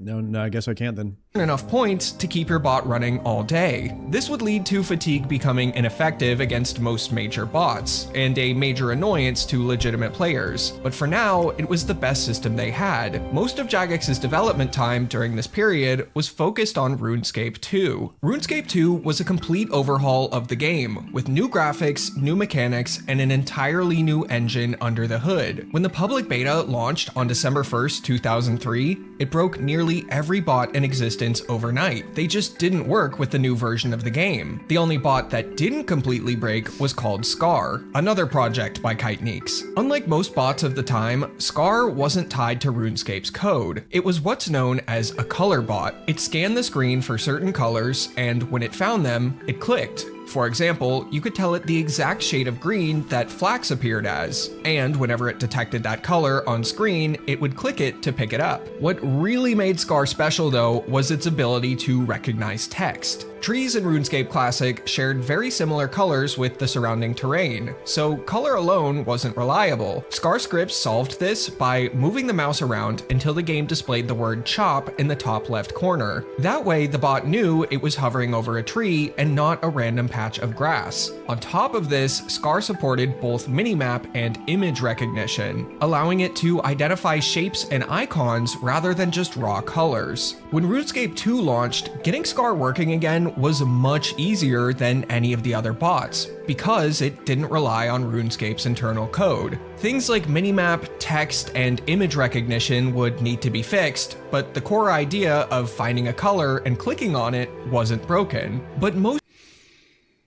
guys, these bots are getting too good. This was 20 years ago. You guys know how good the bots are now and how good they will be in a year from now, even 2 years from now, and the evolution of AI. We are not going to have to play video games ourselves anymore. And that makes me sad. I just want to point that out. Most cheaters still had their sights set on the original RuneScape. With RuneScape 2 still in beta, investing time into fixing Scar for it didn't make much sense. Jagex could change, add, or remove anything at any moment, breaking their work all over again, such as the fatigue system. Anyone who plays RuneScape today knows that there's no fatigue anymore, but during the early weeks of the beta, it was still there, but it's unknown if it was ever fully implemented. There are screenshots that show players with increased fatigue, sleeping bags, and even chat messages that display that resting was possible, and animations for resting have also been found in beta cache files. But there was something wrong with fatigue. In an internal report from December 20th, 2003, the first thing on Andrew Gower's to-do list was sort out fatigue system. Solid, thank you for the and show then on. in parentheses, scrap ? If I had to guess, the team had implemented everything related to fatigue except the CAPTCHA system. It's the one major fatigue feature that we don't have any screenshots of from the beta. Andrew was likely considering scrapping the system entirely since it had been deeply unpopular in the original version of RuneScape. Ultimately, fatigue would be removed from the beta not long after this, as the team came up with a much better and more engaging bot deterrent called random events. Jagex didn't know it yet, but the introduction of random events would mark the start of one of their longest battles in RuneScape history. A battle that would involve a drunk late-night emergency rollback, a cafeteria worker turned into an icon, unsolvable puzzle glitches, and much more. But before we get to that, I have a random event of sorts to offer you. This one's not from the Genie or the Sandwich Lady, but today's sponsor, Adam and Eve. Whether you're going through life solo, have a duo partner, or trying to fill out your relationship collection log, they've got a wide variety of adult products to keep things fun. What? From romantic must-haves to solo power-ups, they've got just about anything you could want, and plenty that you never knew existed. They.com code. He got an adult product website sponsor? What? Canelo's. While playing RuneScape, depending on the activity you were doing, there was Canelo's now a a chance freak, that a brother. random event would appear. To continue what you were doing, you'd have to solve the event in some way, and in return, you'd sometimes receive a small reward for your time. On February 2nd, 2004, the first batch of random events were added to the RuneScape 2 beta. No one knew it yet, but these strange encounters would soon become a core part of RuneScape's identity. First up was the mysterious old man. He'd randomly appear, and if you talked to him, he'd hand you a random item. That was it. So how did giving players a free item actually help stop bots? Well, if you ignored him, he'd teleport you somewhere random in RuneScape. And when he was first introduced, no bot scripts accounted for that. They wouldn't talk to him, get teleported miles away, and their script would break because they'd have no idea where they were. The Genie was another similar event. He would appear and give you some XP and any skill of your choosing if you spoke to him. or would teleport you far away if ignored. Numerous fan sites at the time also claimed that if ignored, the genie would scatter your inventory across the ground instead of teleporting you away, but if this feature existed at all is highly debated by the community. When I asked Mod Ash about it, he said he didn't recall any version that worked that way, though RuneScape Chris, 2 thank you launched for just this up, a few Chris. months before he joined Jagex. The earliest version of the genie's punishment code he could find in any archive used the label Macro Genie Angry Teleport, which was clearly written to move the player and mentioned nothing about scattering their items. So, assuming that the inventory spreading rumor was just a rumor, the punishment for ignoring the genie was relatively harmless for real players, just a mild inconvenience. But not every random event was so harmless. Anyone who's dismissing a genie is clearly a bot. Let's just get that out of the way. No one is dismissing free experience lamps. We should ban these accounts instantly. Were far more aggressive. These were known as Guardian randoms, hostile NPCs that would spawn while you trained certain skills and attack only the player who triggered them. They all scaled with your combat level and had to be killed or ran from until they despawned. While woodcutting, a tree spirit could appear. While fishing, a river troll might show up. While burying bones, you could be interrupted by a shade or zombie. During thieving, it was the Watchman. And while mining, the infamous rock golem would pop up. These events were effective. Skilling bots weren't programmed to fight back or know to run away, so many of them would just die. Other events focus less on combat and more on punishment for not paying attention. For example, while chopping trees, you might click on one that suddenly turned into an ent. If you kept chopping, your axe would break, and you'd have to visit Bob's Brilliant Axes in Lumbridge to get it repaired. Your axe head could also randomly fly off while woodcutting, landing a few tiles away. You'd need to pick it up and reattach it before you could continue chopping. If you didn't notice or were too slow to react, it could be an expensive mistake, especially after the release of the Dragon Axe a few years later. Its head could fly off just like any other axe, and at the time, that axe was worth millions of gold. If you didn't pick up the axe head, it would despawn or another player could grab it. What? A whirlpool would sometimes appear on top of a fishing spot and swallow your equipment if you kept fishing there, or a big fish could eat your gear and spit it out a few tiles away. Harmless if you noticed, but many players got their gear stolen by someone else if they didn't react. Bro, this is kind of funny to see how they battled against the bots in the early game. This is the methods that they used are actually quite hilarious. I didn't know half of this stuff, and I'm glad we're watching this. Fast enough. While mining, the rock could sometimes begin to smoke. If you continued mining it, it would explode, damaging your character and your pickaxe. You'd need to get your pickaxe. Spoiler alert: the bots win. The bots win at the end of this movie. Repaired by Nermorph in the Dwarven mines to continue mining. Just like with woodcutting, your pickaxe head could also randomly fly off and would need to be picked up and reattached. While thieving from chests, a poison gas cloud would sometimes come out and damage you and any nearby players. Despite the damage hit splat being green, it wouldn't actually poison you. This one was pretty much unavoidable, so I think it was made so that players couldn't just auto-click the same chest over and over again, and would need to heal up with food on occasion. Sometimes while training, a strange plant would begin to grow beside you. After a moment, you could pick it to receive a strange fruit, an item that could be eaten to cure poison and restore your run energy by 30%. However, if you ignored the plant, it would attack you and actually had a chance to poison you,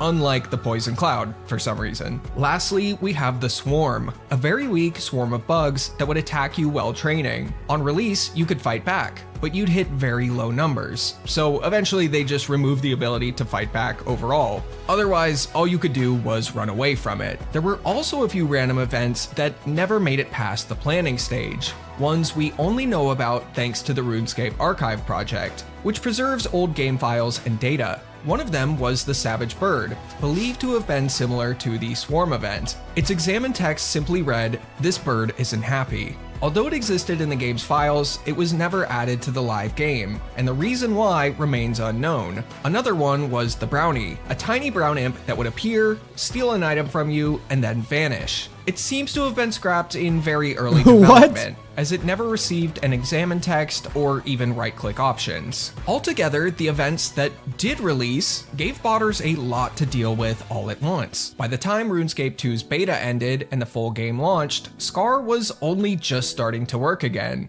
Not only did botters have to wrestle with getting Scar stable, they now had to figure out how to handle random events too. Each one worked differently, and since players might not encounter the same event again for days at a time, it took a lot of trial and error to even begin automating them. In the beginning, bots were getting killed and teleported left and right, but over time, slowly but surely, they would begin to write scripts that could recognize these events and avoid or complete them. But then, Jagex threw a little curveball. 2 months after the original batch of random events, they launched 2 more. One of them was a hit, and the other was a disaster. Let's start with the good one first. The Drunken Dwarf. During your adventures through RuneScape, a Drunken Dwarf would now occasionally— Brother, I always dismiss this dwarf. —appear. If you talked to him, he'd give you a kebab and a beer. If you ignored him, he would attack you. Now for the bad event. It's one that you've likely never heard of, as it was only in the game for about 3 hours. Bro hates Oda. What are we saying? The Tangle Vine. It would sprout under your feet and trap you. If you moved or clicked on your screen at all, you would take damage. If you instead did nothing for 10 seconds, the vines would disappear and you could move again. The idea behind it was actually pretty clever.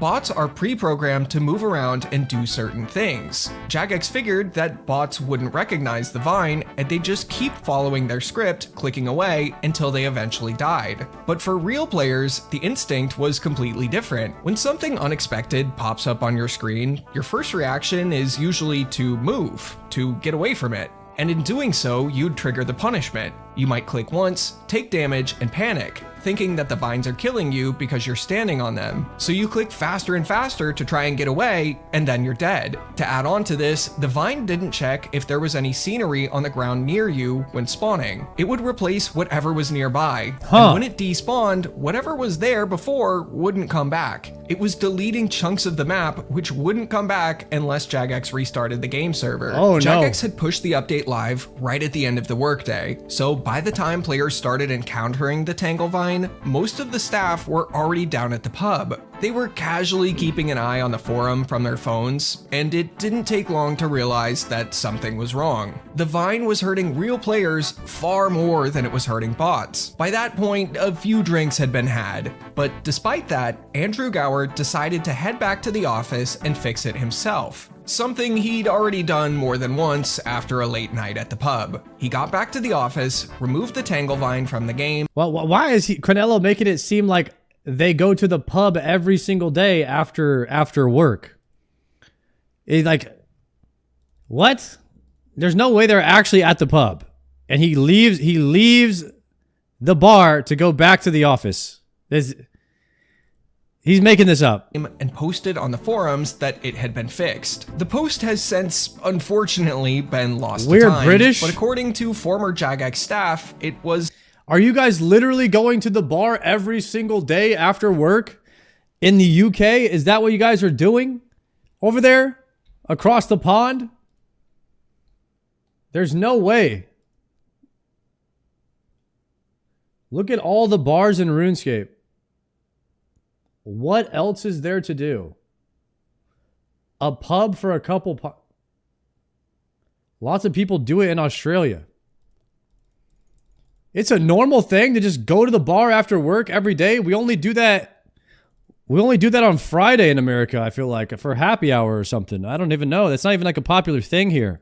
A little hard to read, thanks to those earlier drinks at the pub. After the Drunken Dwarf and the short-lived Tangle Vine, Jagex seemed to take a break from adding new random events. But 4 months later, in late 2004, they returned with a rework of the Mysterious Old Man. Instead of simply handing out a free item, he could now trigger one of 3 possible events. one of which would become one of the most complex and difficult random events in the game. The first new event was the mime show. The mysterious old man would teleport you to a stage where a mime performed a short routine. Your job was to copy his emotes exactly. If you got it right, you'd be rewarded with a gift and sent back to where you were. But if you messed up or didn't pay attention, you'd be teleported somewhere random with nothing to show for it. What really made the mime show stand out though were its exclusive rewards. You could unlock parts of the mime outfit, along with unique emotes that quickly had other players asking, where did you get those? If you already had everything unlocked, you'd receive 500 coins for completing the event. The second new event was the strange box. The mysterious old man would appear and place a puzzle box in your inventory. You had to stop what you were doing and solve it. If you ignored it or answered incorrectly, the box would start duplicating itself, eventually filling your entire inventory and stacking endlessly. It couldn't be dropped, traded, or banked. Your only real options were to solve it or die with it in your inventory so it went away. The final event was the maze, by far the most ambitious random event Jagex had created up to that point. The mysterious old man would appear and teleport you into a massive labyrinth made up of floating cubes. Your goal was to make it to the center of the maze and click the strange shrine. That would complete the event, and you'd be rewarded much better than most other random events. You could also come across chests in the maze filled with additional rewards. However, you were on a strict timer. The longer you took to reach the shrine, the fewer rewards you received. For real players, it was intense. Part obstacle course, part race against the clock. For bots, it was an absolute nightmare. It was near impossible to write a script for it. For many years after the maze's release, bots just couldn't solve it. If they were given the event, they would just log out and wait for the bot's owner to come solve it for them. This event was a big win for Jagex, and they were ahead of the botters, for now. To try and keep this edge,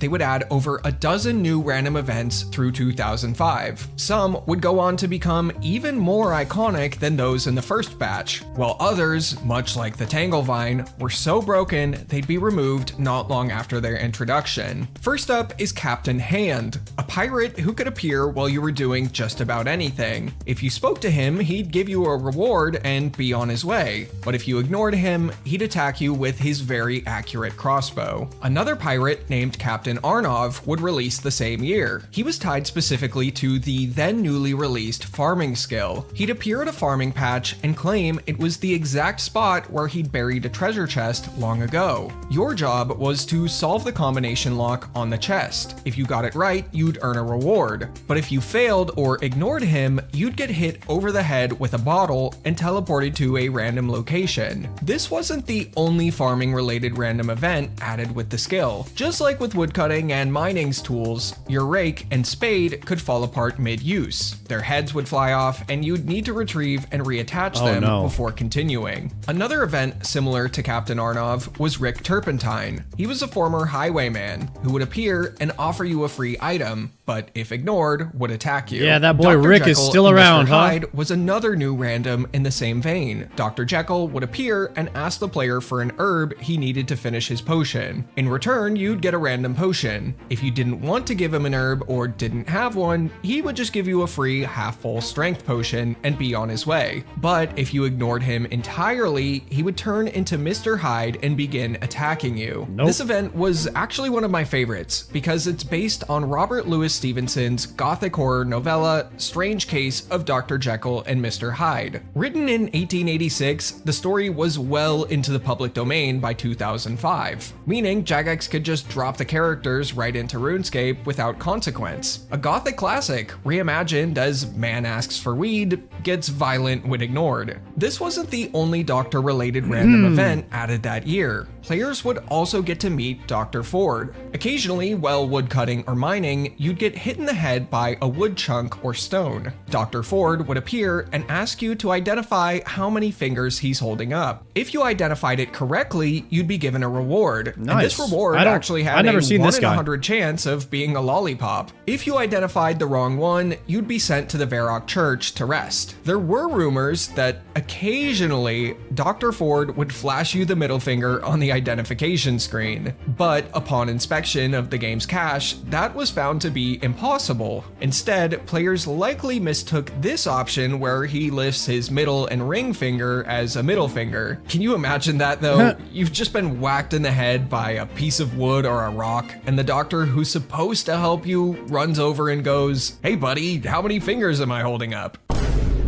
Now, Dr. Ford is unlike a lot of other randoms released in 2005 because he was only in the game for a little over 3 months. The likely reason for this is because there was a bug where even if you answered correctly, you'd be teleported away. There was a rework plan where upon failing, he would teleport you to his hospital, but it was scrapped before completion for unknown reasons. The developer probably ran out of time, and rather than fix the event, it was easier to just remove it. Dr. Ford also wasn't the only random event that asked players to identify something. Around the same time, Niles, Giles, and Miles were introduced, a nod to the old Surters from the original RuneScape. In the original RuneScape, Surters were NPCs who could convert your items into certificates, basically an early version of banknotes. They were phased out in RuneScape 2 when banknotes were added to the game, but these 3 characters were brought back as a random event. When they appeared, they'd show you an item and ask you to identify it correctly from a list. If you answered right, you'd get a small reward. If you ignored them or answered incorrectly, you'd be teleported to a random location, and as a fun twist, all of your inventory items would be converted into banknotes. This was one of the more frustrating random events, especially during combat, and would inspire a player to create this pretty iconic comic about it that you might have seen if you played back then. Oddly enough, there was yet another identify this object type event added this year. While training, you'd be whisked away by the mysterious old man to participate in a game show called Odd One Out, hosted by the Quizmaster. You'd have to identify an item that didn't fit with the rest. Now, unlike other random events, this one still happens. Was impossible to fail. The Quizmaster would keep asking questions until you got 4 in a row correct. Upon completion, you'd be given the choice of either 1,000 coins or a mystery box as a reward. It was almost always more worth it to take the 1,000 coins, but you could get some surprising rewards from the box. You have a choice. You can have the boat or the mystery box. What, are you crazy? We'll take the boat. No, not so fast, Lois. A boat's a boat, but the mystery box could be anything. It could even be a boat. You know how much we've wanted one of those. Then let's just... The Pillory Guard random event had players identify not items, but shapes. While thieving, he could appear and whisk you away, locking you inside a pillory cage somewhere in RuneScape. To escape, you had to open 3 locks by choosing the key whose shape matched the one on the lock. And while you were trapped inside, nearby players could even throw tomatoes at you for a little added humiliation. But if you completed the event successfully, you'd get a small reward for the time you served. Kiss the Frog was probably one of the more unique events added in 2005. A group of frogs would appear and direct you to kiss either the Frog Prince or Frog Princess. After doing so, they'd turn into a human and reward you with a frog token. You could then take the token to Thessalia's Fine Clothes Shop in Varrock and use it to purchase parts of the Royal Frog outfit or the Frog Mask. If you ignored the frogs, you would be teleported to Frogland and be turned into a frog, where you would have to beg for forgiveness to be changed back and return to RuneScape. Evil Bob's Island was another silly one with a pretty interesting backstory. In 2004, a cat NPC simply named Cat was added to roam around Burthorpe as part of the Death Plateau quest. The artist who designed the cat gave Bob it Ross. the maximum possible wander distance for an NPC just to see how far it could go. Players soon began spotting the cat in places it was never meant to be. Edgeville, Port Sarim, Lumbridge, pretty much anywhere that wasn't blocked off by walls or terrain. It became an accidental icon, and players even began to theorize that this cat was a J-mod in disguise spying on players. Soon after this, the cat would be renamed to Bob,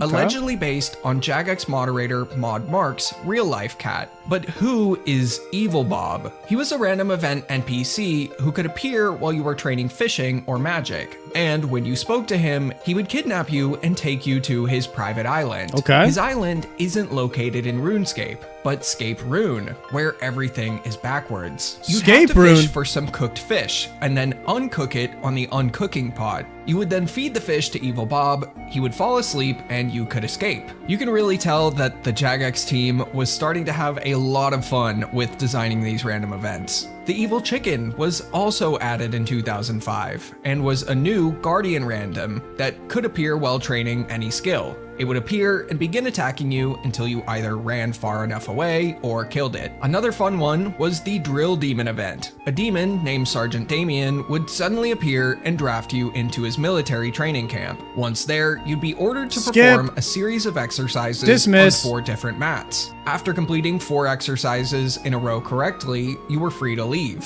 In return for your service, you'd earn a piece of the camo outfit, which back then actually looked a lot different than the modern version. It looks a little goofy, but I have to say I like it a lot better. Now, if you already had the full set, you'd just be given 500 coins. The Freaky Forester was another interesting Andrew, thank you for the one. tier 1. He would teleport you to a small clearing in a forest, where you would have to kill a pheasant with a specific number of tails and return it to him. For successfully completing the event, you would receive a pair of the Lederhosen outfit, or 500 coins if you already own the full set. I don't know about you, but I specifically remember this rumor from back in the day that wearing the Lederhosen outfit was actually a way to get more woodcutting XP or something along those lines. It was before they had the XP drops in the top right corner, so of course I just blindly believe it rather than hovering my mouse over the woodcutting icon to check. But if you heard that too and were wondering if I'd mentioned that, it was indeed just a rumor. The final event from 2005 that I haven't discussed yet was the Lost and Found event. While teleporting somewhere, you might occasionally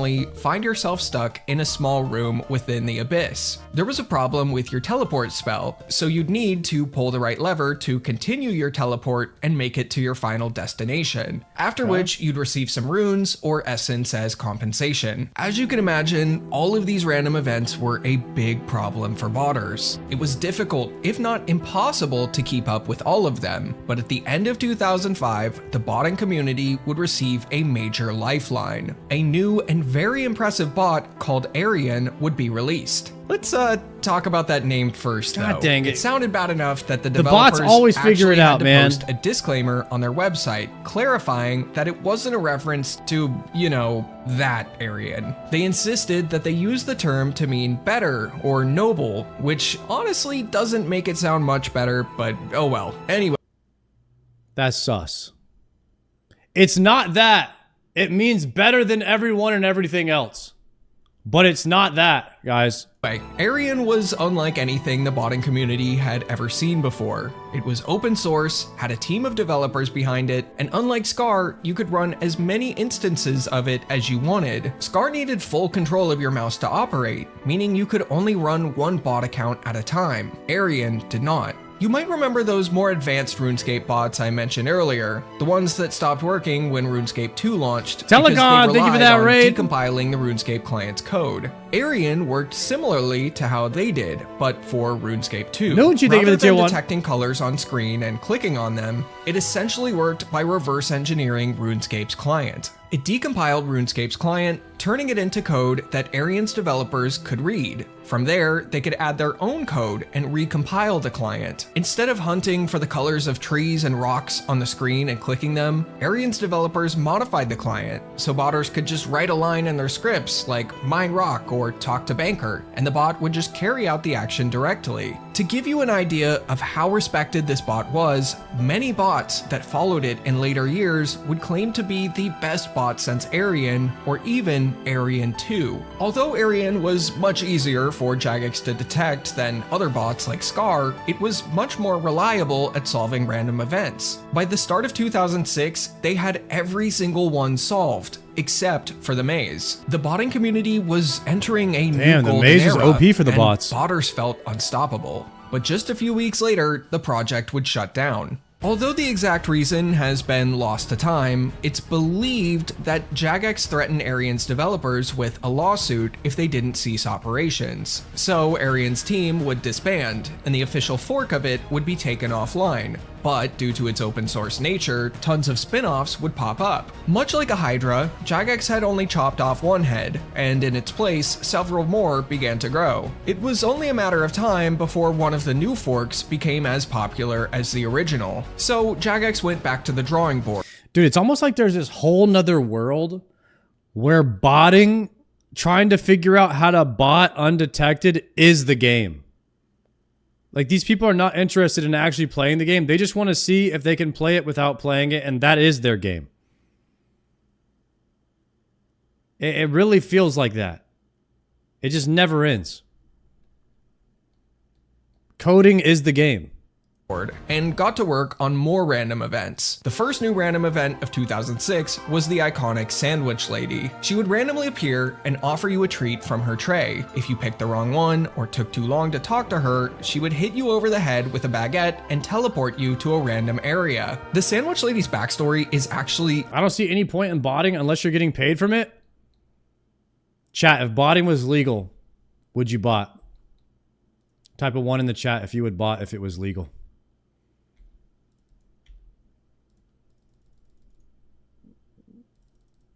Guys, it's got to be like 90% of people would bot their accounts if it was legal. Okay, it's not even a secret. If you don't have to wake up and do agility tomorrow, 99% of people are pressing that button to bot their agility. I'm just gonna keep it real. People ain't trying to do that themselves unless they're forced. So it ain't about the money. Sometimes it is, but it ain't always about the money when it comes to botting. Super interesting. She's based off of a real person. The office building Jagex was in at the time was shared with multiple businesses. This building had a canteen with a sandwich lady who would go around to all the businesses, knock on their doors, and announce herself by saying, "Sandwiches!" She was a real-life random event who interrupted work, so they added her to the game to do the same to players. If a Jagex staff member asked the real sandwich lady for a food item that she didn't have at the time, she'd knock them out with a piece of bread and they'd wind up in a parking lot somewhere in Cambridge. Okay, so not actually, but she would give them a pretty mean look. The character's hair, outfit, everything was inspired by the real sandwich lady. Someone even let her know that they added her to RuneScape, and she didn't seem to mind. Honestly, she probably had no idea what they were talking about. The next new random event was Prison Pete. An NPC named Pete had been imprisoned by Evil Bob in Scape Rune. You Prison need to help Pete? him Party escape Pete? by popping balloon animals to get prison keys. After popping the correct animal 3 times in a row and turning in the keys, you were free to go. Prison Pete seems to be the Escape Rune version of Party Pete, given that Party the jail Pete! area looks exactly like the Falador party room, and in both areas, you're popping balloons. Jagex really had a thing for repeating names in random events, because not long after Prison Pete's introduction, another random event NPC named Pious Pete appeared. Much like the Tanglevine and Dr. Ford events, Pious Pete wasn't around for long, only a few months before being quietly removed. In this event, you would be teleported to Pete's Chapel, where you had to help relight its candles. It sounds simple enough, but the execution was brutal. The instructions were vague, and the candles would constantly go out before you could finish, forcing you to start over again and again. You could only leave if you successfully completed what he asked. Some reported spending hours trying to complete it, only to earn a few hundred coins as a reward when they finally did. Overall, it was a really confusing event, so I'm not surprised that it was removed pretty quickly. After the 2 Petes came the introduction of the Gravedigger random event. While burying bones, there was a chance that a gravedigger named Leo would appear. You'd be teleported to a small cemetery with 5 open grave sites, each of which had a coffin and headstone. Leo's still around. All the coffins are matched up to the wrong headstones, so you'd need to remove each coffin and match them to their proper headstone. In return, Damn, there's a lot of these. of the zombie outfit or a zombie-themed emote. This thriller-themed emote went so crazy in RuneScape music videos back in the day. Like the other random events that rewarded emotes or outfits, players who already had all the rewards would instead receive 500 coins. 2006 also had 2 more random events that were never released. The first one was titled Speedy Gnome. In this event, you would compete against Sebastian No, the fastest gnome in the world, in an agility course. It sounds fun, so why was it never released? The event was fully developed, complete with dialogue, animations, and graphics. It even passed internal testing and was just hours away from a full release. But then, at the last minute, Modash noticed something. The agility course was exactly the same every time. It didn't actually stop bots. In fact, a bot could run the full course faster and better than a real human could. Oh god. So the event was scrapped right before launch. If it would have made it into the full game, it would have actually changed RuneScape's history in a small but fascinating way. Completing this event would have rewarded you with racing sandals, a pair of boots that give Jesus a +3 cleats? strength bonus, making them the best in slot at the time. In 2006, everyone would have been running around in sandals rather than rune boots. Next, we have the Duke of Bridgelum. What are those? In this one, you would be transported to Scape Rune and would have to help the Duke of Bridgelum reassemble dead cows. This one only ever made it to testing where it was scrapped, because quite frankly, it's gross. The reward for this event was going to be the cow outfit, but it would later be repurposed in old school RuneScape as a reward for completing its annual birthday event. But forget I even mentioned old school RuneScape, because at this point in the story, we're still a few years away from that version of the game launching. Now, even after throwing a small army of new random events at botters, they soon got to work solving them. They were able to figure out how to automate these new events faster than ever before, so Jagex would have to step things up. Perhaps you're familiar with the Bot Nuke Day, also known as Cluster Flutterer, the massive 2011 update that wiped out millions of bots overnight by making changes to the game's code. But what most players don't know is that this wasn't Jagex's first attempt at something like this. Back in And all those bots were gone for a total of 1 day.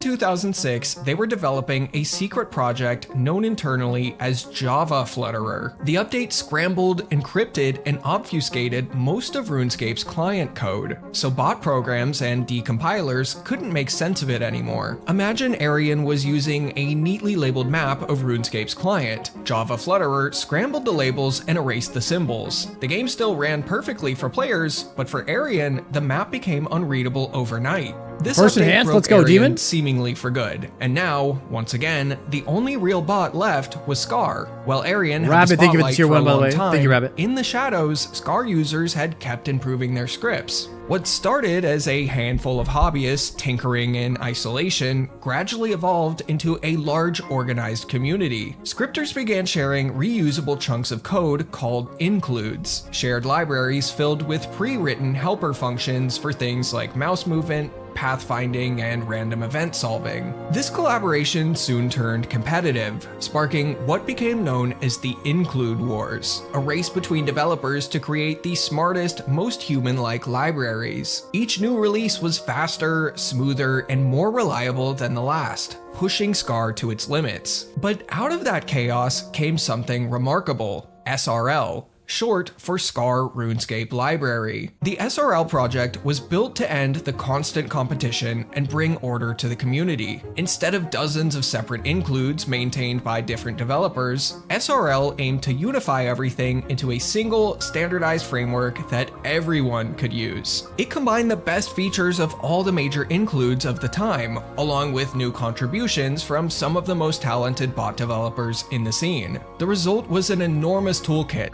that could handle almost everything a bot needed to do, from navigating the world and managing inventory to detecting colors, solving puzzles, and most importantly for this story, completing random events all on its own. With Arian gone, Jagex's main focus now became stopping SRL. SRL was good at solving random events, but it wasn't perfect. So Jagex's best line of defense was to add more random events. In the months that followed, they introduced what would become the final wave of random events: aside from one outlier that wouldn't appear until 16 years later. But more on that in a bit. First up was the pinball random event. Players would be teleported to a strange arena by a troll named Flippa. Pinball. Inside were 5 This one's pillars, still here. and the goal was simple: tag the one surrounded by glowing rings to earn points. After scoring 10 points, you could leave with your reward, but if you hit the wrong pillar, your score reset to 0, forcing you to start over. Next came the evil twin random. I might have crashed out on pinball the first time I did it. I may or may not have. I'm not going to say.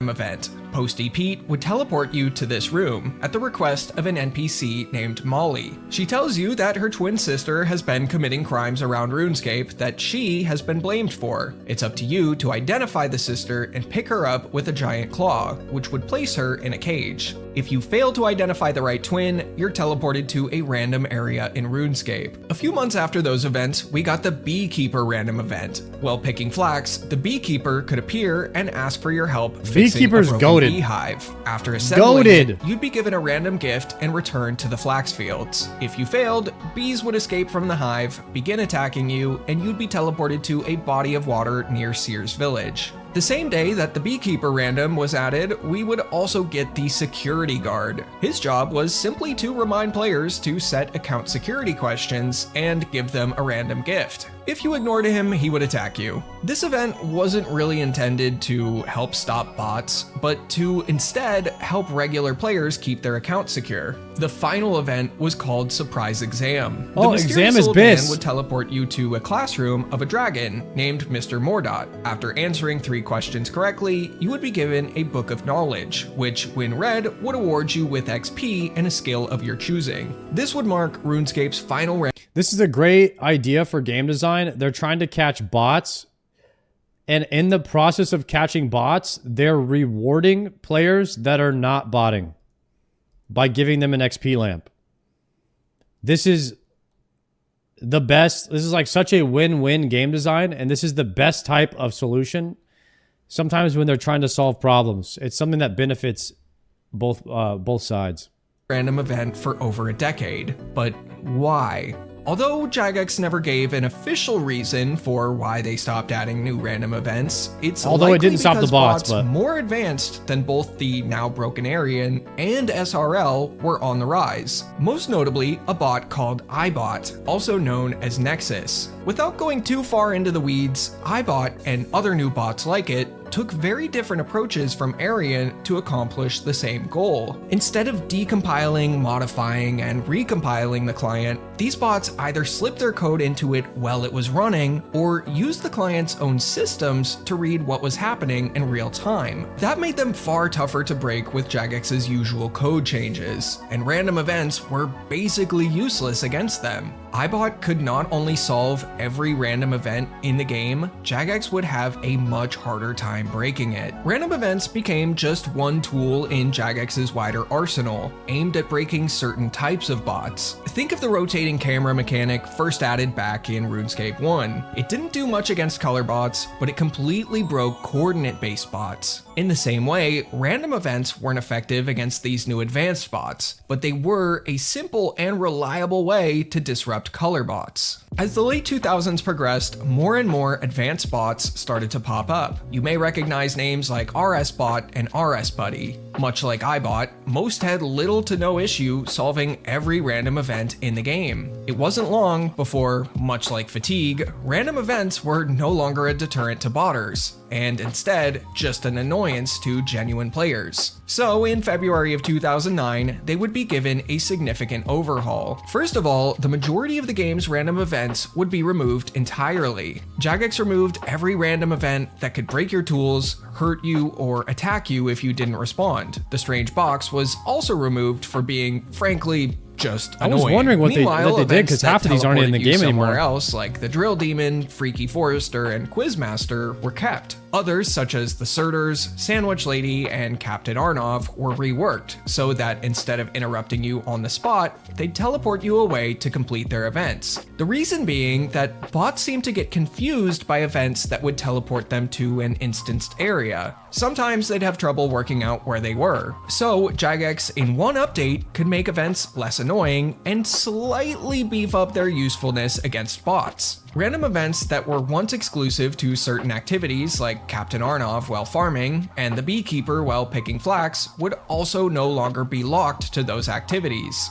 You could now encounter them while doing just about anything. This update also came with a rewrite of what random events could reward. Instead of receiving a random item, you'd receive a random event gift box where you could choose your reward. But what about all the unique rewards, like the emotes from the Gravedigger or the mime outfit from the mime show? Well, if you did those events, your reward box would be a little different. You still had some of the average rewards, but you could also redeem your box for emotes or a costume point. Once you had enough costume points, you could redeem them for costume pieces with Iffy and Thessalia's Fine Clothes Shop. Despite the remaining events no longer being dangerous, they were still an annoyance to legitimate players. As the years went by, color bots began to lose a huge amount of their market share to more advanced bots. By 2011, they only made up 2% of all the bots in the game. It was around this time that Jagex would launch their biggest anti-bot update yet, Bot Nuke Day, also known as Cluster Flutterer, a massive update that completely scrambled previously unobfuscated parts of RuneScape's client code. Every bot that relied on reading— Chat, one second. This guy's asked me, how do you like Bofa here compared to Scorching Bow? And I said, I don't have a Scobo. And he said, oh, one of those. What the hell does he mean by that?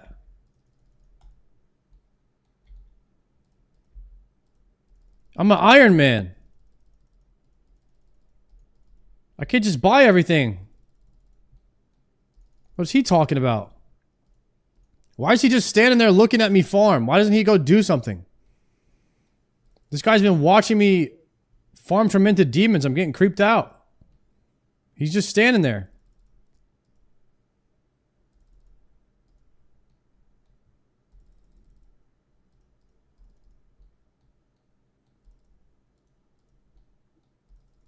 I like his helmet though. Chat, how do I get the black and red Slayer helmet? I need this. I need this right now. How do I get black and red Slayer helmet, red eyes? King Black Dragon helmet. What do you mean King Black Dragon helmet? How do I get that?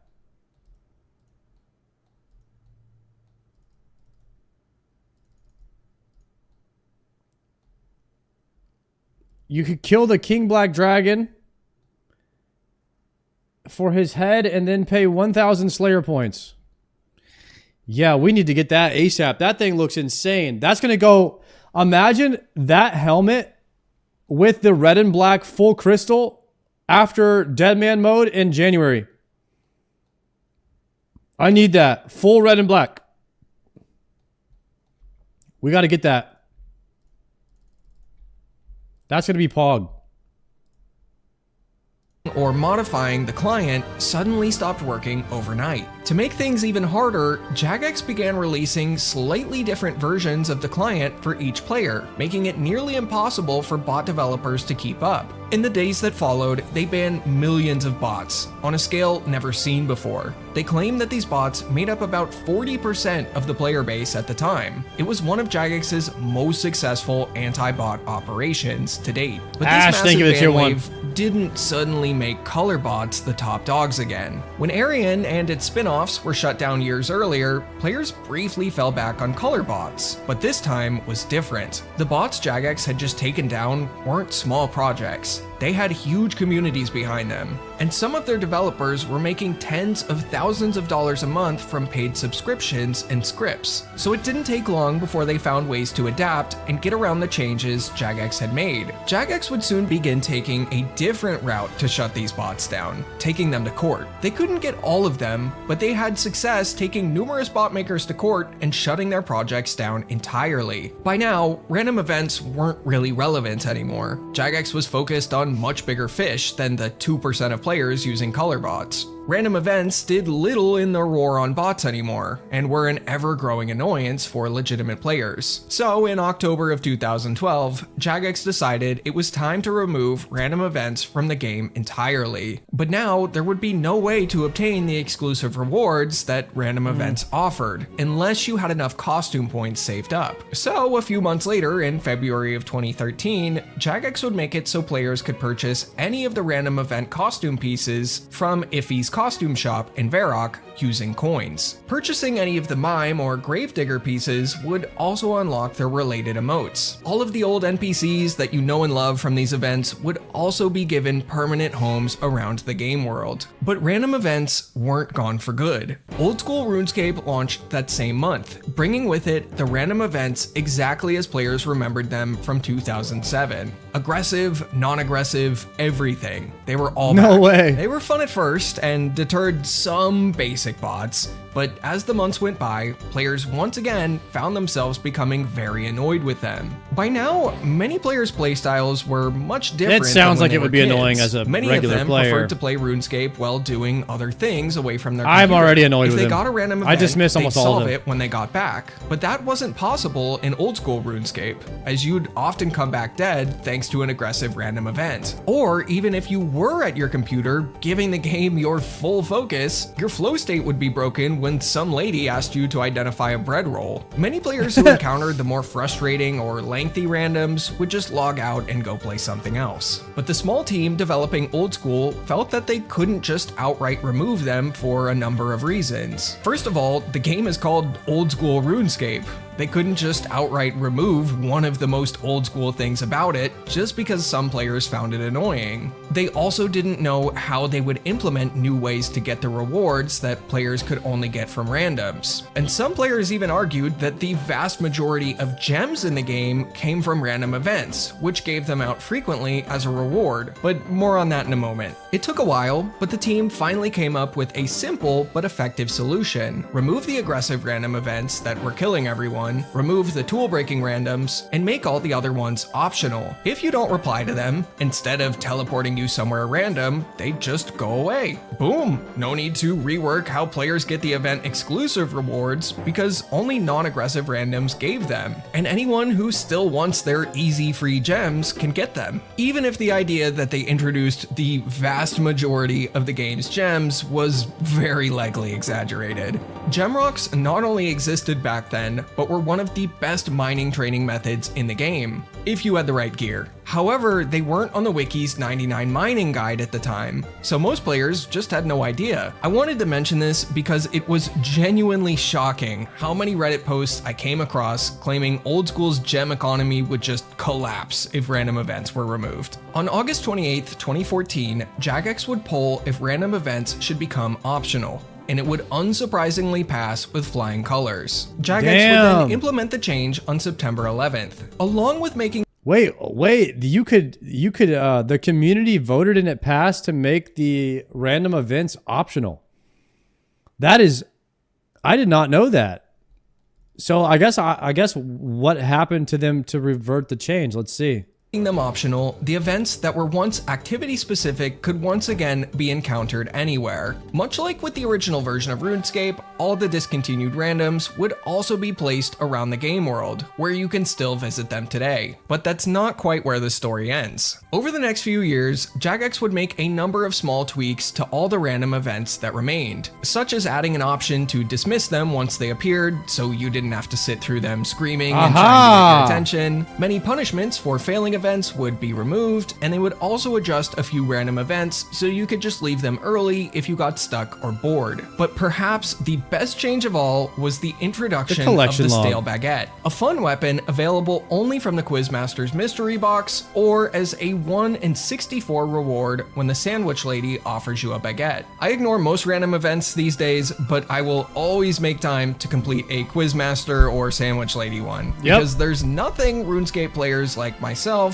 love more than useless collectible Free items. XP. But perhaps what you've been waiting for, on November 1st, 2023, Jagex introduced what is, at least for now, the game's final random event to old school RuneScape, and his name is Count Check. He's a vampire who appears to make sure your account is secure, checking if you've set a bank pin and upgraded from the old login system to a Jagex account. If you have, he rewards you with an experience lamp. Nice. Although random events no longer exist in the original version of RuneScape and have lost much of their purpose in old school, they're still a core part of RuneScape's DNA. What began as a creative weapon in the war against bots ended up becoming one of the most nostalgic features in the game's history. Something something that we once found annoying that now holds a special place in our memories. A reminder of when RuneScape still felt mysterious, unpredictable, and full of secrets waiting to be found. I've been talking for a long time, so I'm gonna go. But you should check out the video on the right. It's a full documentary about how party hats went from worthless junk to one of the most coveted items in the game, and the very bumpy path they took to get there. W. Canelo video. That was cool, kind of seeing the complete history of the random events. I learned a lot from that video. And I'm glad, I'm happy with the state that it's in now. The ability to just dismiss all of them. I would not like it if it inconvenienced my character when I was mid-grind. I don't think that would be good.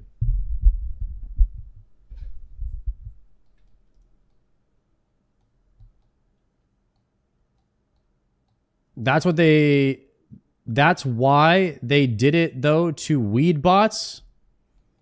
Yeah, to weed out bots. But the thing is, like, the bots evolve faster than the solves usually. That's why it's tough to beat bots. Because the more that you create ways to stop them, the faster the bots will evolve. And it's almost a lose-lose situation, because as you get better at stopping bots, the bots get better at not being stopped. And so if you stop trying to beat them, then you can keep them dumb. As you can keep them from evolving by trying not to beat them. You can kind of you can stop their growth if you stop trying to beat them right now.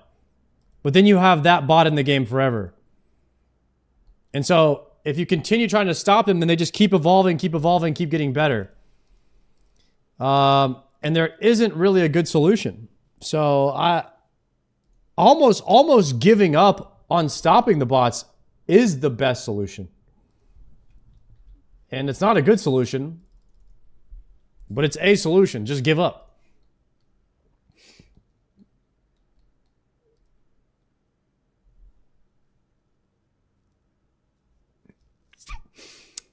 $500 USD bounty on Oda's head.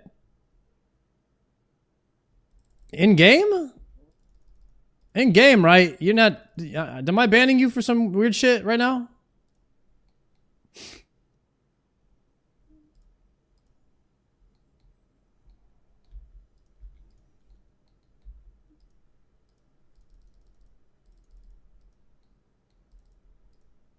He's doing an event. Okay.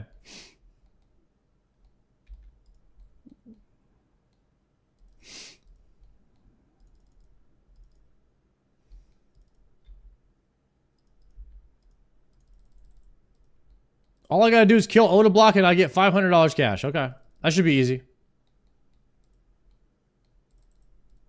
Show your TD log. I am showing it.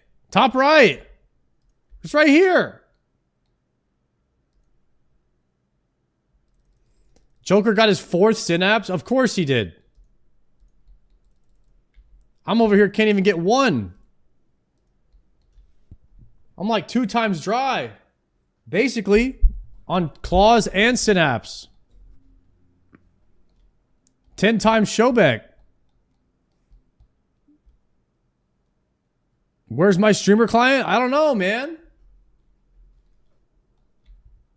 All I know is I need to complain a lot. That's the only way we get anything done around here. You have to heavily complain. It's the only thing that makes sense.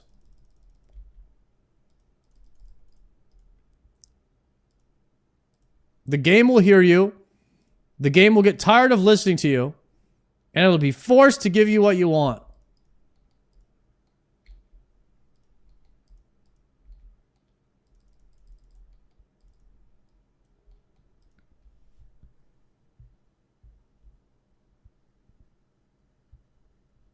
I went dry, then got 3 in 1 task.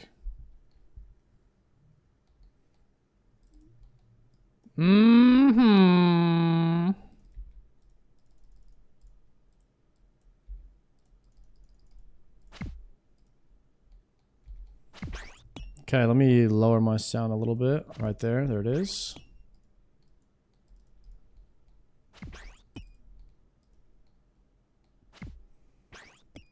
Yo, what do you say we hit up Dang, I would need to kill 56 more of these to get a level.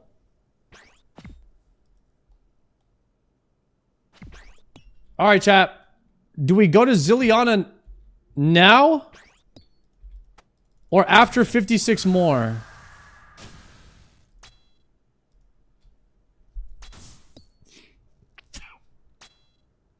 Do you have the keys? No, and I don't want the keys.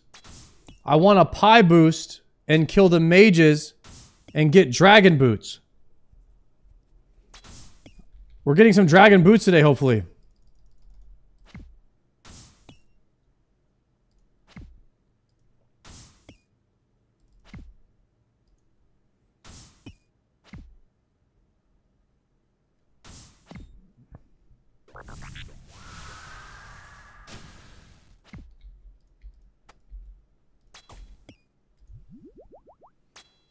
Why Zilliana? She drops a Saradomin sword.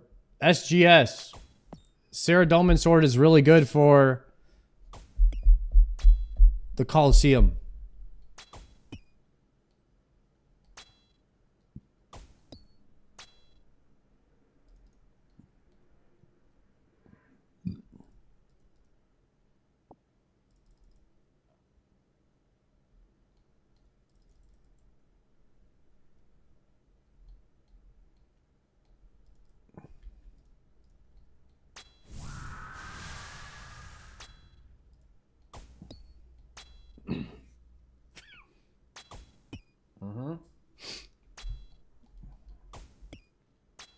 Sarah Hilt for Godsword. SGS.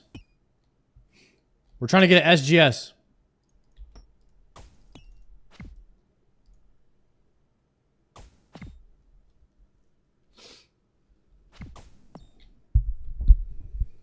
Oh, also, I did not know that there was an item in the game called a Sarah Sword. My bad. I do not know what that is. I meant a SGS.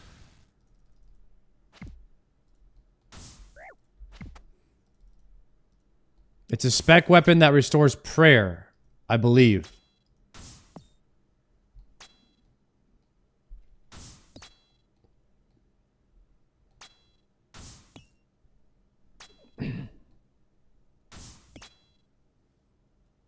It restores prayer and HP. Oh, nice. Didn't know that either.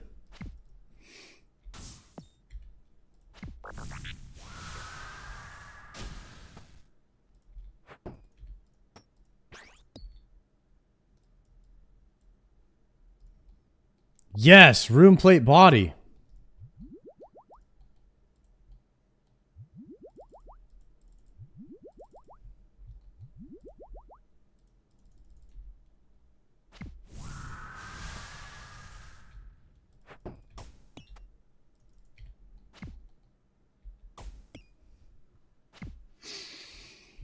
Surely, I mean, surely we got to get something eventually. We're at 532. How could we not have something by now?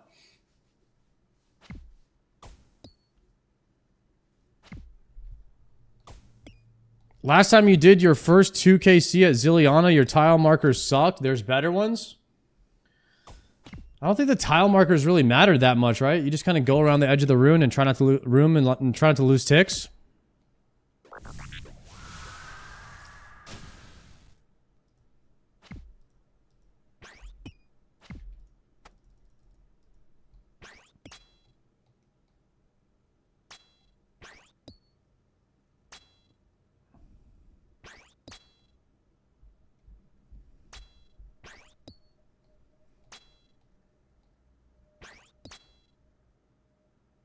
Okay, can you link me do you have a video in mind that describes the ideal tiles for saving run speed, maximizing DPS while taking minimal amounts of damage from the mobs? I don't want to play the game at a non-optimal rate. If anyone has information that I could study, you can feel free to link it in the chat right now, Because I wouldn't want to play the game by having fun or anything like that. I want to make sure I'm completely optimal. Link it.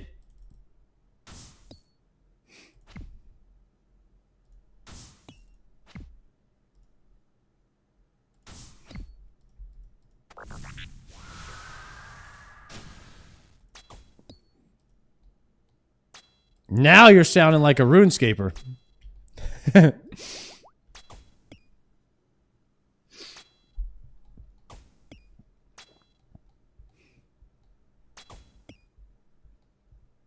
Watch the Inferno video? Thank you. Appreciate that, Scallop.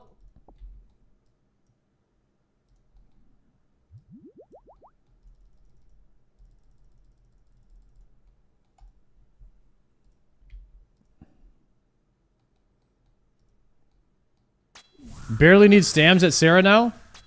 I'll probably bring him for my first few kills, and then we'll see if we can get by without it eventually.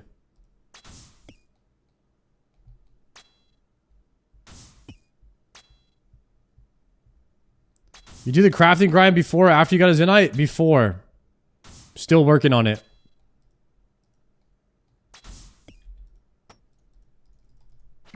I have another Zenite. I'm trying to make the bracers, but I need one more crafting level and then I have to pie boost. I need so many more seaweeds. It's unbelievable. How many more seaweeds I need?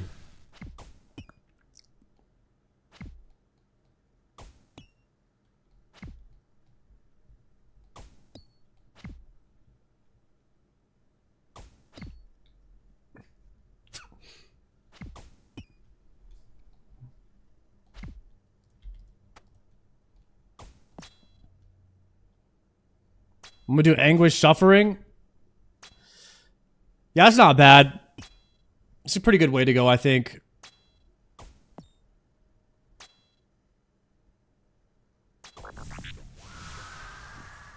New Inferno video. What do I need that for, Fee?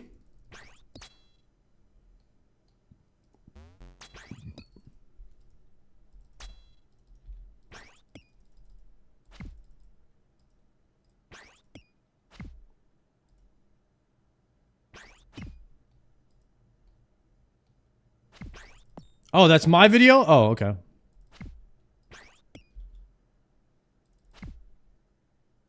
Oh, you're talking to me. My bad.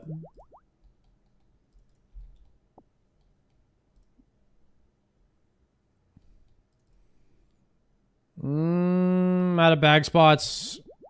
I'm just gonna drink. Drink the pots early here.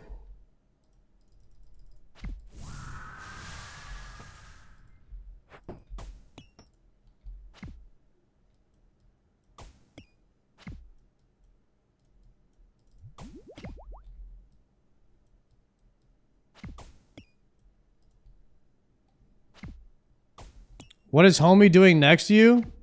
Who?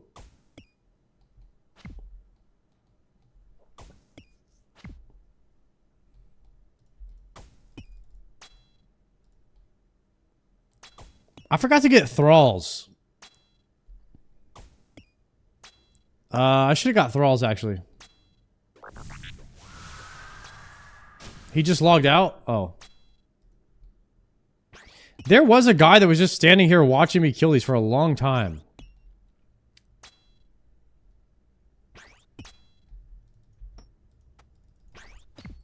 I think we use thralls tomorrow when we're doing these. Absolutely we do. Boy's a menace.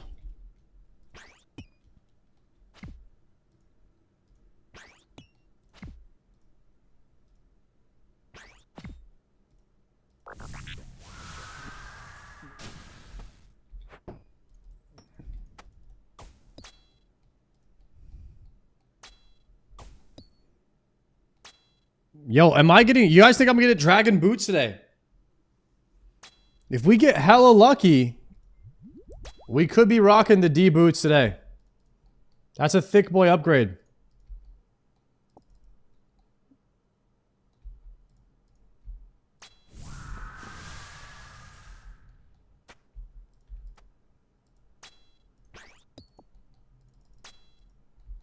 We'll finish out this prayer pot, and then we'll head. We're at 535 on the kills today. Or we could do 80 Slayer. I mean, I would need 51 more, though. 51 more TDs is an hour and a half. It's like 2-minute kills.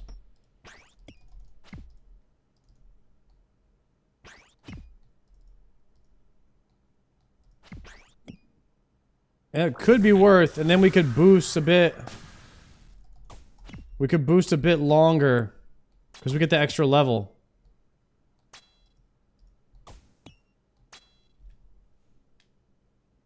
If you do 51 more, you get a synapse guaranteed. Could be.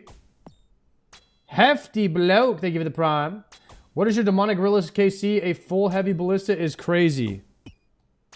Demonic gorillas, 931.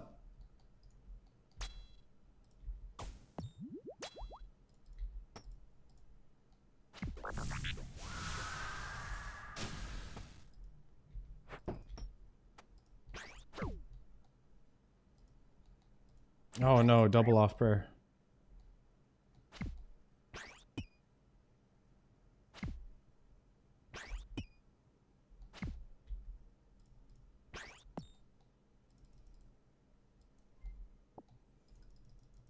Oh, thank you for that gift sub, Hefty. Enjoy that Dragon Sim.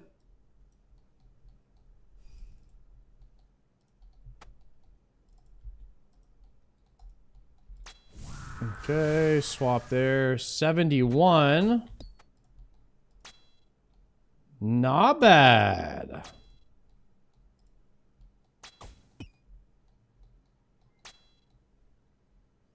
Eastside Goon. 1 prime at a time, bankrupt Bezos. Thank you for that prime. Where is your quiver? Shut up. I'm working on it, okay?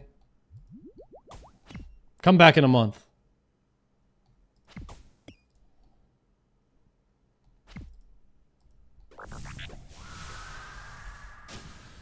You guys think I'll have quiver 1 month from today?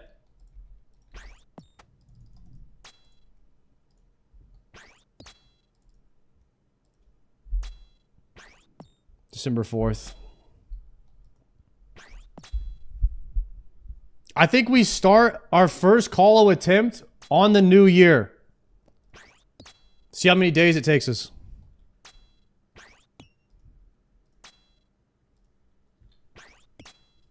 We got to commit to the full Slay month.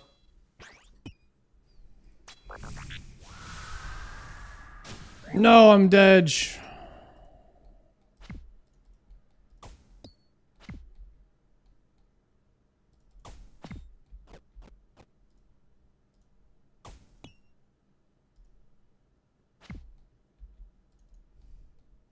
Nah, no synapses still, guys. It's not a fair. It's not a fair world. It's a cruel world. For some reason, and yeah, I mean, sometimes, guys, I'm just a prime example. You know, bad things can happen to good people. And it's unfortunate that I'm this dry. That I'm nearly 11 times showback dry on synapses. It's crazy.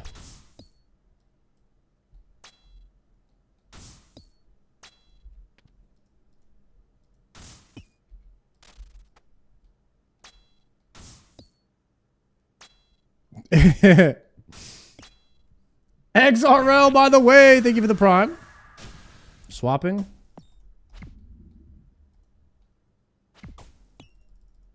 Dizzy, thank you for the gift. Enjoy that DSIM badge. This is probably my last one right here. And then we got a and then maybe we pull the chat. Maybe like 48 more-ish. Like 48 more. Tormented Demons. I'm going to say probably 2 trips worth. 2 trips worth, and then we could get... So the pie boost is going to boost us right now. Wait. Swap that. Swap that. So, really quickly, what What Slayer level do I need for the boots again? Because I'm at 79 right now. It's plus 4. 80. Okay. It's a full... How long is that pie boost realistically going to last? Pi is plus 5. Okay, listen to me. I only have 3 eats of wild pie. I only have 3 wild pies, and I have preserve. I want to have...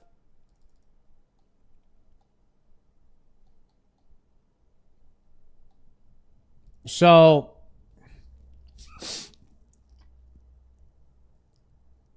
If I did get one more Slayer level, that's a plus 5 on the boost. That would give me longer. That would give me longer to kill them. Higher chance of getting the boot.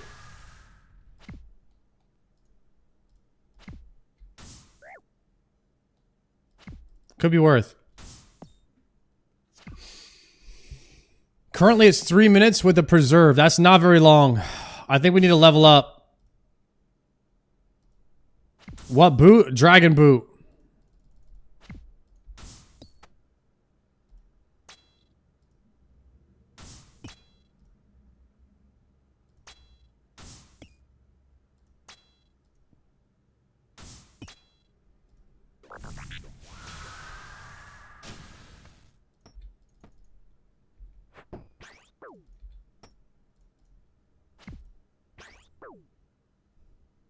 Yeah, I'm trying to get a dragon boot today.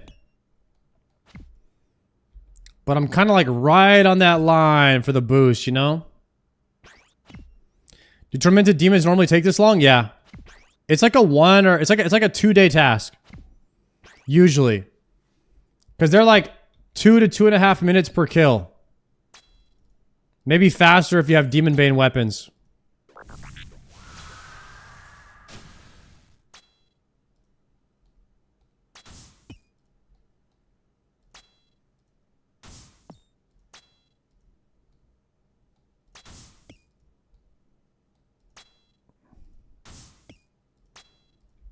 Since we're pretty close to 80, I'm thinking maybe we just grind out 80, get the extra, you know, extra 2 minutes on the pie boost.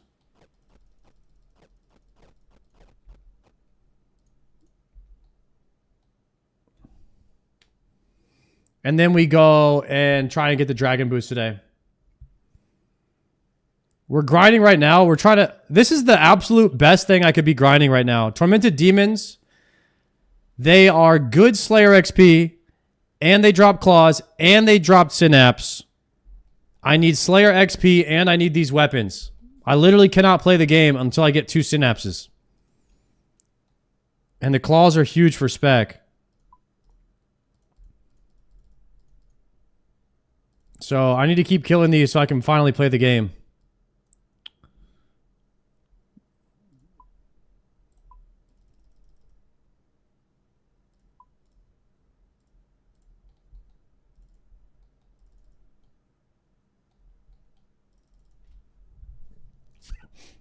You're playing the game?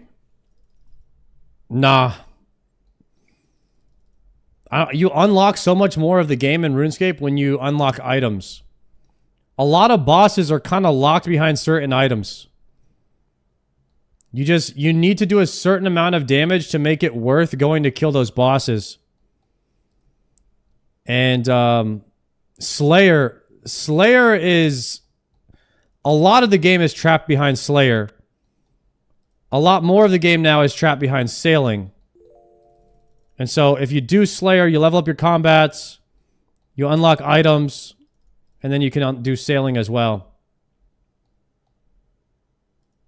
You need those 2 synapses so you can get those kills quick. And I forgot potions again.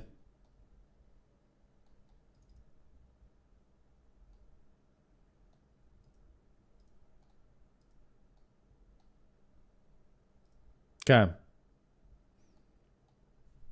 Macro efficiency wise, I agree with you, but you can also just vibe and do what seems fun. I've done Yama a few times without Demon Bane weapons, and it's okay, but we can only kill him one time per trip, and it's a massive amount of food per kill. It's a full bag of food per kill. So it's not very efficient to kill him, and I want the weapon so I can be way more efficient at killing Yama. We're gonna bring thralls too? Oh yeah.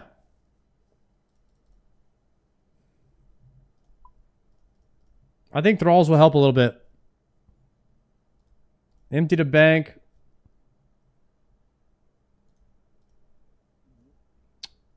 Let me just do a house TP.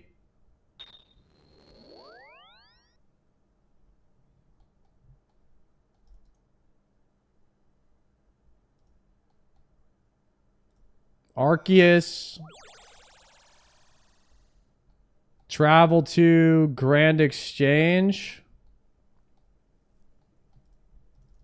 And then we will hit... I need to change my runes.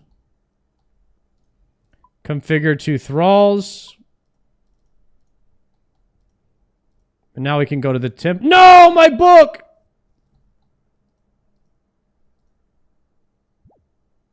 I don't have Book of the Dead.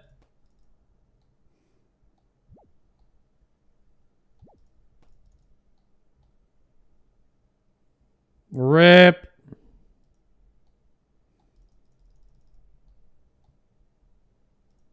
And I have no TP out.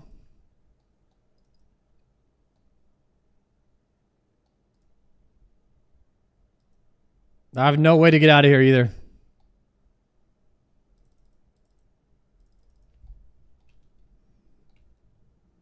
I could minigame TP actually. Nice calm. I forgot. I didn't use my minigame. I used my home TP. Nice minigame. Good call. Nice call, boys.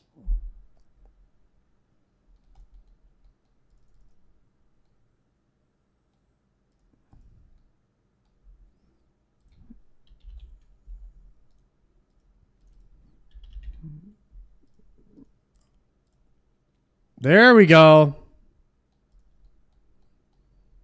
That's how we work together, guys. That's how we do that. Do you play with True Tile 24/7? Yeah, I guess so.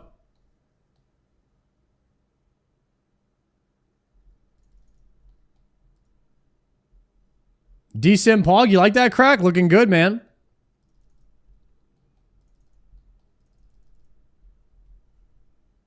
Nice head, Daco.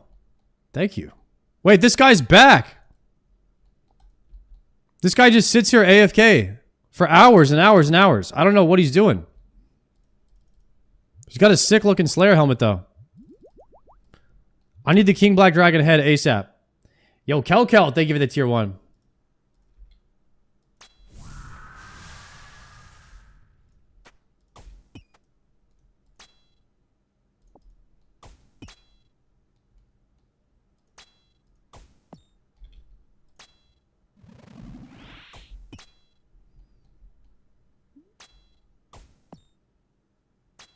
Wait, sometimes the Tormented Demon, if it gets hit by a Thrall, it'll put up Prey Magic. You actually don't want that because then your Thrall's not doing any damage. I used to think it was a good thing when that happened. It's actually a bad thing.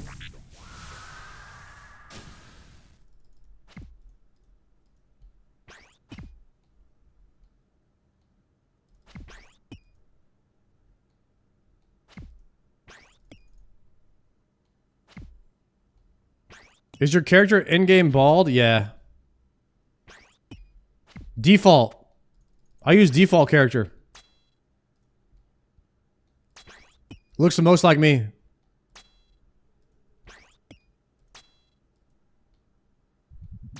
How come you're not punishing? I'm talking to chat instead.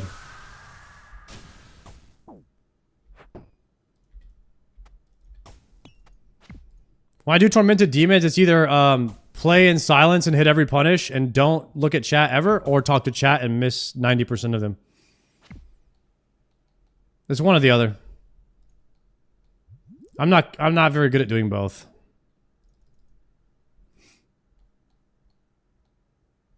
The fact that you're still at TDs is impressive. I'd be tired by now. I'm a little tired, but I'm seeing the light at the end of the tunnel here with them.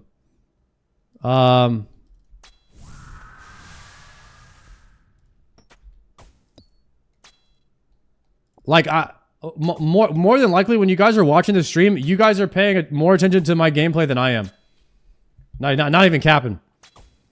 As long as the synapse drops, LOL, dude, I need it. I need it bad.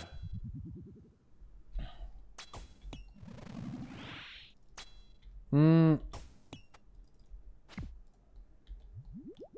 in my clan went 3,300 synapse. What?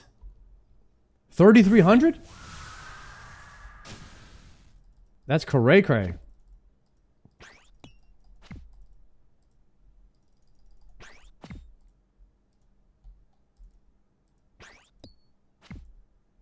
Synapse into Doom? Yeah, that'd be the plan.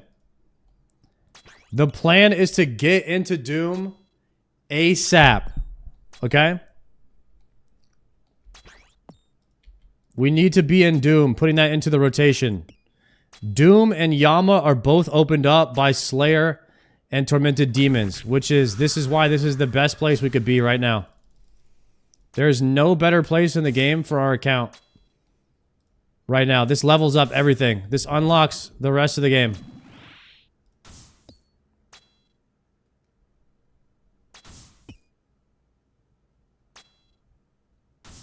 T1X, thank you for the gift sub.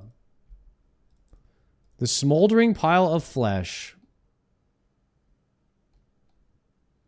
I thought Bofa unlocked the game. Bofa unlocks the ability to farm these faster.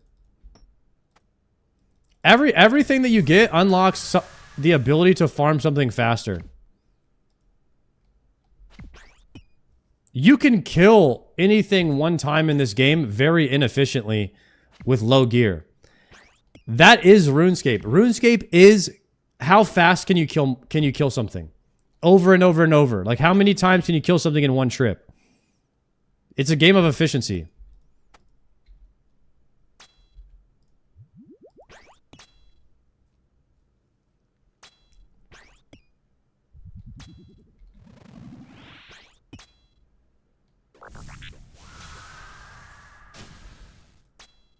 It's literally like, yeah, how many times can you kill something without having to go back? It all revolves around like kills per hour, essentially.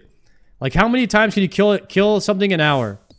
And when you start min-maxing that has to do with like how many times you have to bank, how much DPS you're doing, how skilled you are at the game and not taking damage, how good your gear is. It's like an algorithm of all that stuff getting mixed into the efficiency equation of how many times you can kill the boss per hour. You can even get external help. You could bring in people to tank. You could bring in people to carry. You might have lower chance of getting stuff if you do that.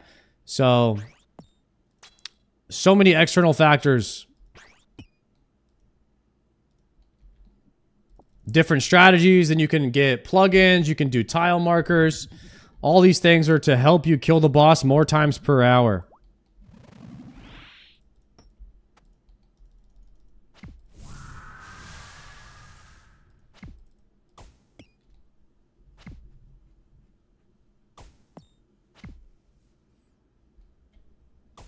Went back to DGs for my ballista. Hating having to hit the mirror backs with sunlight bow. Can heavy ballista one shot? Nice.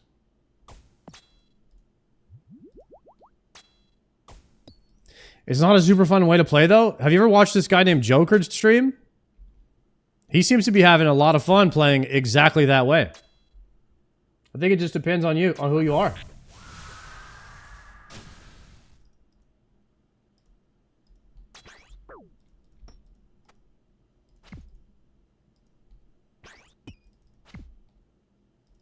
Jokered.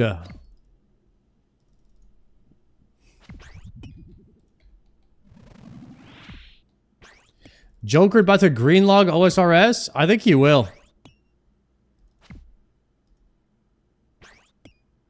He's too efficient and too spooned.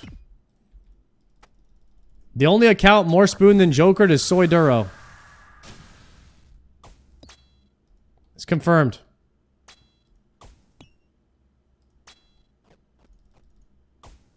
Yo, what up, Wiz? Yeah, but Soy Duro is bald? What does that have to do with anything?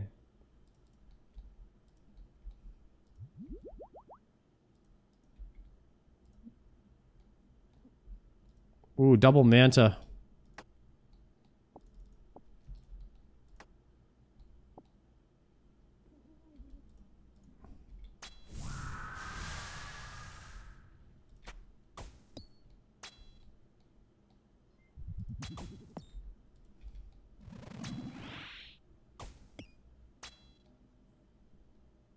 Yo, Libri, thank you so much for the gift sub.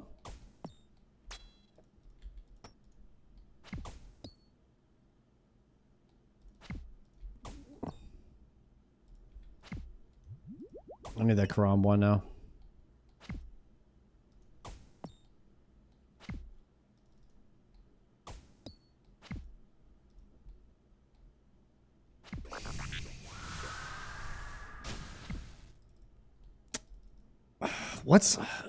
I think it's actually pretty bad for an Iron Man account to go dry on Tormented Demons because you use so many supplies when you're here.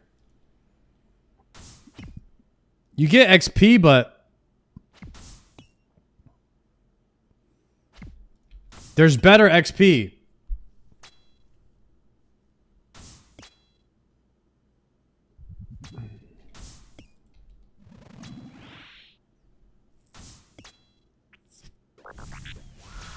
I thought bursting was better XP than this. Dude, how many magic longbow use, brother? Guys, I have 4 magic longbows. What's the drop rate on this?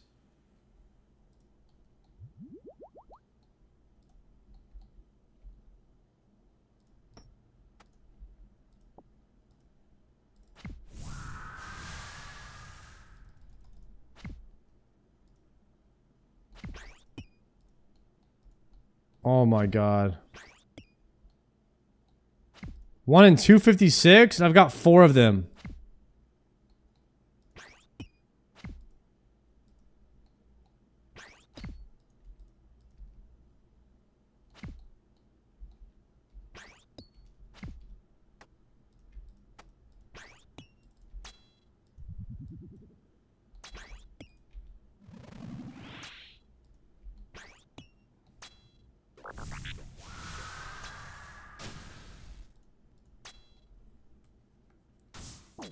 Who's balder? You or Soy Duro? Guys, Soy Duro is the baldest. This guy's the king of the balds.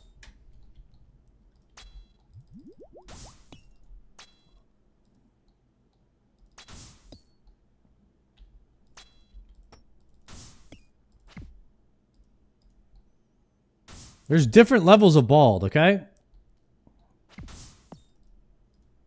I'm like a mid-tier baldy.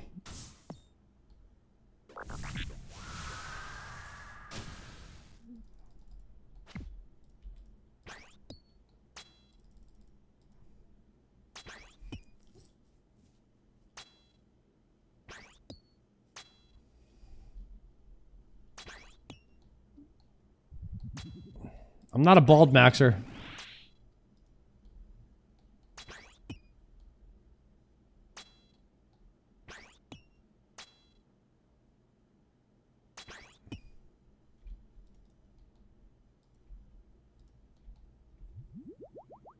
Damn, I have no room in my bag to pick this stuff up.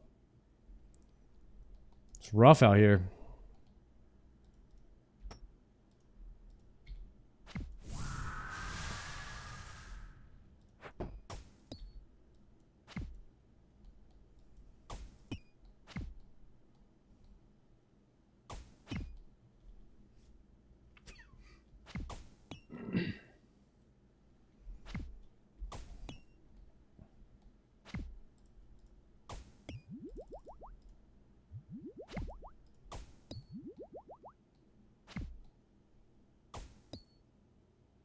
At least your log isn't filled with rare seeds. Oh, that are like stuff that's on the same drop table as the synapse, and I just rolled bad on it.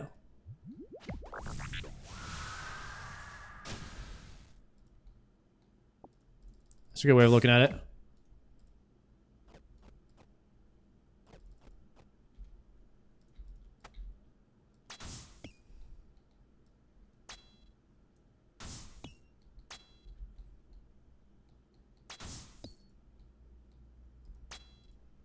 I actually ate a 200 milligram gummy. Am I cooked?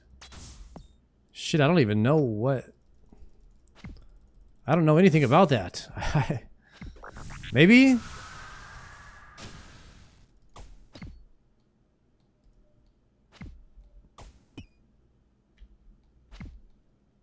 Envy! Thank you for the gift sub.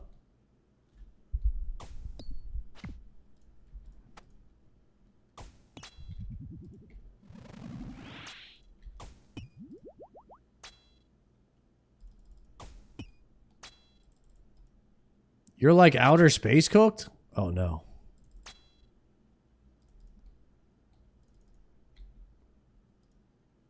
Bro's about to go through a black hole. Inside of a bookshelf.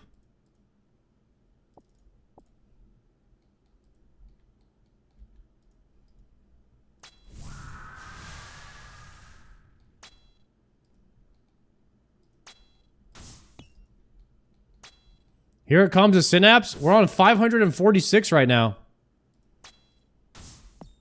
It could be any moment at this point.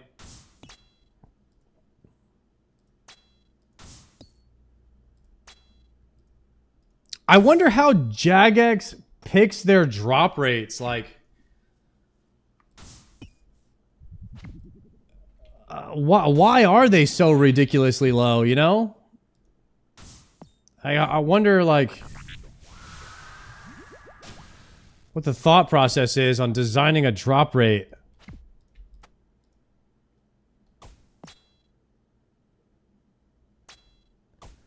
They choose based on time spent to get them. Like how good they are, how much character power they bring versus how long they take to get, and how much they should be worth. On the GE based on time spent and how much power they give. It's like a simple math problem.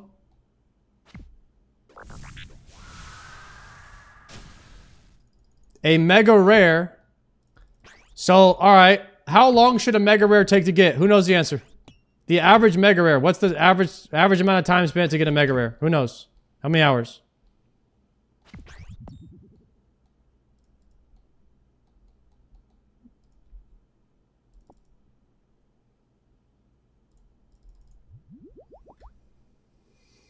$1,000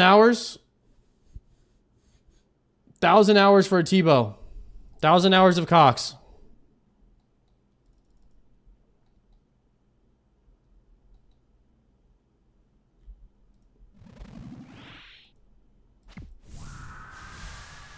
So nothing else in the game should take 1,000 hours.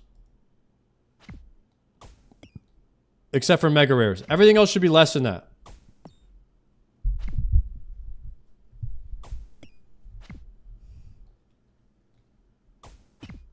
Besides third age clogs.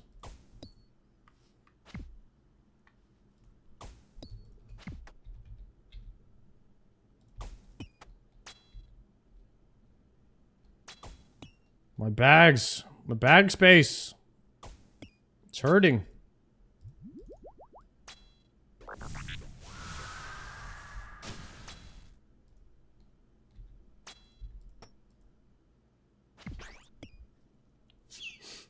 I sometimes dream about pulling a third age pickaxe.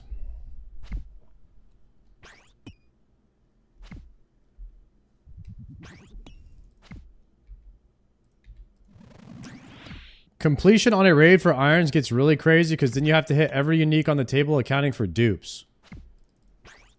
Yeah, that's kind of crazy. Kind of crazy.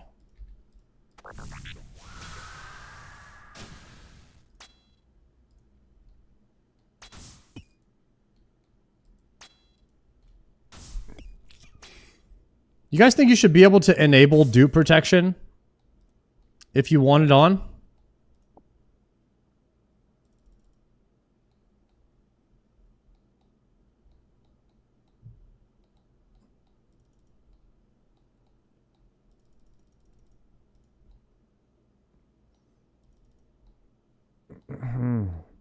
It would mess up the market for mains?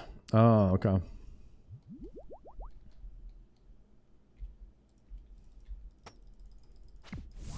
I will say I love dupe protection on my Iron Man and Perilous Moons. That was really nice. That was very nice. I really enjoyed that.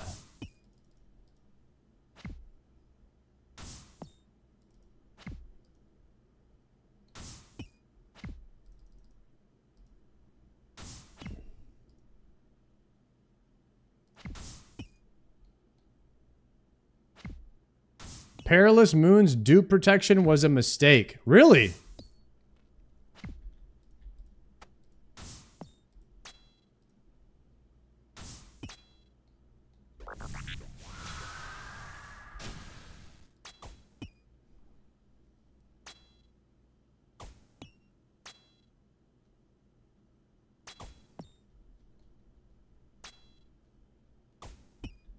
Irons need to suffer. I found the mains.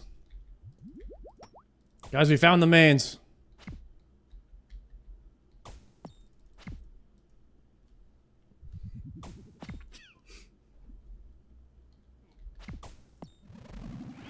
Guys are tripping balls. The PM dupe protection is great game design. I love the dupe protection in Perilous Moons. On Iron Man, at least.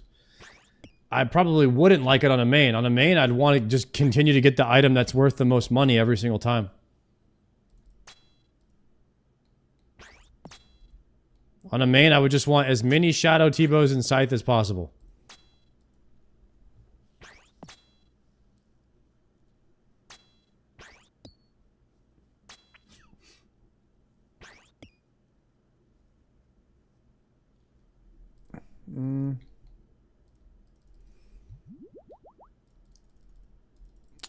If you got dupe protection on a main, you'd probably turn it on if you didn't get the mega rare and you had everything else, right?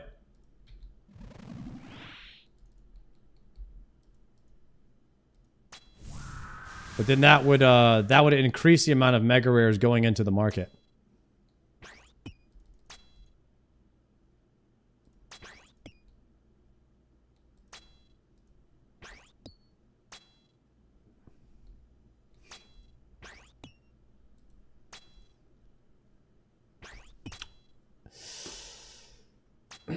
But if dupe protection was on for everyone, it might decrease the amount. Would it decrease or increase the amount of mega rares going into the market? If dupe protection was on for everyone.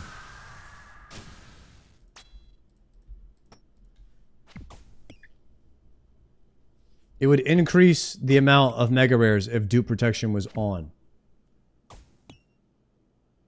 By a large margin, huh?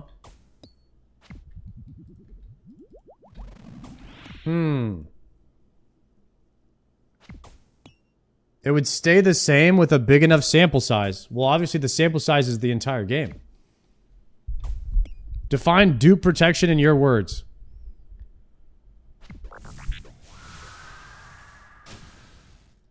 You can only loot one of each item until you've gotten all of them.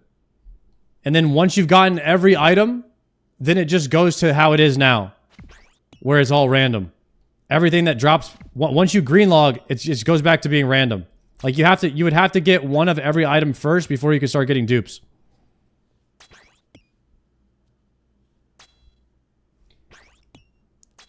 You can't get every item before going bald. What?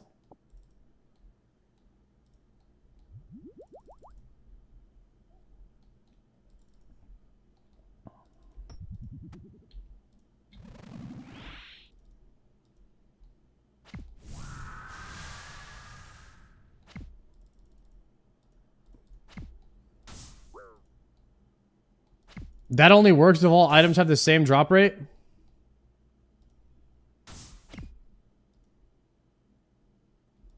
Oh, like Perilous Moons.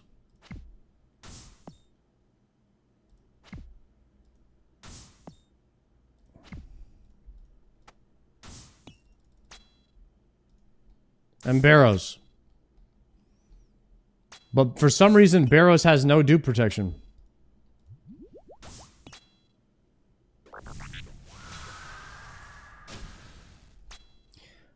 I think it would work on the drop tables where the overall drop tables are the same. Like you get one of every ancestral piece before you're getting a dupe, but not before getting a T-bow.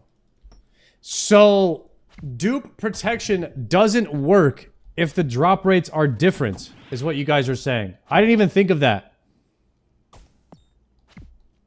The way I was thinking about it is that if Shadow was a 1% drop and Lightbearer is a 5% drop, you have a higher chance, obviously, of getting a Lightbearer, but that 5% would be like that 5% roll would be taken off the table. So the next, every single time you roll a purple, now that item won't be there. So it would drastically increase the chances of you getting something else now. So yeah, that would completely throw the market off. That would completely throw the market off. It would increase the drop chance of your first Shadow by like 100 times. I don't know. This is my first time ever thinking of this, so it's going to be pretty fried thoughts. You guys have probably thought of this stuff 100,000 times already. That's kind of what you do as a streamer a lot. You kind of just think out loud for the very first time. You don't think any of it through, and then you just let people flame you. That's why I'm a good streamer. Okay? Because I do that really well. Think about that.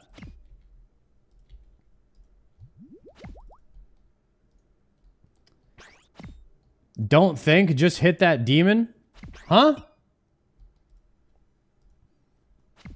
Let me tell you one thing I am good at. Timing that guy out for 10 minutes. How about that? Boom. Done.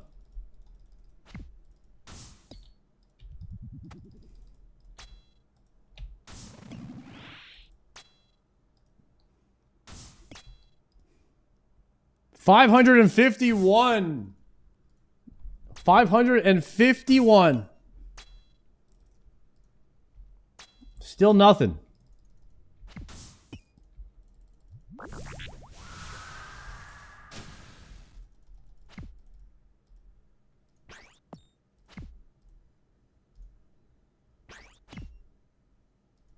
Oh shoot, the streamer awards are this Saturday.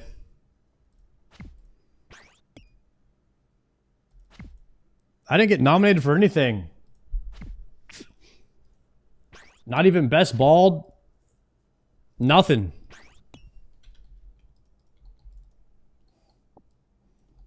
Unfortunate. The scam awards this Saturday, it's more just like a popularity contest, I think. But in a way, the streamers with the most viewers are like kind of deserving of the award, right? So it's really just kind of a who has the most viewers awards. It's kind of how it is.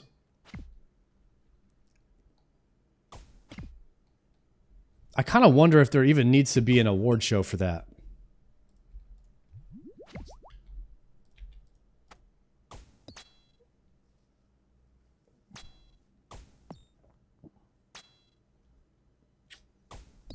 I'm not really sure we need a streamer awards, but maybe I could be convinced otherwise. I also really feel like it's just turned into an IRL awards. I mean, I think that the video games awards in there are just like pity awards at this point. Anyone who goes to those awards doesn't care about video games. Twitch used to be about video games. It's not about video games anymore, really.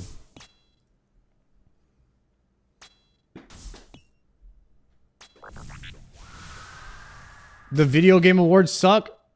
I didn't even know there was a video game awards. I'll tell you why they suck, probably. It's too big of a categories. It's too many.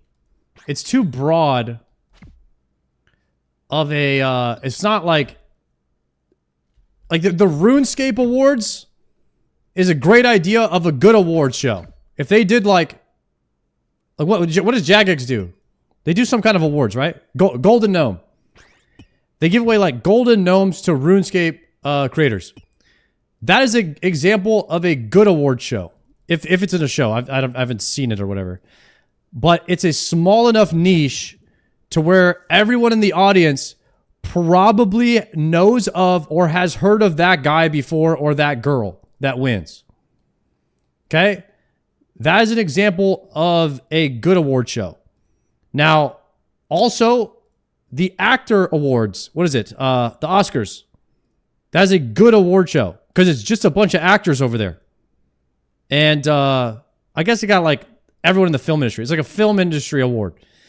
It's a more niche. But if it was an entertainment awards, it would probably be too broad. Because you'd have like comedians, actors, singers, dancers. You have everybody up in there. Maybe you'd have Kai Cenat in there too. For like big Twitch streamer entertainers. So like, that's like too big of an award. I feel like the streamer award is also too big. I feel like each section needs their own award show. It needs to be like smaller sections. Because IRL should be its own award show on its own.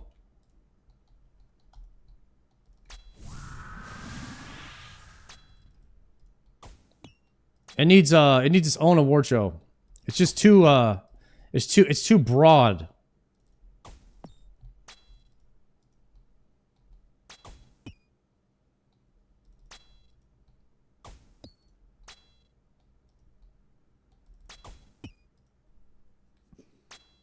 It's just streamers patting each other on the back. That's okay to do. I think a lot of people are a little bit too harsh when it comes to people accomplishing something. It's okay to say, yeah, that guy did a good job. And I think our society in general is becoming too toxic. And even on Twitch, like, people in the chat that are being nice can be looked at as being cringe. And that's such a toxic culture that we're developing. And that needs to stop. And that's why I'm really encouraging you guys to like keep your logs balanced and stuff. Because we don't want people that are just negative all the time. And I don't want people in here thinking that it's not cool to be nice. Like, that is the epitome of just a terrible society and community that we're building here on Twitch. And it's all masked and hidden behind anonymity on the internet, which is what originally started it. And it's just gotten out of control to the point where people think that they can literally just like say whatever they want to you virtually, and it just has no effect on the streamer. I mean, streamers are humans too. We feel emotion. We're not just these robots up here talking. We read the comments and we have to choose to like skim over it and not read it so it doesn't change the energy on the stream. And we become a toxic person fighting people in the chat all the time. So I really, really appreciate when you guys say nice things every now and then. It makes me think maybe I'm doing something right in the world. And I do laugh at the mean stuff every now and then, but I don't want to make it all about that. So yeah, just a quick shout out to the people that are positive in the chat, man. Thank you guys. Brother, please get a Symbler next. Brother, I got the Masori Symbler kitted out. It's just not really worth the swap for me. Plus, I can flex Inferno Cape the whole time. The moment I take it off, people think I don't have it anymore.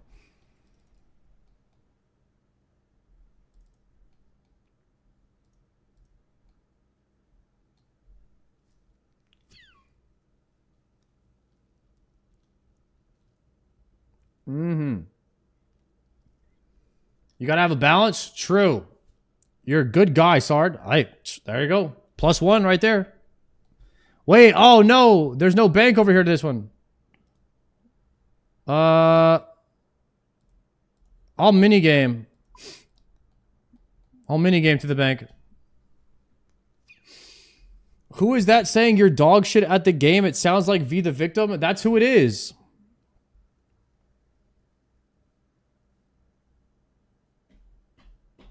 Czar and Sard making the game a less toxic place to go. I think that needs to happen in general across all Twitch channels. We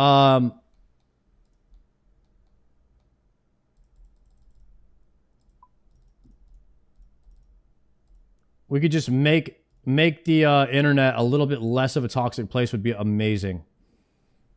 But it's not going to happen unless a bunch of streamers start doing it.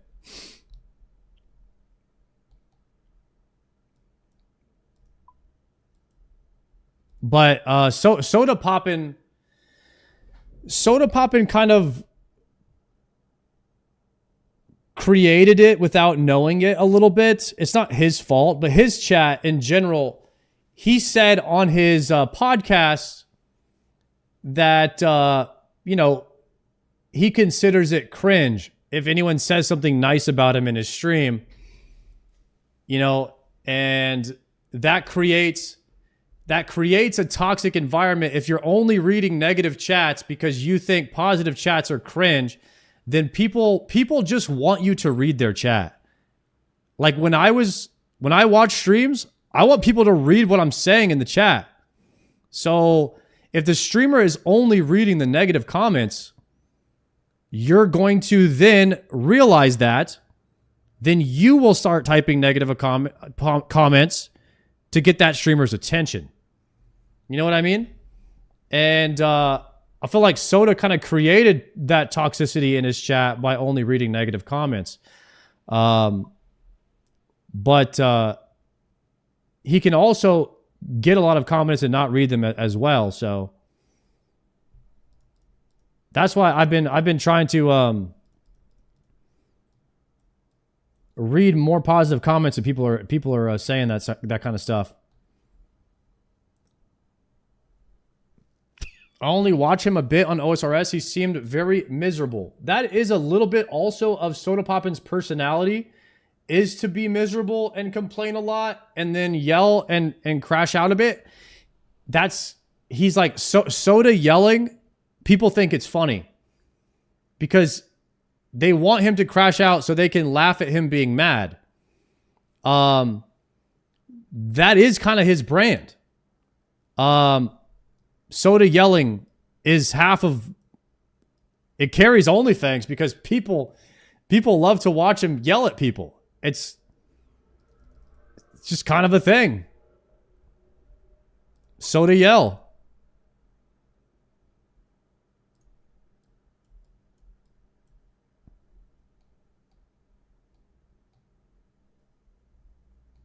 Same with Tyler 1. Yeah, Tyler 1. They like to see his personality, him kind of like flaming people. His audience loves that. And so he's kind of been conditioned to entertain his audience. He's a great streamer. He knows how to entertain his audience. And so if that's what his audience wants, then that's what he's going to do. And so his audience, he encouraged his audience to be like that, or his audience liked that part of his personality. He sees that he gets rewarded when his audience likes what he's doing, so he continues to do the thing that his audience liked, because if his audience likes that, he'll get more audience, which will generate him more money. So in a sense, he will make more money by being more toxic. It's a cycle. It's kind of how it works.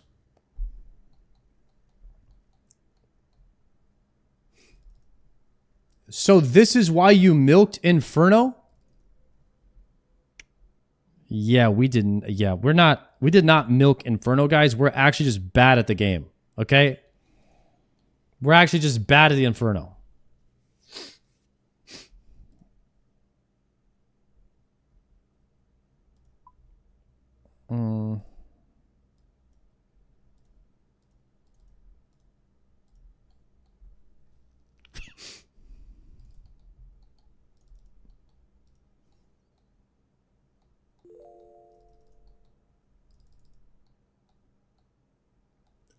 Milk, I thought you did the Inferno fast. Yeah, a lot of people are saying I did the Inferno pretty quick, which is great to hear because I was super disappointed in myself that it took me 3 weeks, even though I went in with no guides, minimal help, and everything. I really thought I was better than what I was at the game, or maybe I actually just underestimated the Inferno. I underestimated it. That's what happened. Straight up. Inferno was just a little bit harder than I thought it was going to be. But, to be fair, I might have done it a lot quicker if I knew what I was doing on Zuck. If I had done this simulator, there's a chance that I kill Zuck a lot quicker than what I did. That was my fault for egoing the simulator. I should have done the simulator. Matter of fact, that is the only thing that I would agree with people on in the milking portion is because I egoed the simulator, it took me longer. And so that could be viewed as milking. But I really wanted to see if I could do it without the simulator. So you can have your own take on that, I guess. But if I would have used the simulator earlier, and if I would have caved a bit earlier and just actually learned the fight on the sim, I probably would not have been in there as long. I will admit that.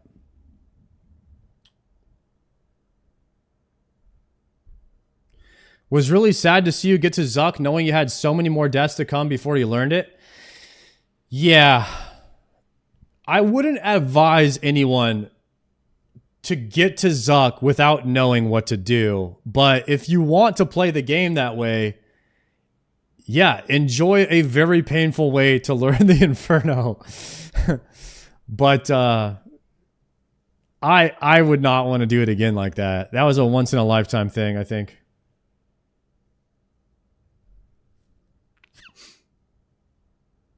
You think you can one-shot another run now? Yeah.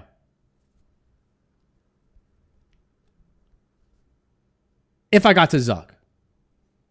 I think I got triple Jads down pretty good now. I think I one-shot Zuck. I don't know. 60 through 63 is still probably going to be RNG if I get the worst wave. Not even going to lie. 60 through 63 still can kick my ass. Occasionally. The next time I go in Inferno, I'm going to have Dragon Darts. So, that's going to be months. It's going to be months before I do that.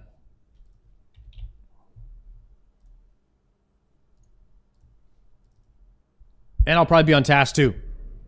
Probably be on task, yeah. Bathroom real quick.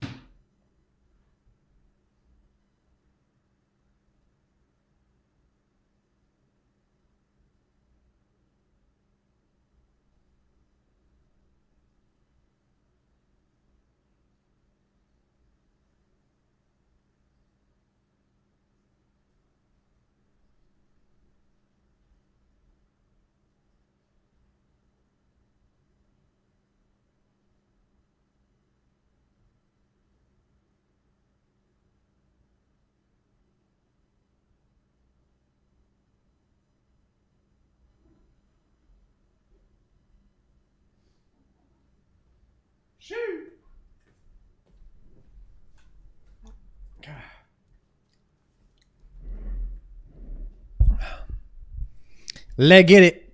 How many more of these do I need for a level? 30. Y'all think I could do 30 on this trip? One trip, 30 TDs. Then we go get some dragon boots. Maybe we could do 30 on this trip. I don't know if I'm being super positive, but I think you'll crush Colo really quickly. Really? I don't know how hard Coliseum is. People say it's harder, but shorter, so you can pick it up quick. And there's probably some RNG involved in the spawns of the waves, I'm assuming.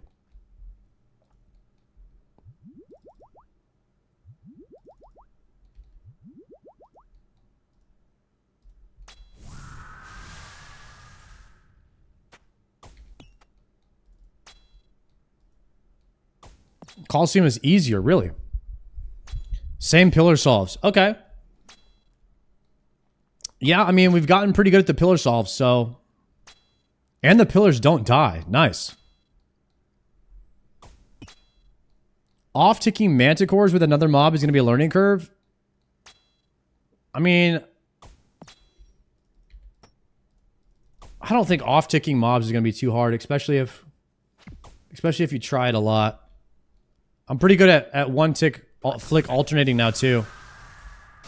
That actually started being very easy for me towards the end. You doing blind call out? No, God no. I'm not doing anything blind again.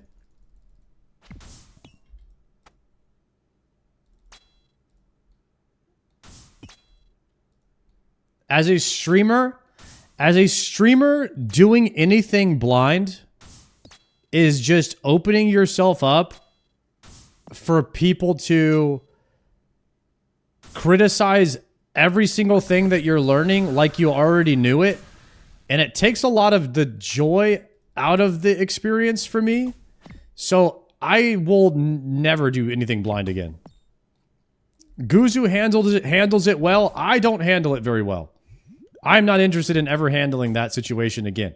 But even the joke of Guzu going to the bathroom and all that, like... That became a very, very popular meme that I'm sure he will still have to deal with for many years to come now.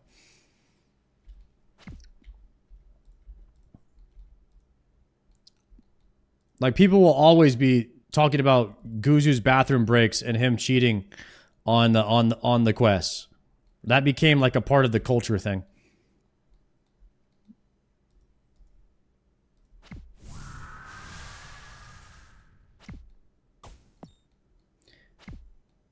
How is Bofa Colo cheesy?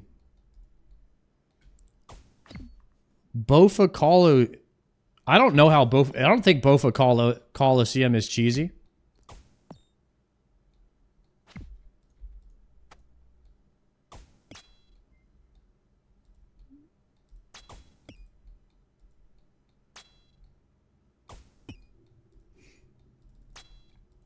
It's how we can't joke around these days about people blowing it out of proportion. Yeah, I mean, nowadays, jokes and stuff are always taken a bit too far on the internet. It just is the way it is. I've noticed that for the past few years. Like, I personally think that the streamers quitting RuneScape joke is not even funny anymore, but it's a very popular one. People seem to cling on to that one really hard.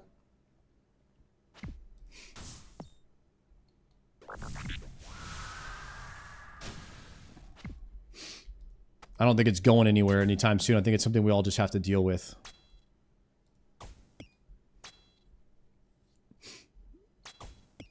The quitting thing has been a thing for a decade. Yes, yeah, it's part of that's like ingrained in the culture then if it's been around for that long. I love it. I can't help it. Yeah, I mean, love it or hate it kind of thing, I guess.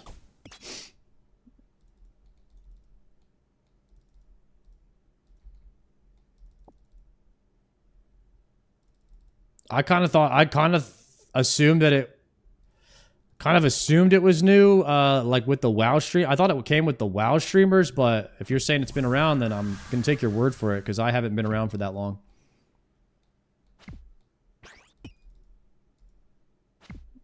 The quitting joke was funny for like a day when Showbet quit New World and got canceled, but that's about it.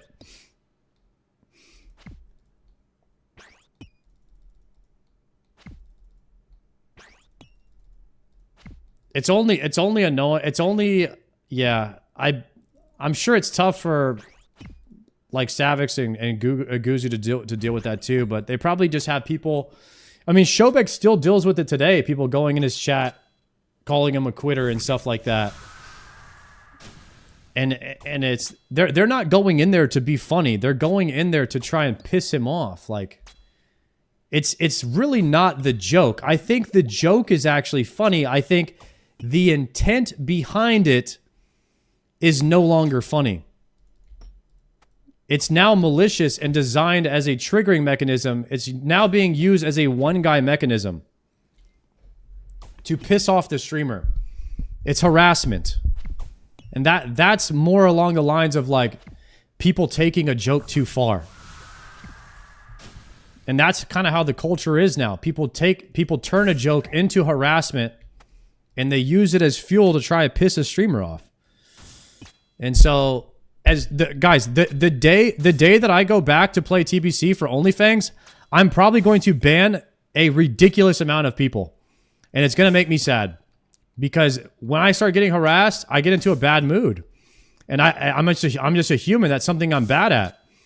And so it's going to be a bunch of people just getting banned from the RuneScape section. And I know I'm going to have to deal with that the day that I go back to WoW and play WoW. So I'm not looking forward to it.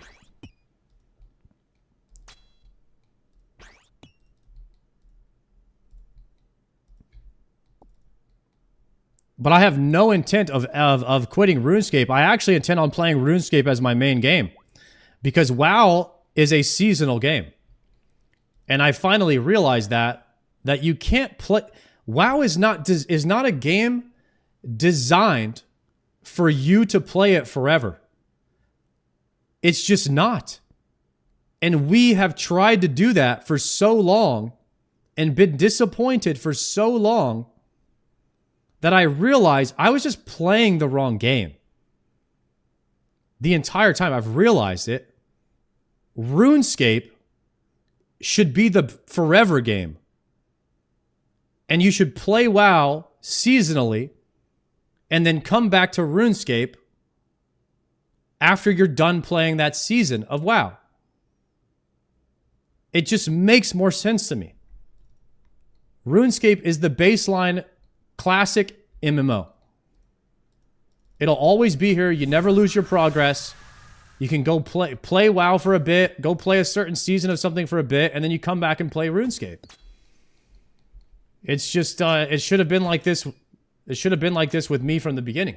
But I had just tried to make WoW into RuneScape for so long that I just didn't know that there was something else out there that was, you know, a better baseline game.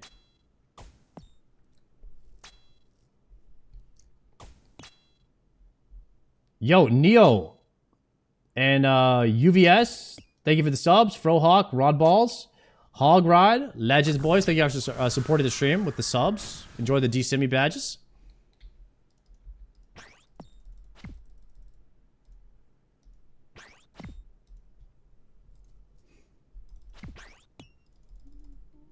I figured this out a few years ago. Now I'm hooked. Let's go. You think playing WoW is worth it? Absolutely. World of Warcraft Classic is one of the best games ever created. It's not a lifelong MMO though. And it was never designed to be. People tried to make it into that. I tried to make it into that. And it's just not. I would get burnt out on World of Warcraft playing it every day faster than I would get burnt out on playing RuneScape every day. Because RuneScape has things for you to do for a very long time. World of Warcraft has like a month of content if you're playing it as much as I do. And then the only thing there is to do is do it again. You're not doing anything over again on RuneScape on an Iron Man account for years. Like, you're not restarting another account you're like until you finish this one per se for like 3-4 years of playing almost every day. So that's why I say that, like, this is just a better baseline game because you have so much content you can do before you have to restart or do it all again, like make an alt.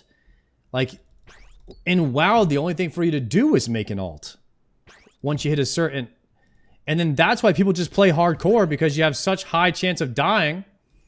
You just start over again. But I'm not really a person who enjoys doing the same thing over and over and over and over all the time. I need a change up. So I'm kind of burnt out on leveling characters in Classic WoW at this point in time. I need a break from that. Grimm's dropping the bomb. Thank you to 5 gifted subs, Grimm's.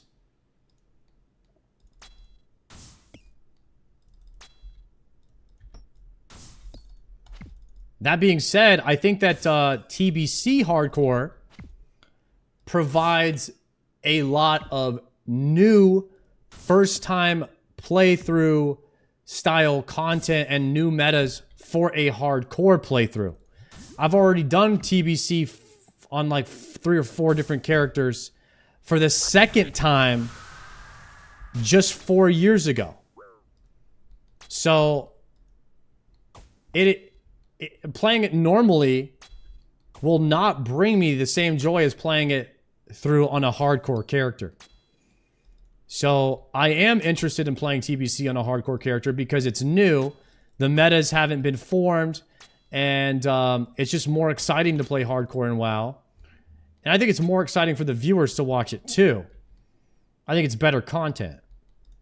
So I am looking forward to doing a hardcore TBC playthrough at some point. Especially with OnlyFans, because that's just good content anyway. When you get it, when you bring a bunch of content creators together, it's just better content. So it's exactly like what I would be looking for to take a small break from RuneScape and then come back in the future. But I don't know when that's going to happen. It's definitely not anytime in the next 3 or 4 months. I'm guessing like 6 months. Maybe around May or June of next year or something.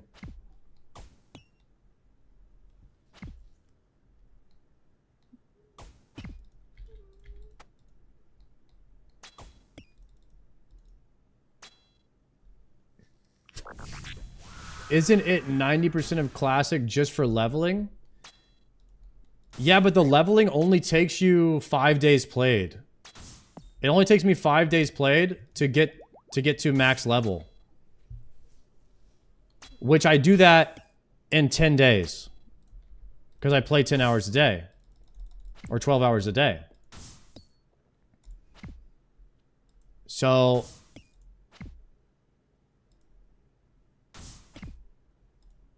it's like, what do you do if you're leveling X amount of characters? I'm almost never dying at this point in hardcore. Like what are you doing if you're leveling all these characters, you know, one character every 10 to 12 days? And you know, all of a sudden you just have a bunch of hardcore level 60s. And they're all kind of just on raid log status.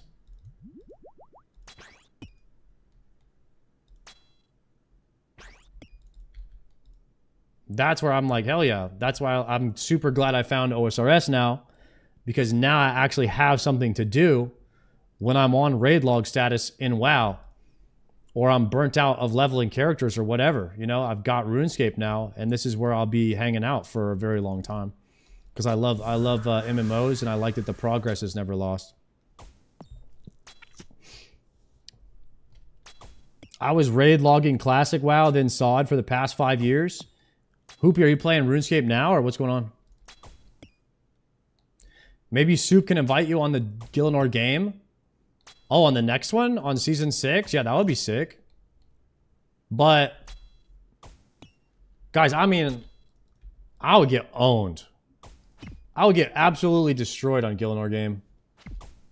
I ain't gonna lie. I'm gonna need a few years of experience. These guys, the problem is you're playing against guys with 20 years of experience. 20 years of knowledge, experience, learning the game, playing through it multiple times. Thousands of kills on bosses, like... Although... I will say... I wouldn't have a target on my back. Because I suck at PvP, I'm not great at PvM, and I don't have a lot of knowledge. But, you know, maybe I would do my part in the challenges and I would perform well enough to be an asset for my team so we can get victories, but not enough of a threat to be targeted. I don't know. Maybe there is an advantage of being in the middle in these type of challenges.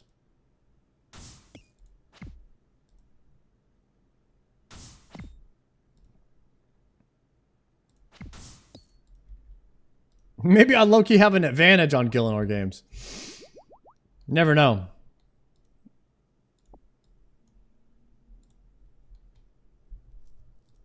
Clip that and send it to Soup. Guys, I don't think Soup is planning on doing another Gillinor games for a long time, okay? They're just getting this season out.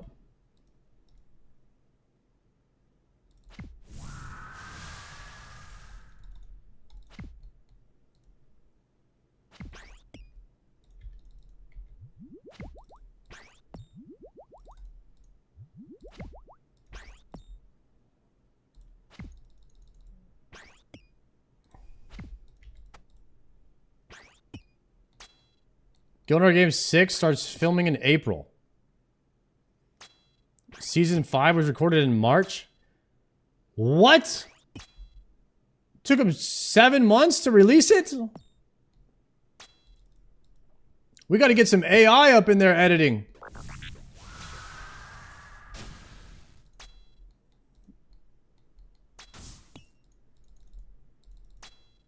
Have you seen the production quality? Yeah. It's amazing. The reason it takes so long is because he reenacts a lot of the stuff in Blender, and he has to make each character individually, then animate each person. He's recreating all the meetings in a virtual reality client. It's crazy. He's doing it in RuneLight. It's nutty. Guys, there are shots of like cinematic shots that are in Gillinor games that the one that I was in, the one episode Wonder, like the Walmart Gillinor games where me and Skillspecs won. What are these guys doing? Is that Frosty Zan? I knew it. Frosty Zam is dropping monkey nuts again. Skeleton. Nice. Skeleton's got the Zuck helm.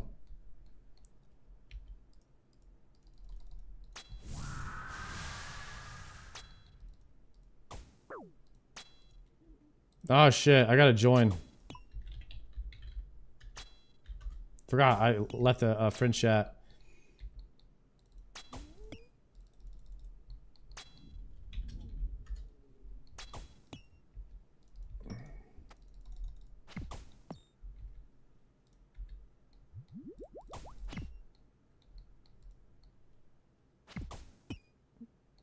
I got 8K messages in this chat? Damn.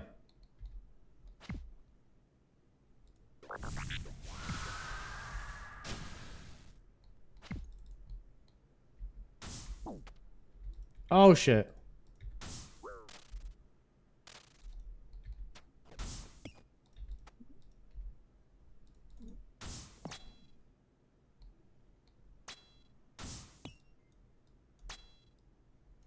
Yeah, my prayer pot's almost gone. There ain't no way we're getting enough XP on this trip. It's gonna be 2 trips.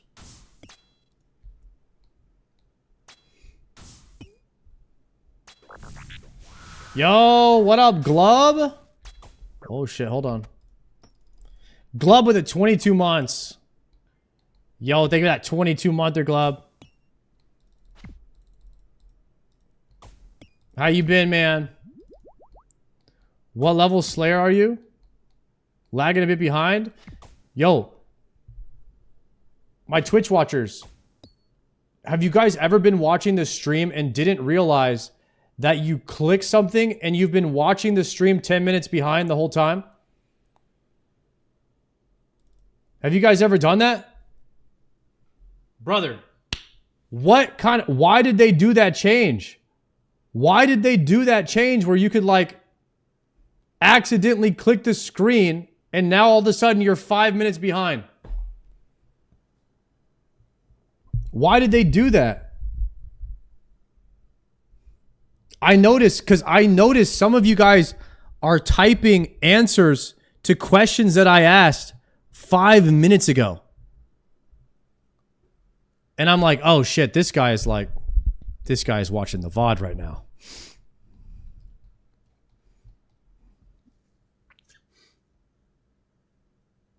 Good luck on the Infernal Cape. Yo, thank you, Donk.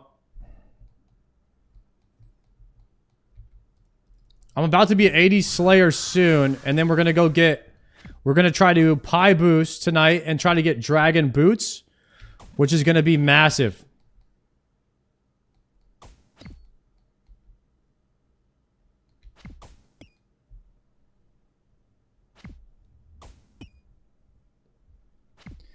Sard is just finishing Tutorial Island. Basically, in RuneScape terms, my current prog in the game at 76 days, I've barely left Tutorial Island. Not even at the mid game yet.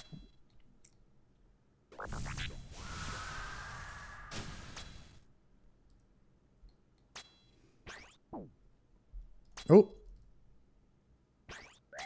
When you get a Scobo, you're going to go to Doom? Yeah. After Elite Void. I'm pretty sure you need Elite Void. I could be wrong, but...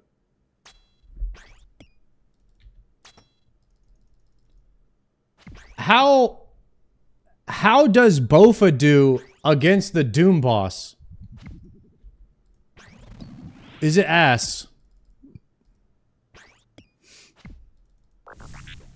Terrible.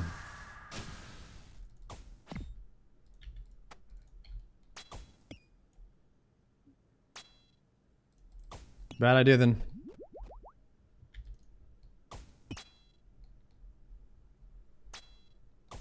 You can AFK Elite Void while you edit your videos. I don't like to do anything when I'm editing my videos because they take so long to do that if I did anything else, it would slow that process down even more.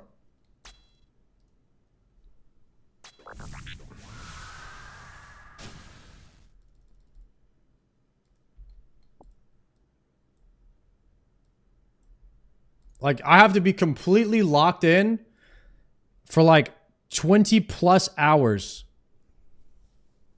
per YouTube video.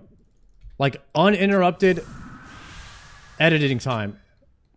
Like, completely, just fully is like locked in.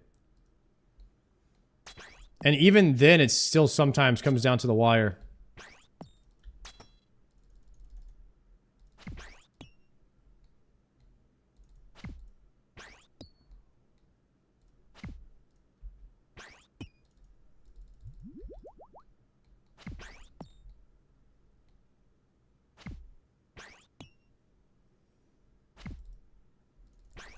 I can edit photos with like 30% attention. Video is like 95% attention span required.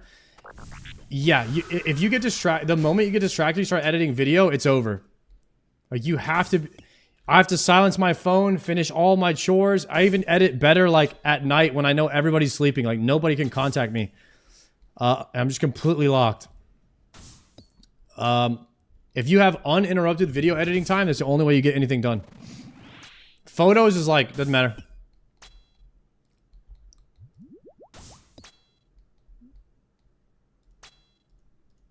My average bedtime is 3 a.m. I usually sleep about 3 a.m. to 11 a.m. is my schedule.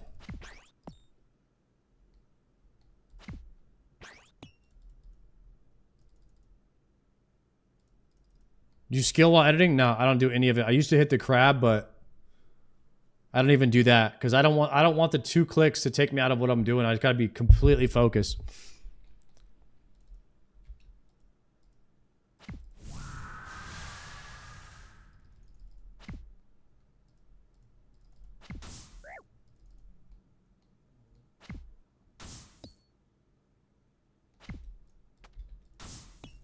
Star mining is a little bit less AFK because you have to click like once every 4 minutes, and you have to find a new star mine, and you have to hop servers, and you have to use a third-party website to find where the star mine is, and then you have to have different teleports to figure out how to get there to the star mine.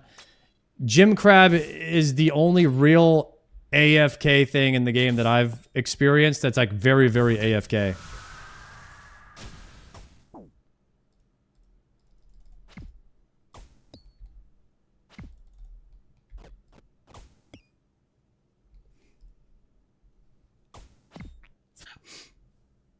NMZ is even better.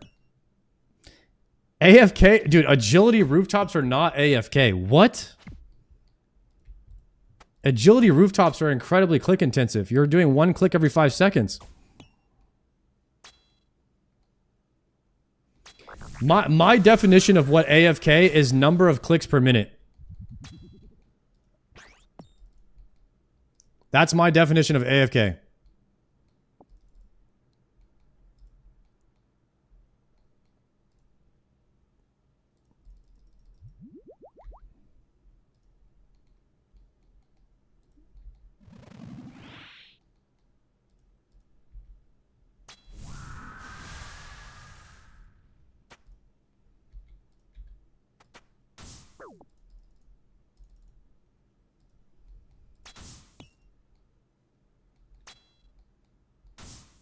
AFK Inferno? Technically, if you're botting, then most things in the game are AFK.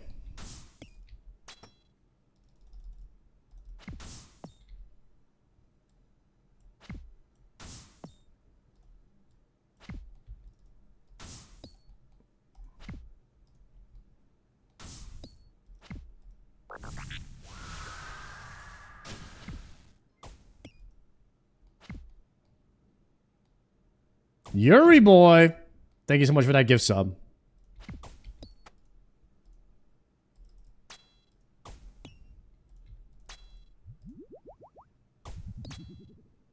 AFK gets thrown around so loosely, it's funny.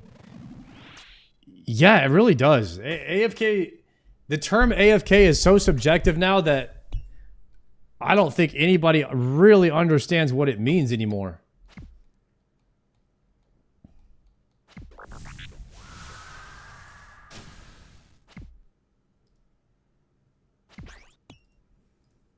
TOB is AFK, huh?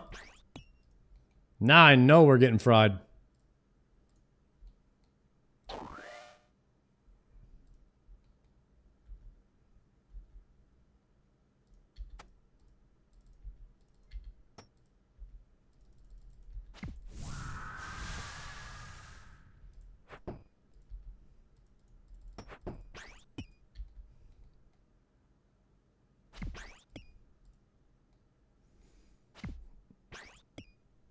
Meaty, thank you for the tier 1. Inferno Cape looking fire, thank you.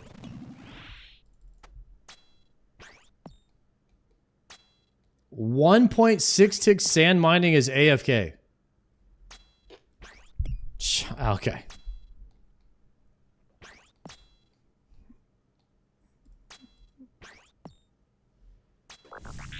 People confuse mindless with the term AFK. That's what I think it is.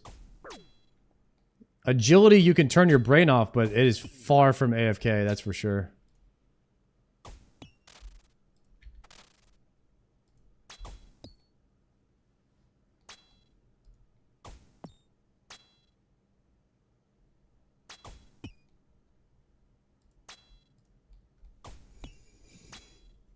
Not playing the game is AFK? Yeah, sleeping is AFK.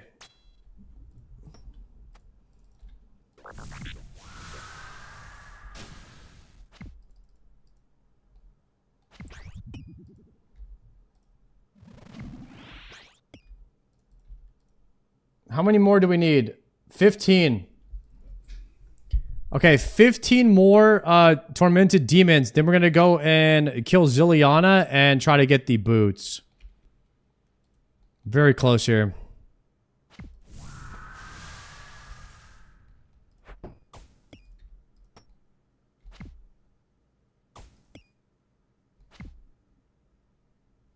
I might color my spec weapons a different color than pink.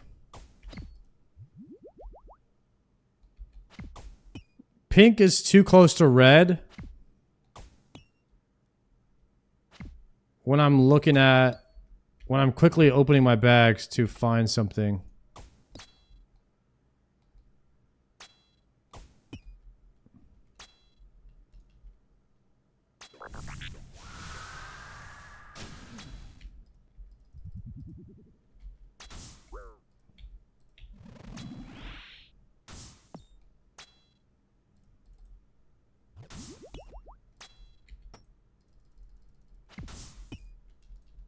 What if we did orange? Is orange too close to red?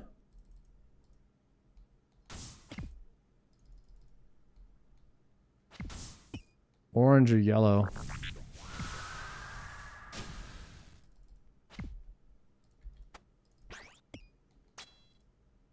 You got the full heavy ballista? Yeah, I did.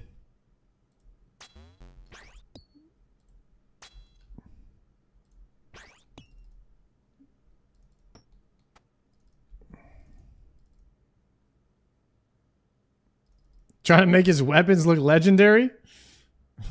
That's funny.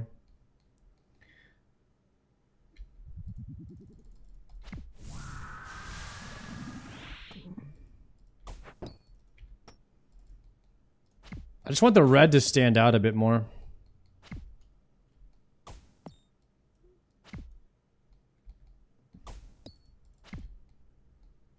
Damn, we're about to get nerd log soon. What the heck? Instinct, thank you for the gift sub. Enjoy that, D-Simi.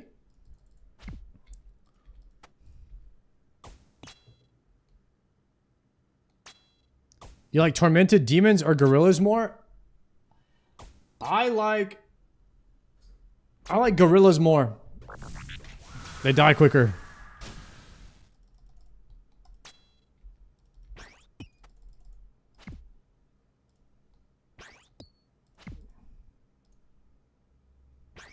I think they have less health.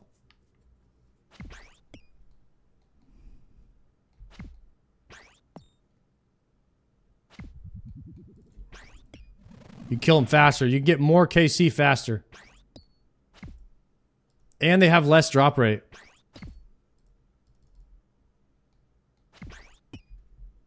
The gorillas are definitely better.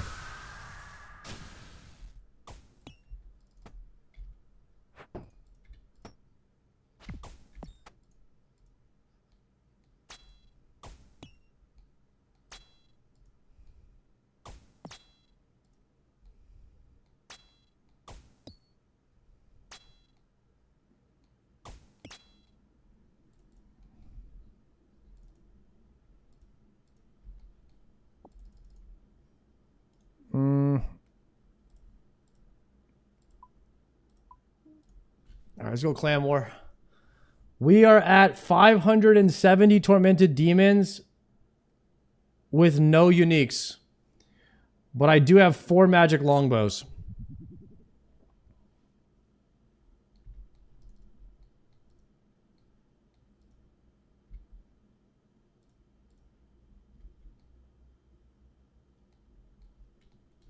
I'm not gonna lie, guys. I'm not vibing with the orange.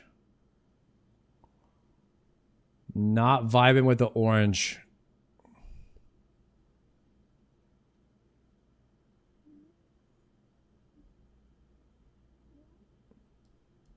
How about black?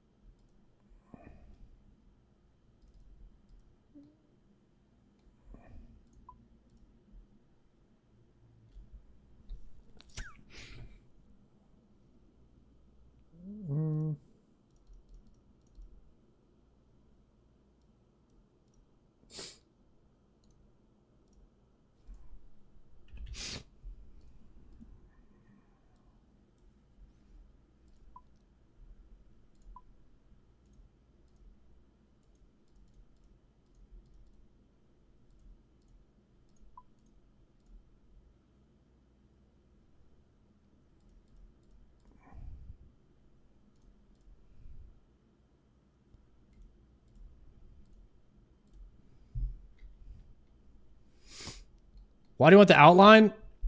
Actually, I don't really need an outline. Wait, that's a good, kind of a good call. On my spec weapons, I just don't put a color at all. And I just outline what I use for my normal setup.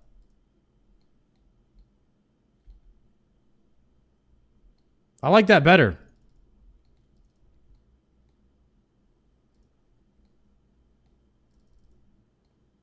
Yeah, let's just do it like that. No special color for the spec weapons.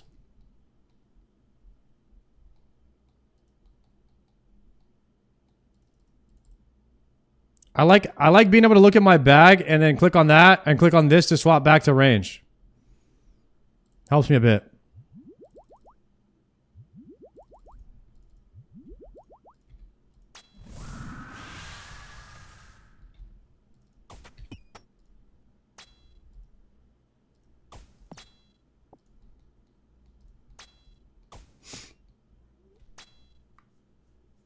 Inventory tags are noob tactics? Brother, I am a noob. What are you saying?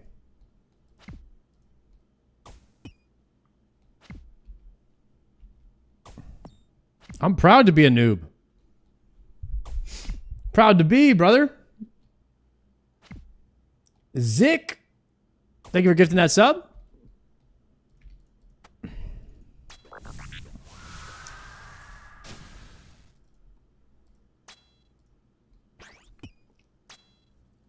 Zura is a tough boss to get down, but once you get it, the farm starts fast.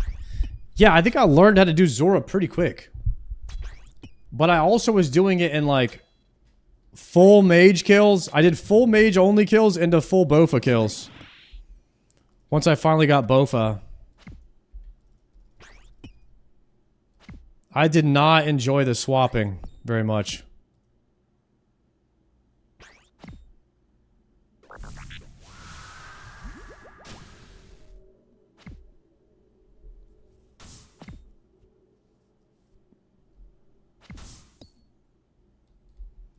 A lot of people put thousands of hours into RuneScape and they're still noob lords.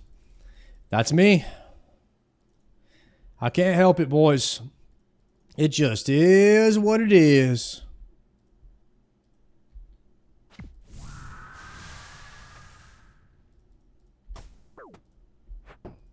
Dang it.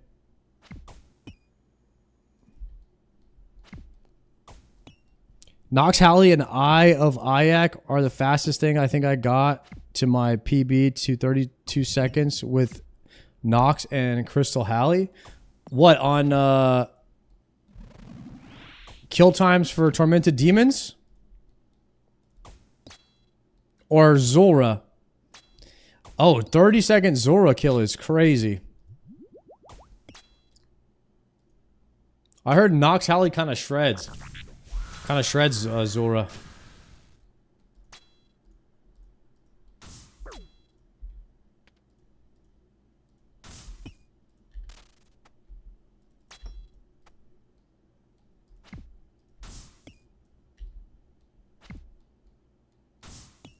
And a Crystal Chally spec goes crazy.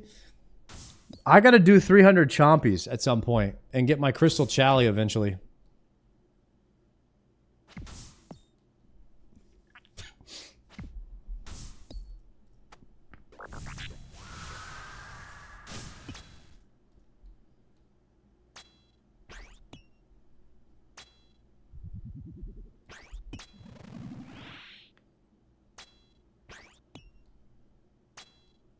You could bang it out in an hour or two? Yeah, but I have 100 other things that I could bang out in an hour or two.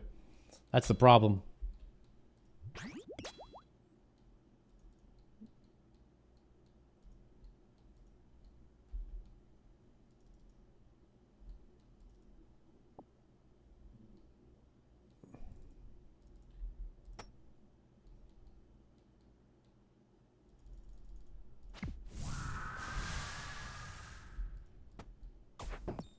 Only takes you 1 minute? Brother, are we talking about the same thing here?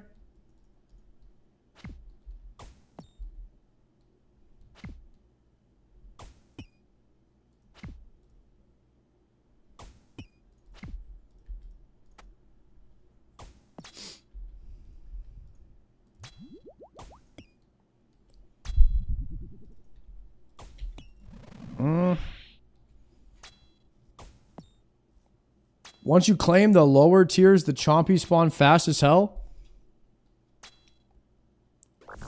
Each wait, like what? Each diary you do, you get faster chompy spawns?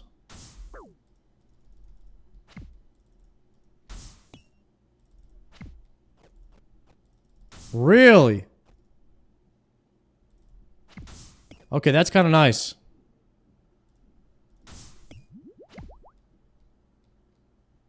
Chinchompies.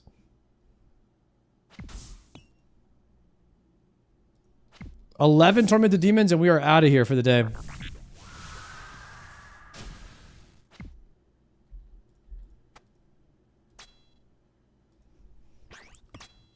Do you guys also have this feeling too when you're doing tormented demons? Like, you hope that you get a tormented demon task, but then once you start killing them, you're like, can't wait till I'm done with this task. It's like a non-stop cycle.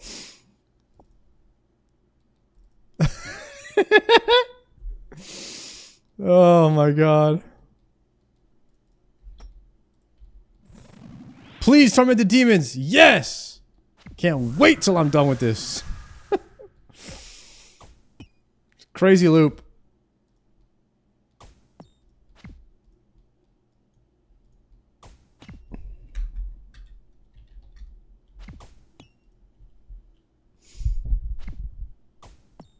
You tried getting the drops yet? Not yet.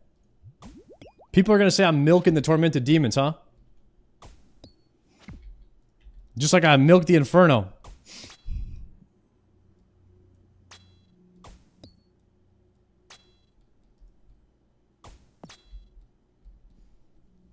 $1K TDs and I have 6 claws and 1 synapse. Damn.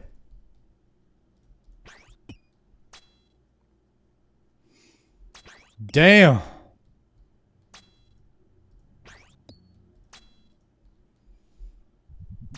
2,900 with 1? That can't be real. That cannot be real.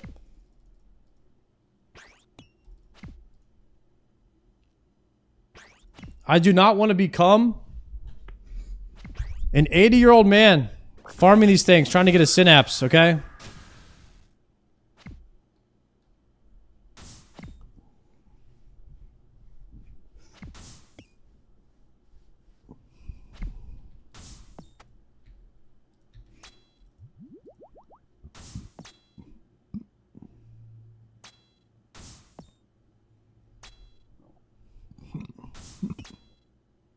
I can send a screenshot if you want, but I'm the driest hardcore Iron Man in the game. I'm almost 5,000 KC with 2 synapses.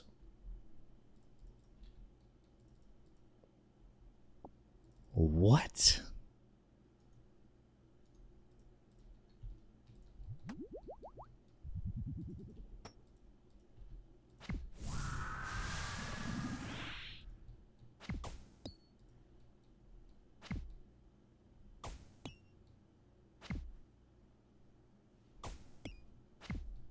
For specifically hardcore Iron Man.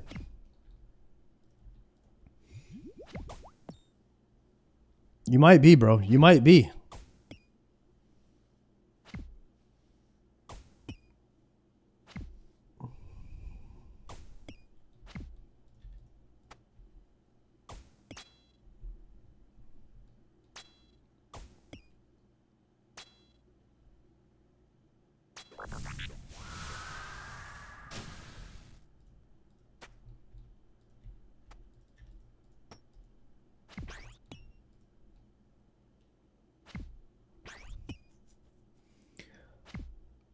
I use 1.7k prayer pots on just tormented demons.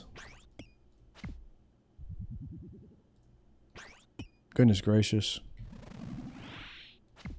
What's your main source for prayer pots as hardcore Iron Man? I mean, does it get more sustainable? Right now, all my prayer pots are coming from TOA.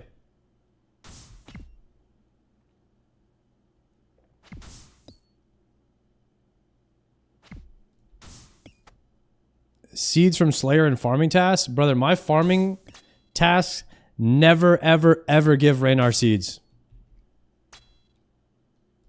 Ever.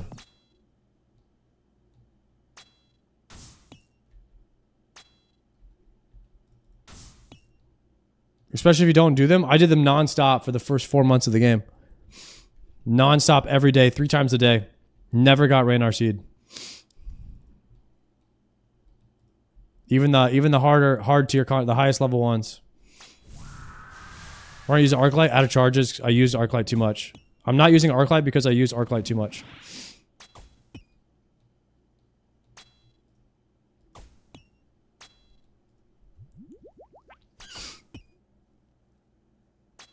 Do you have the levels to swap Scobo and Purging Staff? I don't know what that means. What levels?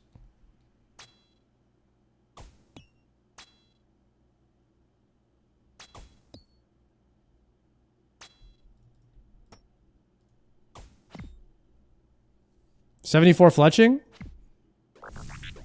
I'm 70 something fletching.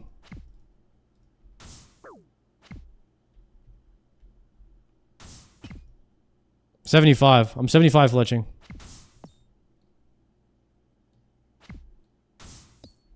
$85 fletching for Magic Longbow. I got 4. I got 4 Magic Longbow used in the bank from Tormented Demons.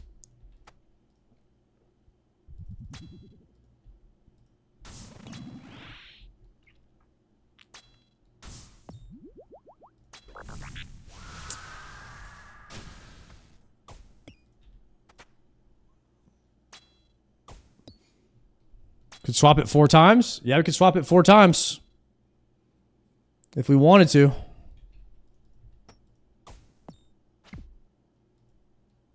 I'm guessing you would swap to the staff every time you do Yama? No, I need an Ember Light. Damn, you need 3. You need Ember Light. Then you need the staff, and then you need the bow for Doom. Crap.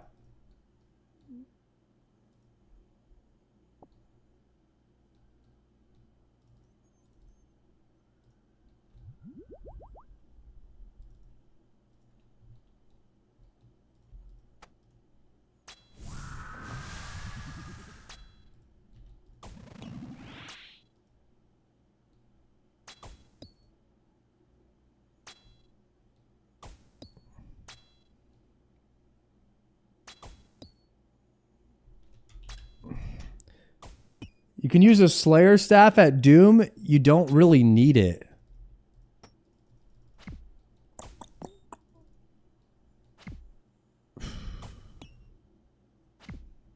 Not for Doom. For Doom, I would use Darklight and Scobo.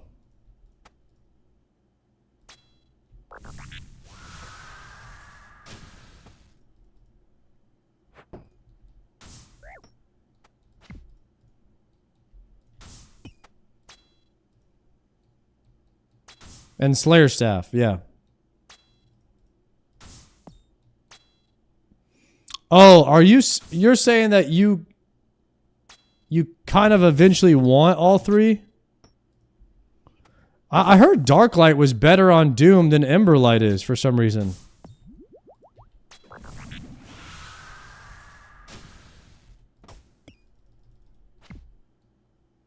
Because of cheaper death. Cheaper death fees. Okay, that's why people do it.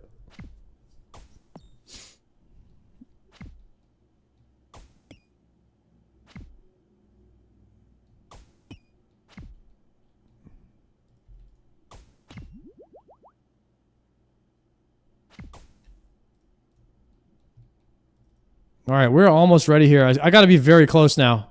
6 more. 6 more. We'll be at 583 Tormented Demons on the day.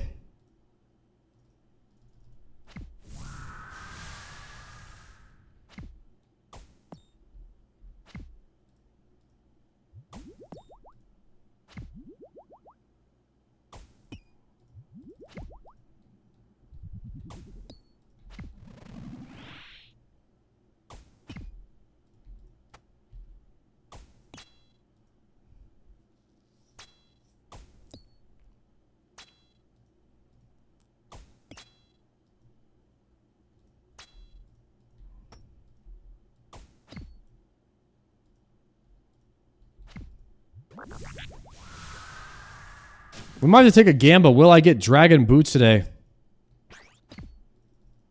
Also, how hard is it? Let me see. OSRS wiki. How hard is it to make more of these pies? Wild pie.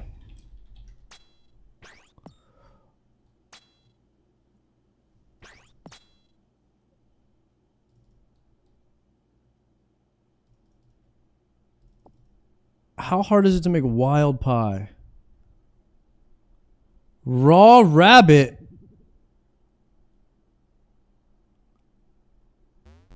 Adding raw rabbit to a part wild pie, raw chompy.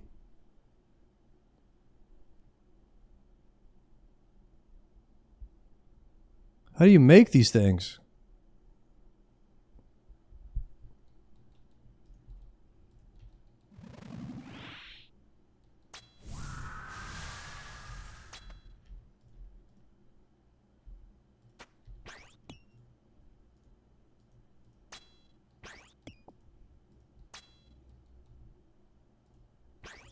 Could be worse because you need them for Elite Void anyway. A part wild pie is made by adding raw chompy to a part wild pie. What?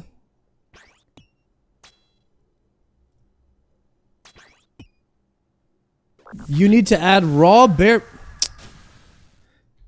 What is this pie, bro? You have to make a bear meat pie, then put chompy in it, then you have to put a rabbit in it? This shit's actually wild, bro.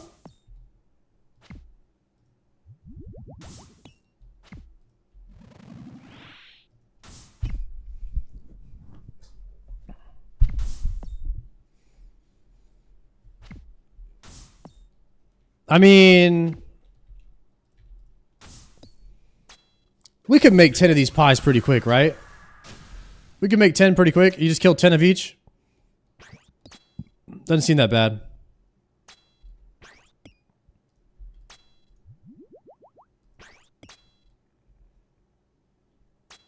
How many do you have from Yama? 1.5. It's right here. Half a pie and a full one.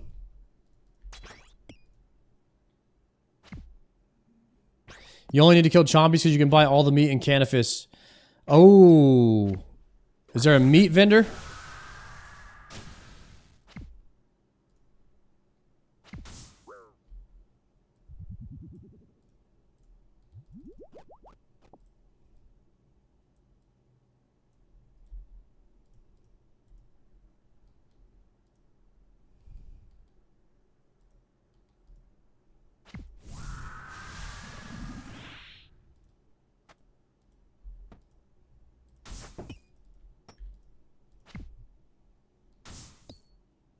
Why are you boosting Slayer? You need to be 83 Slayer to loot, to kill mobs in the God Wars dungeon that have a 128 chance of dropping dragon boots.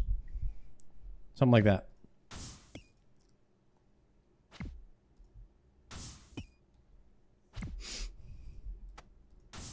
But my Slayer's not high enough level to kill them.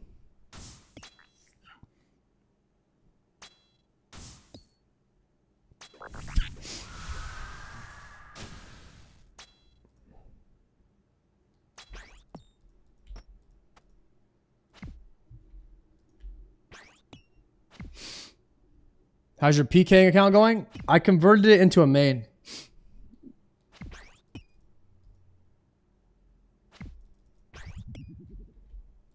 I don't play it at all.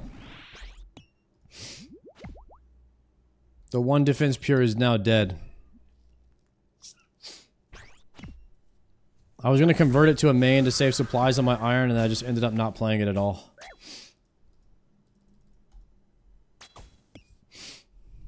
But you can PK on a main.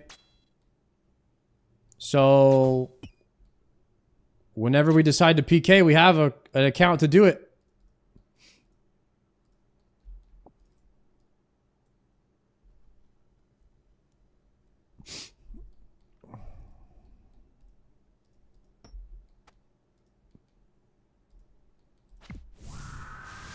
I'm not gonna lie, guys. I hate PKing because I'm gonna get owned.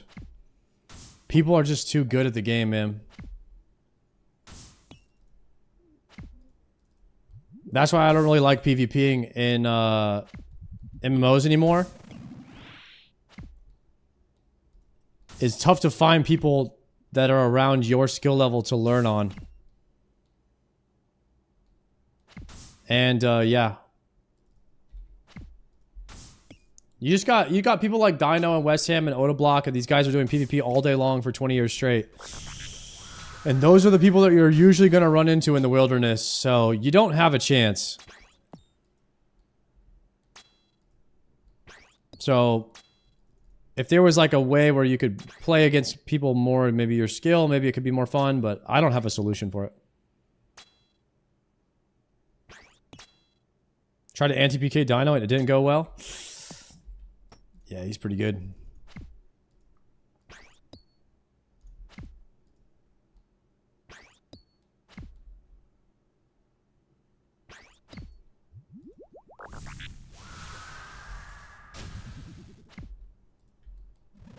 Plenty of noobs in the wildy. How does it work for a streamer with around, I don't know, a little over 1,000 viewers? How does it work?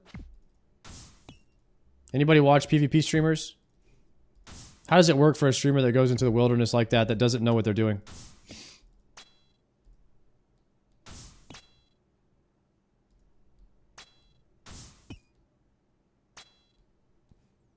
Not well, you're gonna get camped. You get sniped on 4 different accounts. You get wrecked. Skill specs dies a lot.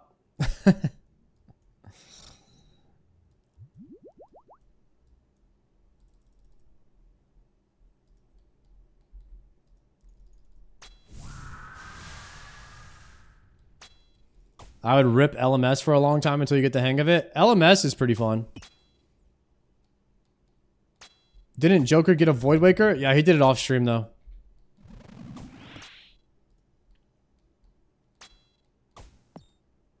I could definitely do anything off stream.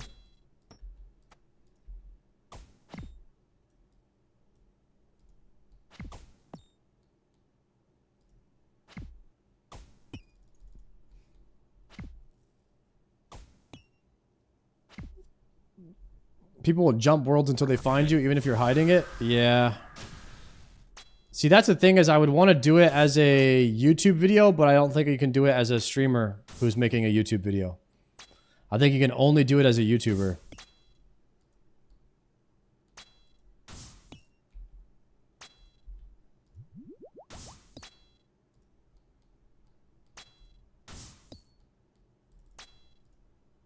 Joker grinds on and off stream? Yeah, I know, it's ridiculous.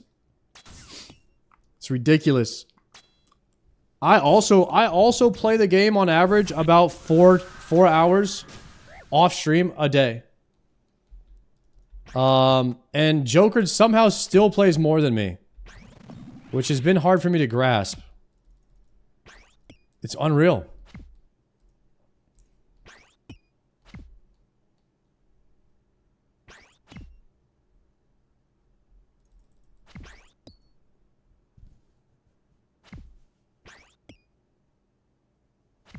Collab with someone in a Discord call and make a YouTube video?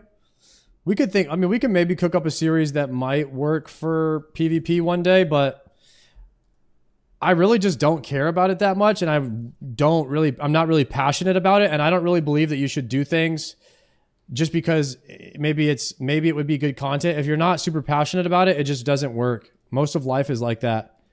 If you're not putting everything you have into something because you truly believe in it and you're enjoying it and that's what you want to succeed at, then the content just won't really carry. So if I did a PvP series, it wouldn't necessarily be that great because I'm just not so passionate about it.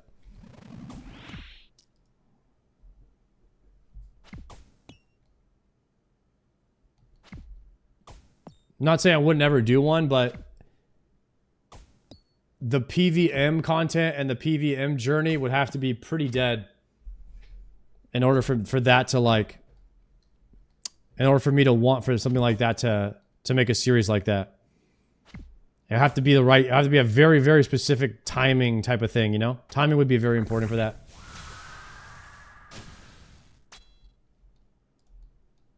I think I'd have to be at a point where I needed a break from PVM. I'm nowhere near that yet. I haven't even touched PVM in this game yet. I guess that's a way of saying maybe in 2 years.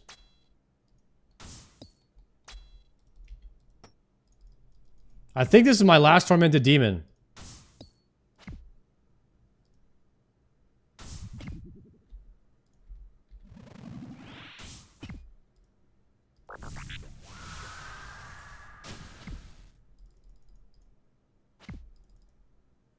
Synapse incoming? Dude, there's no way. 583 right here.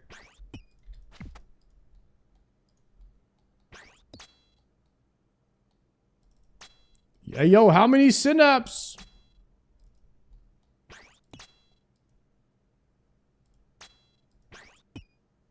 Please. Level up completed. Slayer level? Magic Shortbow U. Alright, here we go. And, oh, and the nerd log. Right before the level.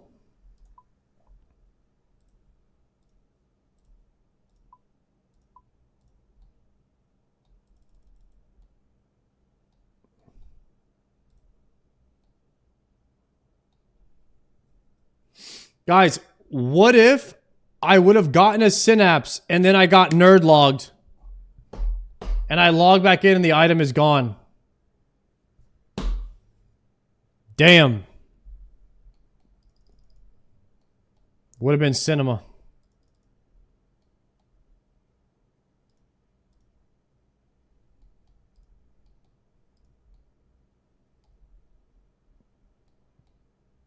It'd still be there? Dude, it better be. I need to be on the bursting spellbook, so we gotta get a Camulet and a dueling ring.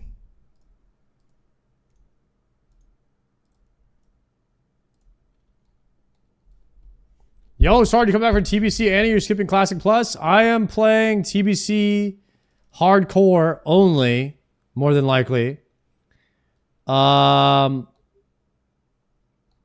If TBC Hardcore develops, like probably for OnlyFans for sure. OnlyFans, right now, my only plan is OnlyFans and Classic Plus, but I am interested in TBC Hardcore. I know we're not getting an official server, but what I said earlier is that I'm not a believer that you need hardcore servers anymore after playing RuneScape, because RuneScape incorporates hardcore into normal servers, totally fine. But what I do want is I want the buff. I want the Soul of Iron buff back from Bloodsail Buccaneers servers. I want that to be available on every TBC server. So hardcore players can exist on the same world as non-hardcore players. And when you die, Ebonheart, that buff goes away and you can keep playing your character as a normal character on the same server as everybody else. That's the best case scenario.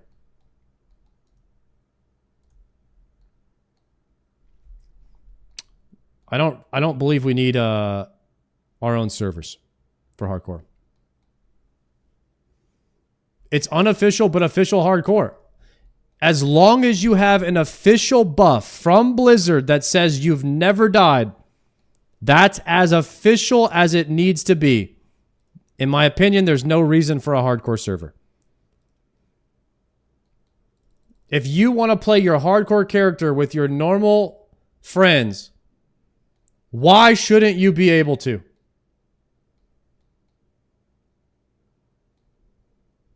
You don't even need an add-on if you have that buff in the game. That literally tells you that no one's died. No one can cheat that.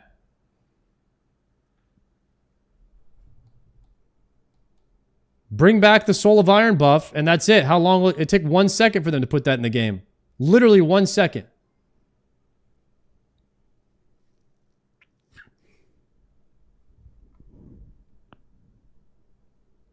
Yo, anonymous gifters, if that gift sub, enjoy that. D-Simi. Venom. They give it a 7-month Venom. What's going on, buddy? It's unfair because your normies can carry you. That can become a part of the culture, but I don't think that that's a big enough reason. I don't think that's a big enough reason. Guys, it works in RuneScape. People get carried in RuneScape too. It is what it is. There's a lot more solo content in RuneScape. That's the thing.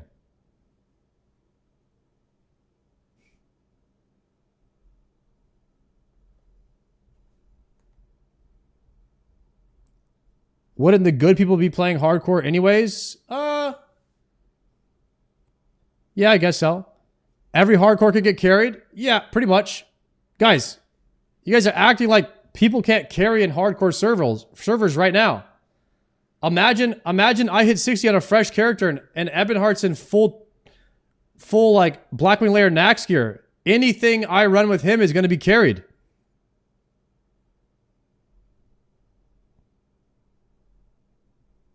You guys are reaching with this.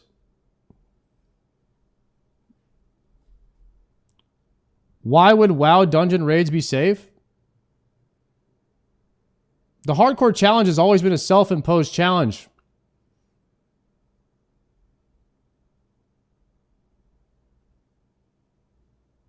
Nothing wrong with carries. Bring on OnlyFans TBC hype. Yeah. Play hardcore for self-satisfaction, not to impress a bunch of nerds. Yeah, I mean, I don't really see a problem with it. The problems that it poses is very minimal in comparison to playing TBC hardcore on a dead server. Like, I think I'd rather see other people running around, even if they're normies. And then if you click on someone, you're like, oh shit, he's got the Seal of Iron buff. Like, that's pretty dope. People just got to know that if they're running with you in a dungeon, that you're getting the hell out of there if shit goes south. And you got to protect that guy at all costs because he needs to keep his hardcore status. Glad you're enjoying OSRS. Personally, I enjoy both WoW Classic and OSRS. Me too, Bounder. Me too.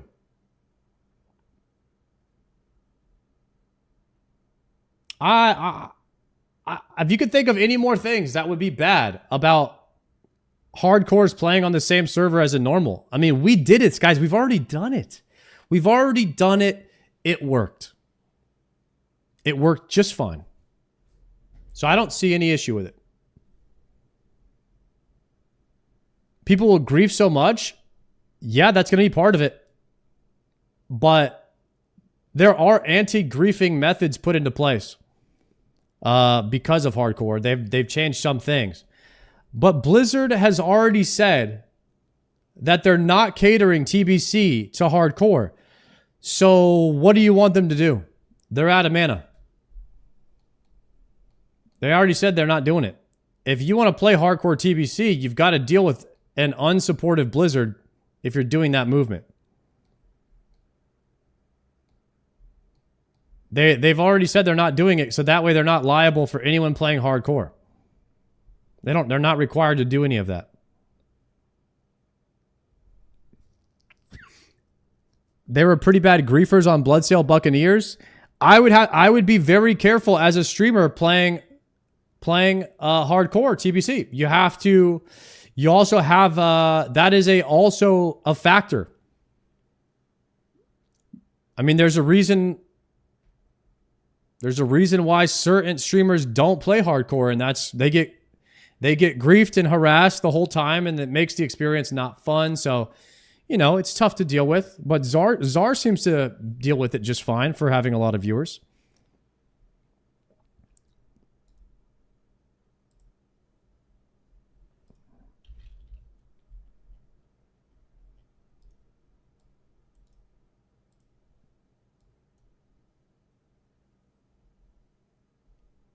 All right. Deposit. I think, guys, is a blowpipe slot worth it for Zilliana? For the heal?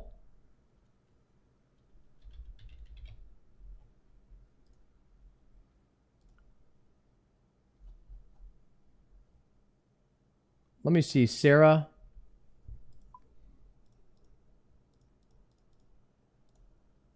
Okay.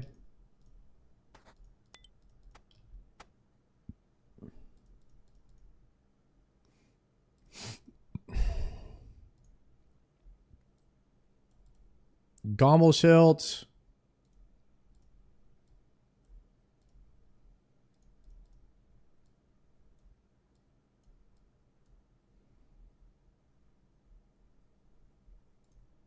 I don't need the ropes this time. We have food. Configure this for bursting. But change out the chaos for blood.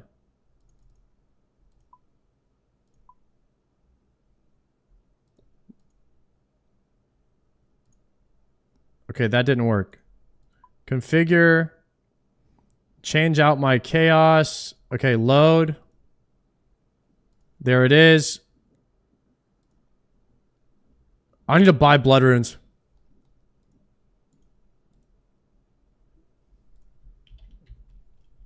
I'm pretty low. This is going to bankrupt me.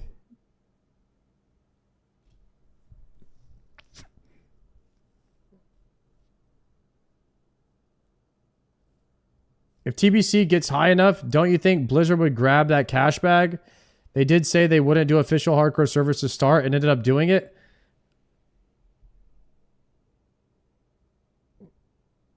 Yeah, I don't know about it this time.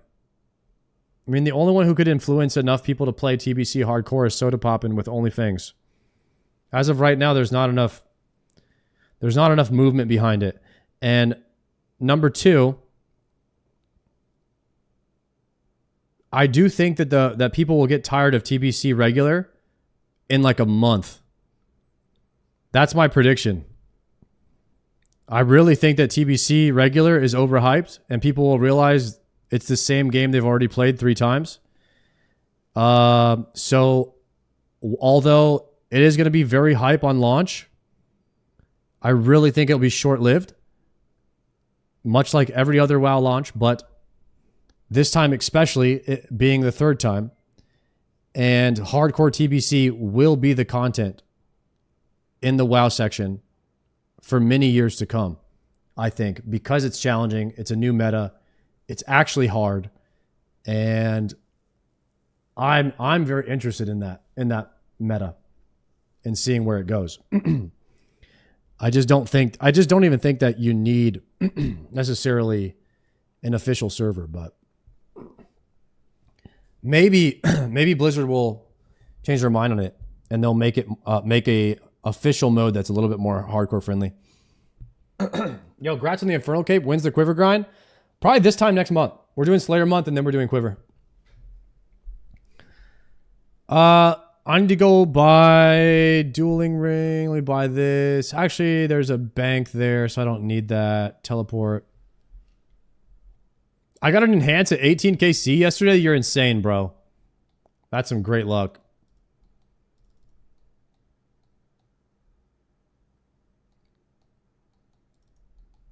Hardcore is very healthy for the auction house economic situation. What do you mean by that per se? Like it keeps low-level items flooding into the economy because people will start over?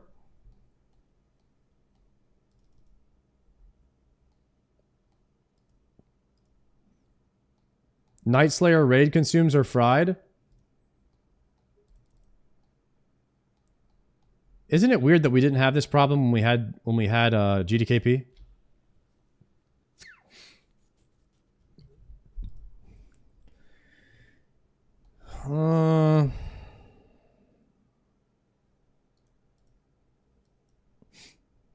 Deposit. All right, I'm going to buy some blood runes and then we're going to try and do a couple of Sarah kills and we're going to bring our meat pies or wild pies. I might pre-pop a wild pie and then bring one with me. Since I only have half of one. Oh, someone's buying the blood runes on these servers. Let me hop to high skill level. There's going to be an official solo self found mode on the TBC servers.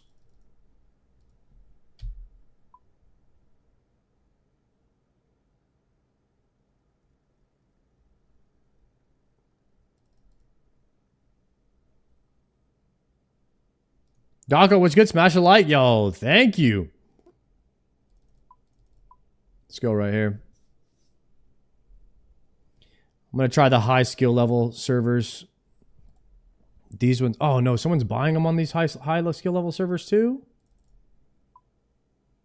Did you spoon your blowpipe? I did. 90 KC. What? Inferno combat achievements? Check back in June. Give me some time. Dude, even the high skill servers are getting absolutely camped right now. You're making this level 60 on hardcore WoW? About 15 times.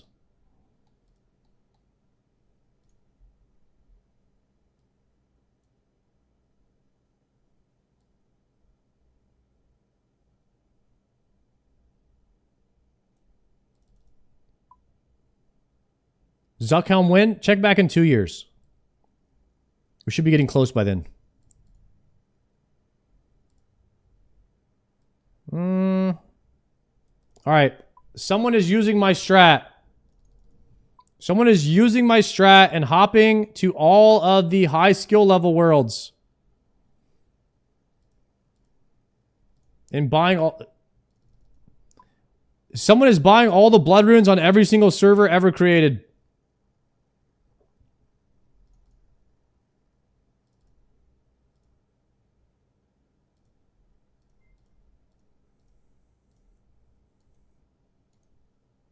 How many blood runes do I have? 800?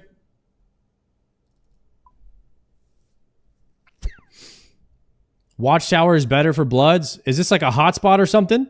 Everybody comes here?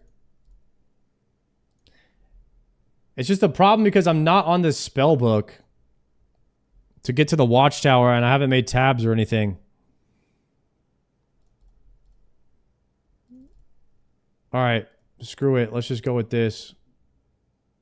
I got 1,000 blood runes. This is good.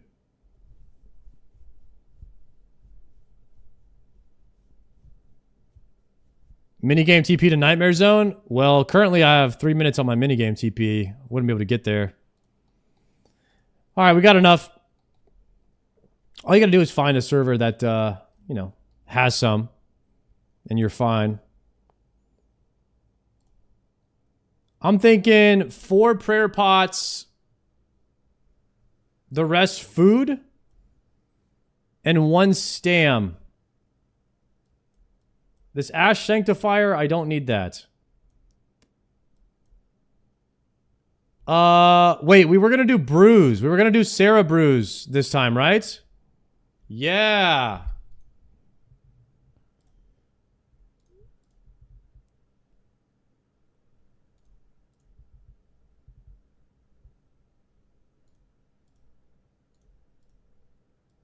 Probably want...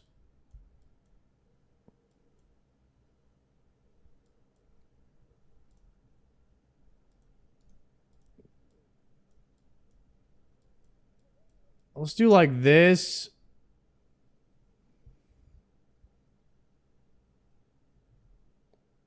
Another stamina? Dude, I'm probably not going to last that many kills. I'm going to be honest. I don't know if I want to waste my staminas like that. You don't need super defense if you're brewing, okay?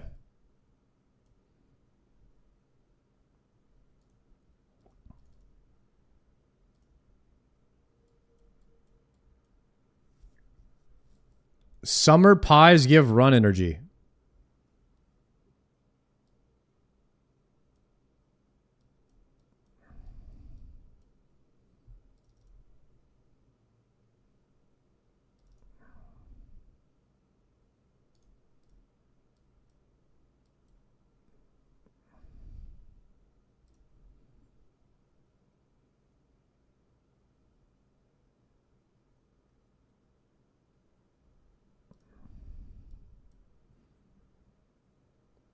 This is what I'm thinking.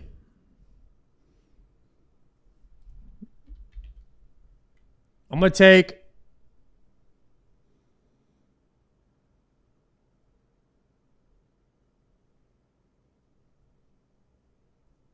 one wild pie. We're going to chug this. Do you stream without music? I have music. I have music on Twitch. You can hear it.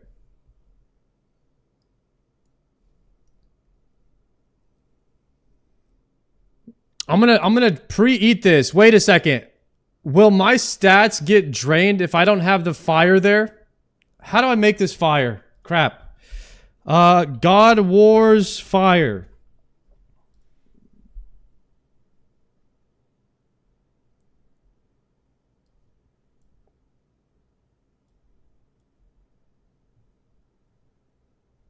$300 earth salt, 50 F salt, and 100 T salt.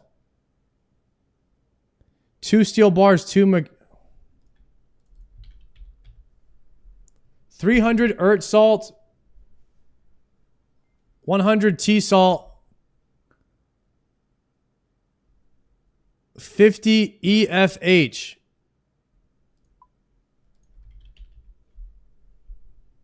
Okay, I have most of this already.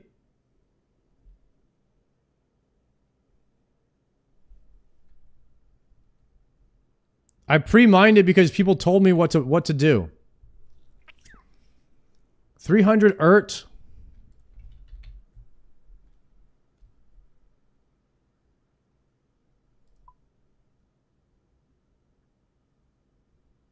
Okay, I should just do this really quick. Mine. Pick.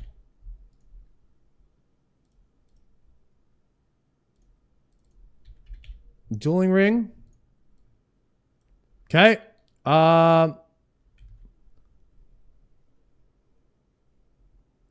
Another streamer being told what to do. Shocking. Oh, no worries. I'll time you out so you don't have to listen to me. Ring of Shadow.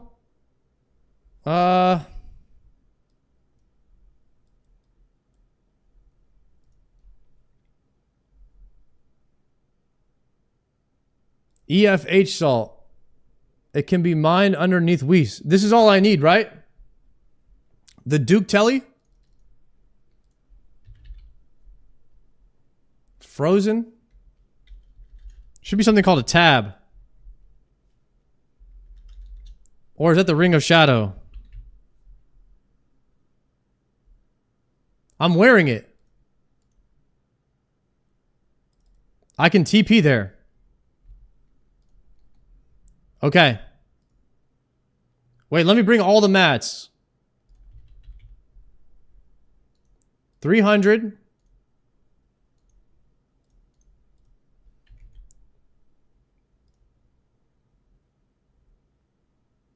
A 100 T salt.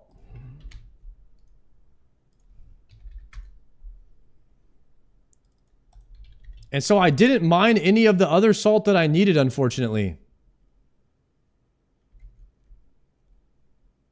It says you need a hammer, a saw, a tinderbox.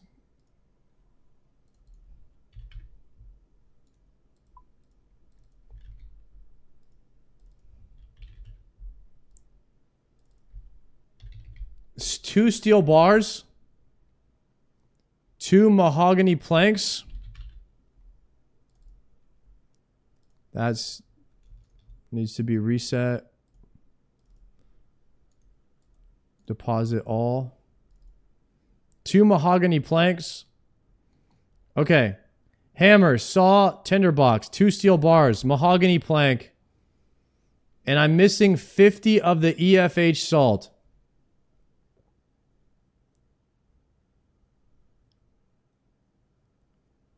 It can also be used to create icy basalts.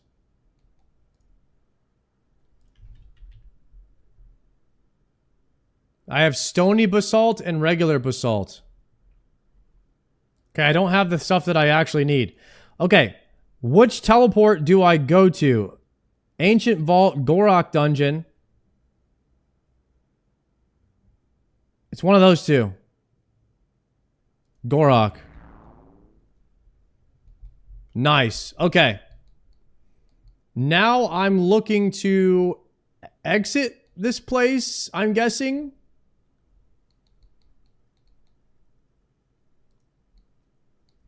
Mine wall.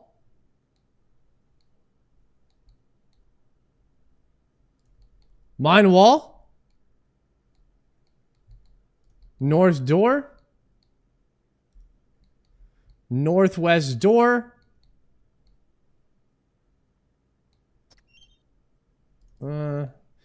Guys, this is Muspa, and that's Duke.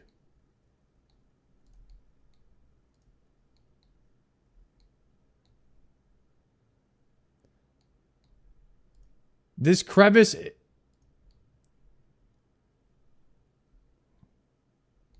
Oh shit! I thought this was Muspa.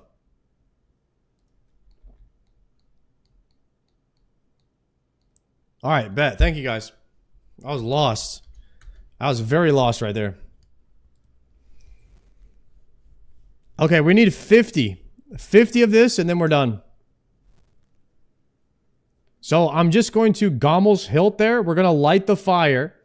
And then once the fire's lit, then what we're going to do is we're going to try and pie boost and kill the mages to see if we can get the dragon boots to drop. You'll want more of these salts to get disease-free herb patch TPs in the POH, also for sailing. We'll come back. We'll come back, Daco, for whenever that is. I'm going to try to get one Zilliana trip in.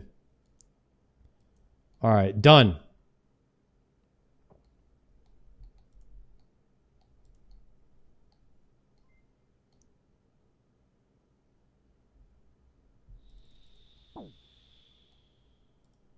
Okay, we're going to build the old fire pit. And this should no longer be tanking our stats. This absolutely would have tanked our Slayer boost. Okay, done. Now we no longer have to worry about losing stats when we TP here. That is massive. We're going to wait for our Slayer to recover. We're going to go to Farak.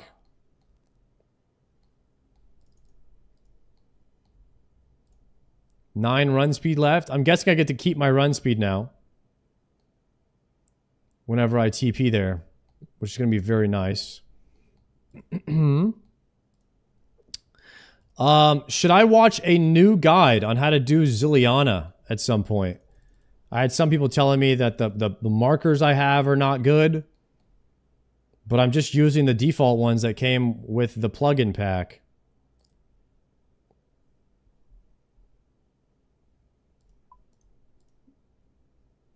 $10 pots, 5 restores, rest prayer pots. Just run around laps in a circle and don't worry about. Okay. The path is great once you get it down. 0 stamp pot. Yo, Slurp, thank you very much for the prime.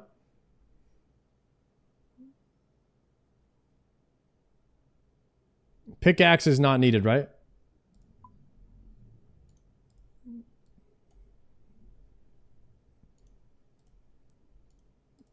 I got 3 dose prayer pots there. There's no way I use this many prayer pots. Right?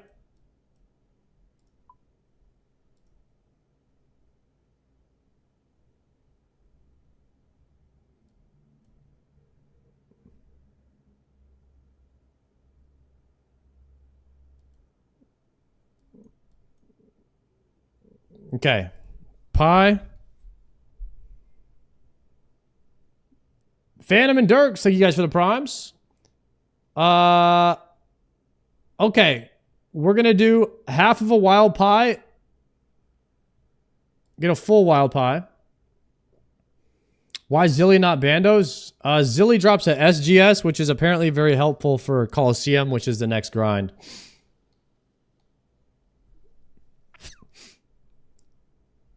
I don't think I'll need an extra range. I don't think I'm going to be doing very many kills on this guy, if I'm being honest. Do I need... I should be putting this thing up here because whenever I equip this, I'll equip both like this, right? And then like that. Blowpipe spec for heals. Okay.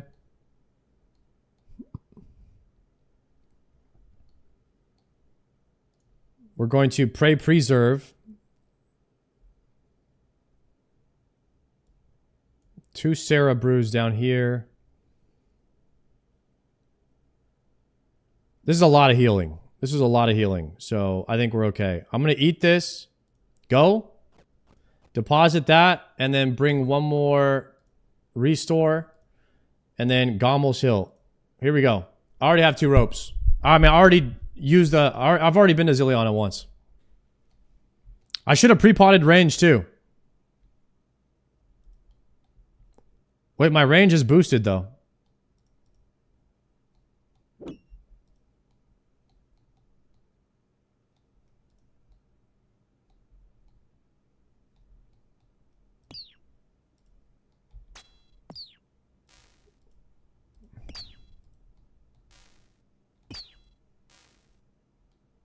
These are the ones I need to kill, right? The mages?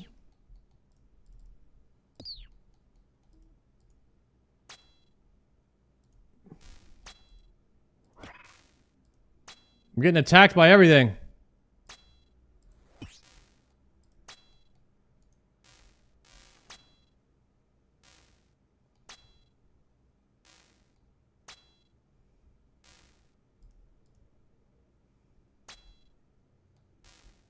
Why don't the mages attack back? What's going on?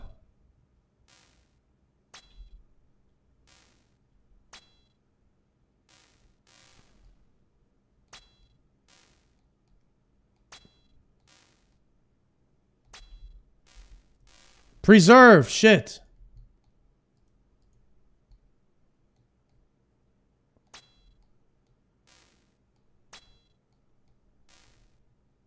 Already dipped one.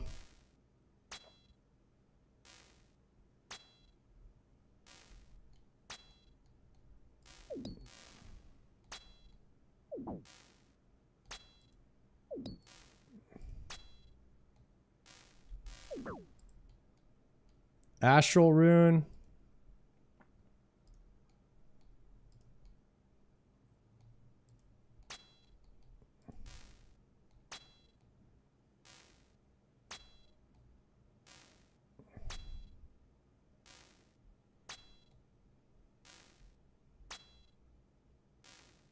So we're trying to get dragon boots right here, guys.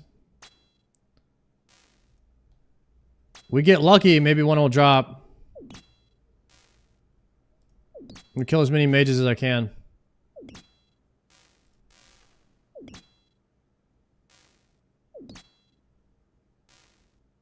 What color are you making Bofa? Just black or red.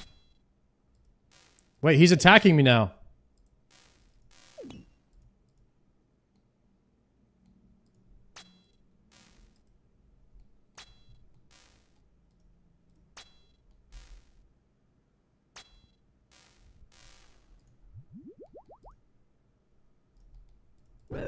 No! Get away from me.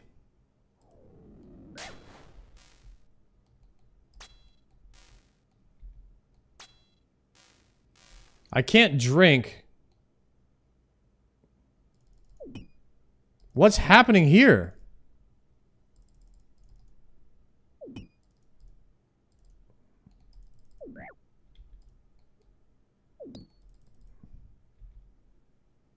Oh, did my Slayer level go down? It dipped.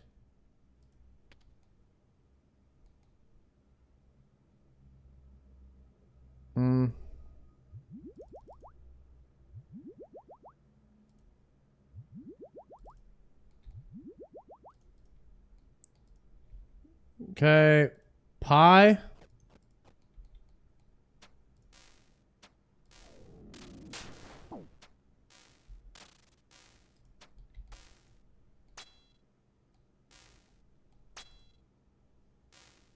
Now they're attacking me back. Mage. Dude, this dog just turned on me and started attacking me from across the... I don't know what's going on here. This whole place is glitchy. I'm just gonna zone him.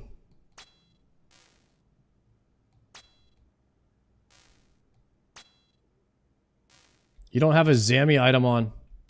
Oh, I brought... Ugh. I didn't bring my Zammy bracelets.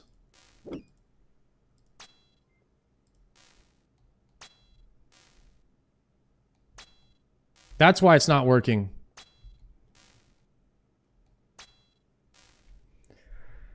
Oh, man.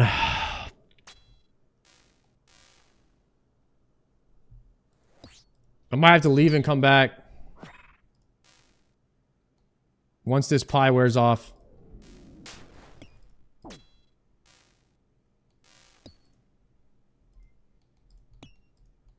Thank you for the gift subs, boys. D-Simmy gang, rise up. If you leave, you lose KC. I ain't gonna lie, I don't really care about the KC. I'm here to try to get the dragon boots.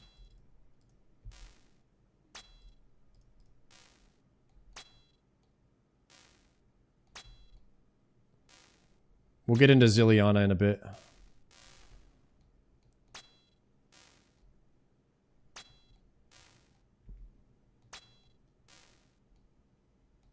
It's still doable, I think.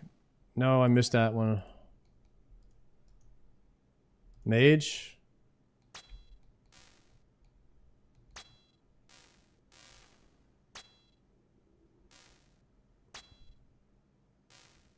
Prediction for Dragon Boot? I can't put it up right now. I'm unfortunately, I'm on a strict timer here. If I put up a prediction, the buff will be over.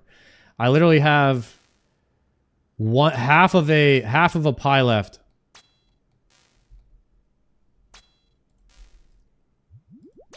To kill these, and then it's done.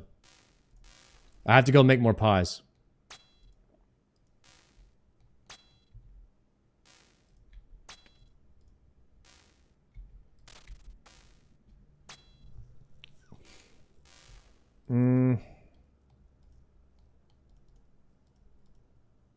IRL pie stream? Well, we did that earlier.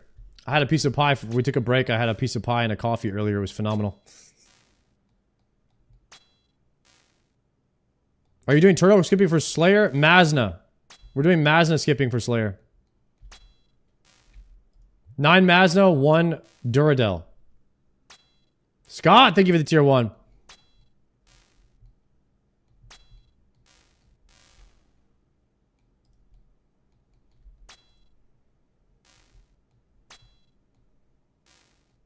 We're actually getting a good bit of mage kills in here. Let's check the number. 25 mage kills. Attack mage. Can't reach. Nope. Okay. I think the pie just ran out. Got 26 mage kills so far.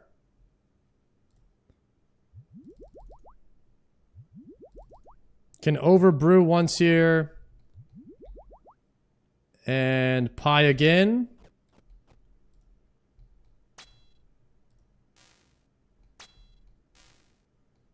And we're gonna do, this is the last boost that I have.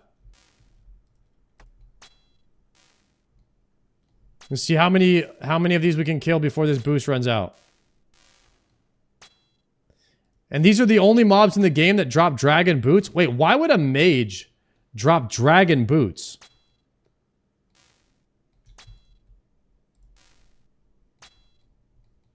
Wait, tag all is a crazy good idea.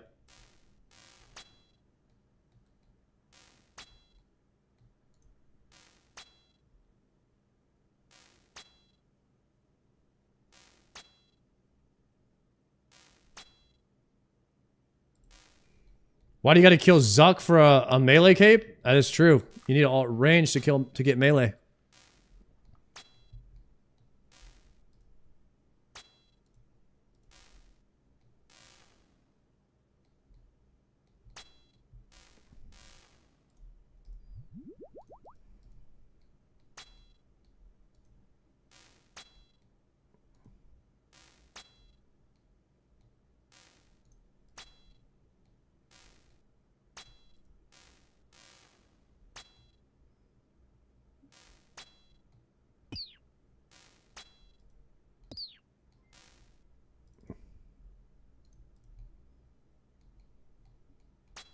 I just killed him until I hear collection log.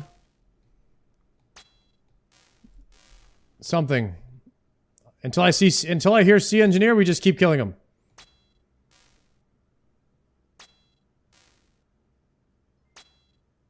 Crazy amount of prog so far. Thank you, thank you. Exfil. Thank you for the 4-monther, by the way.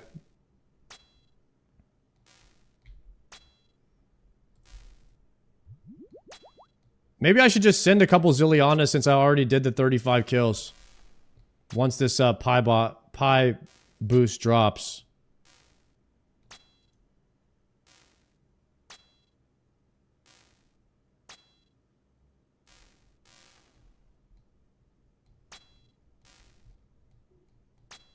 You guys said it was 1 in 128 for these things? Oh, we're already down to 83. This might be my last kill very soon. Go. Could be my last kill right here.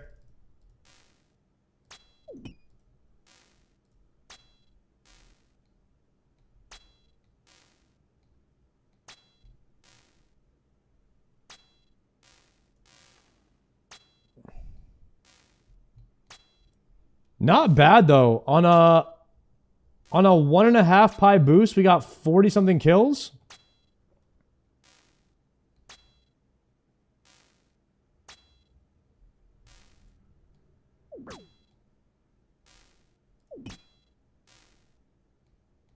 Corner trap.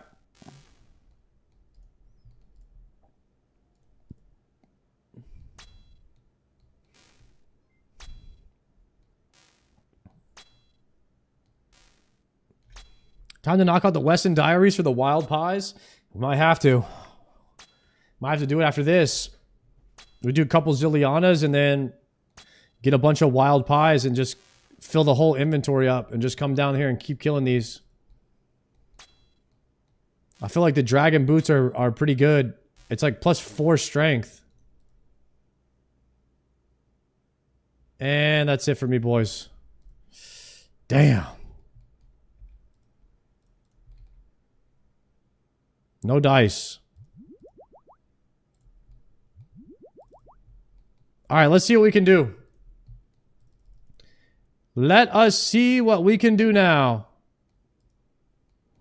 Wait, do I need the bracers in order to attack Zilliana? Or not? All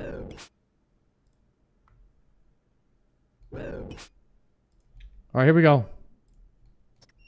Is it mage?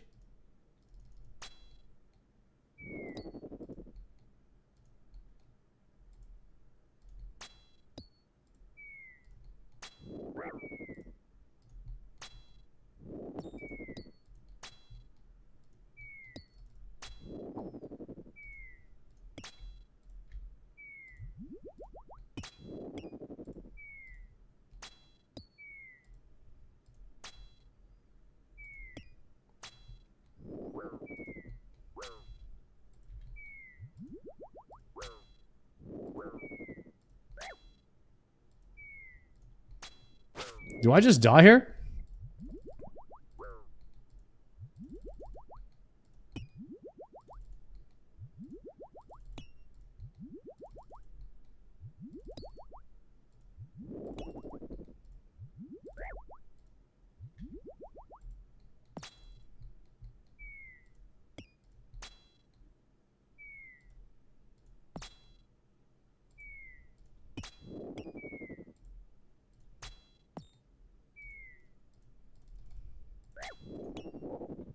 So what I do, protect from magic. Blood barrage. God dang it. Where's the thing where I put my auto blood barrage?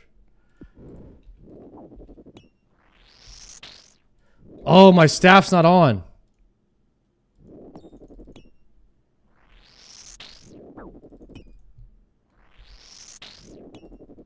What I do, lock him?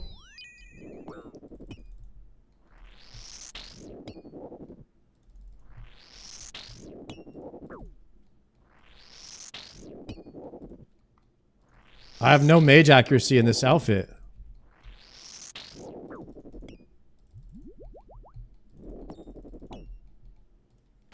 What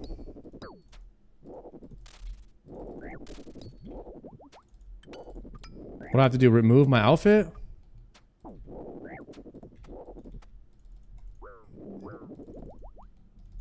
Oh, I can't cast when I'm down brewed.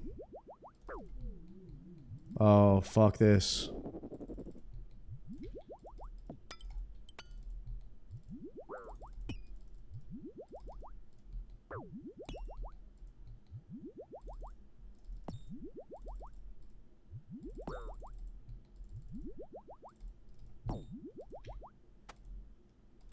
This is ass.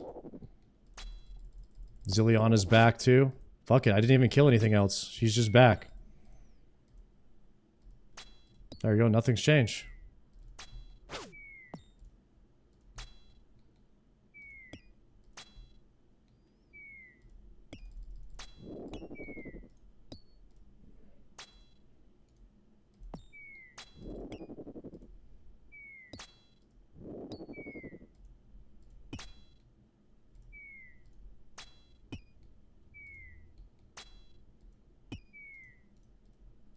I need to bring mage accuracy stuff next time.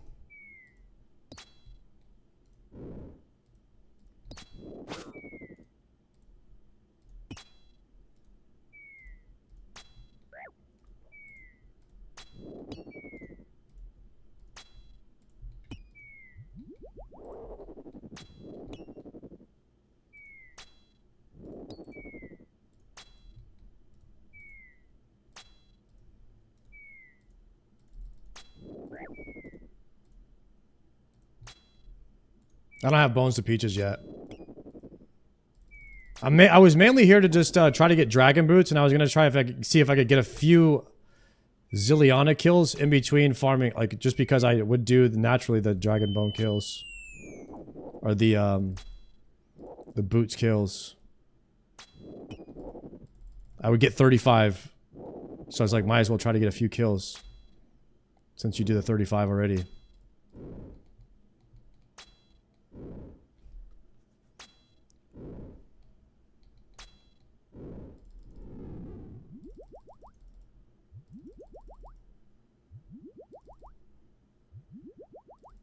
I'm very familiar with the Bones to Peaches strategy because I watched the guide. I just don't have it yet. Raynar weed, how many? 6? Not bad.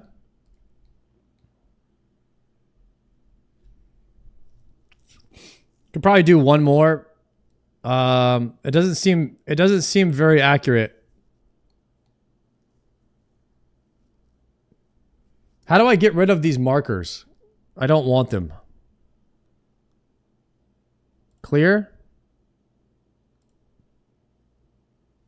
12 ground markers were cleared. They're still fucking here. Wait, what? Tile packs?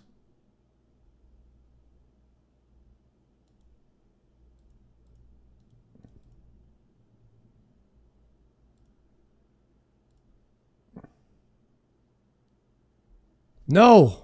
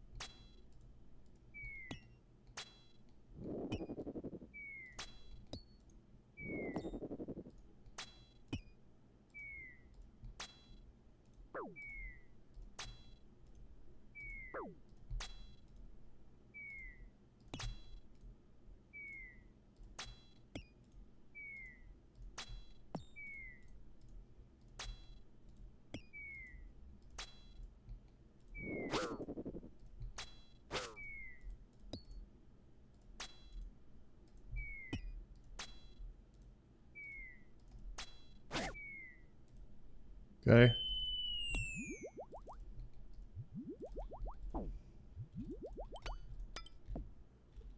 Let's try this, and then heal back up, and then freeze the melee. Freeze the melee. And then group these up. Do they actually heal off of each other?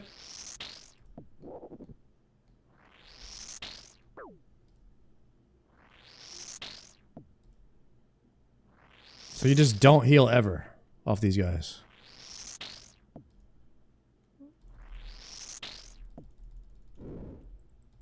Freeze off that. Now we should heal off these two.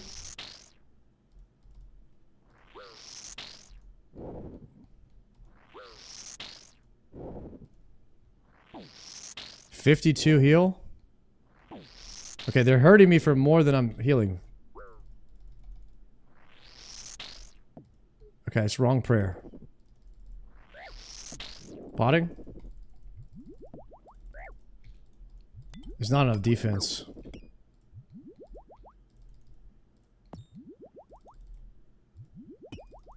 Nah, screw this.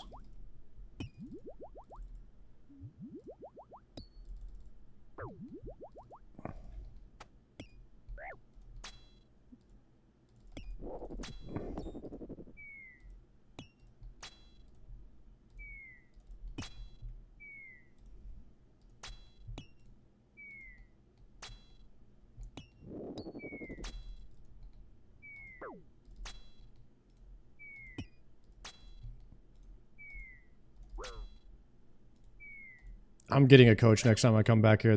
I'm so confused on what to do.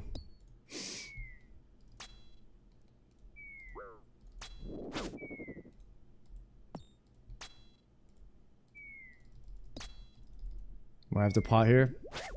Run. Run.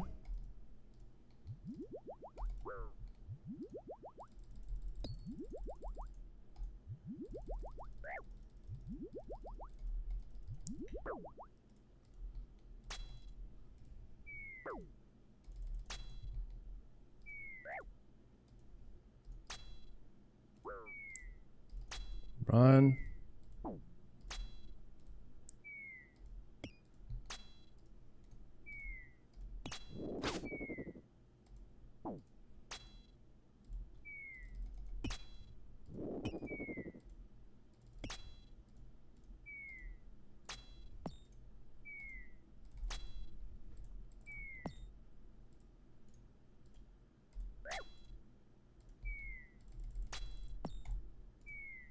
I hope he gets hit here in a second. Okay, he's dead. Swap it to range. Looting. TP out. Jesus. I did not bring the right inventory or something. I have no... Why do I not have an anguish on? I have the wrong... I have everything wrong. What the heck? Oh my goodness. I didn't bring barrows. I couldn't figure out how to get rid of the tiles. Here's the tile pack. Minus. Okay, that's gone. Definitely needed to bring a mage top. That didn't feel good. It should have had the Zamorak bracers on. I didn't have an anguish, which is literally right there. I got 11 Raynars. 11 Raynars from that, which is pretty good.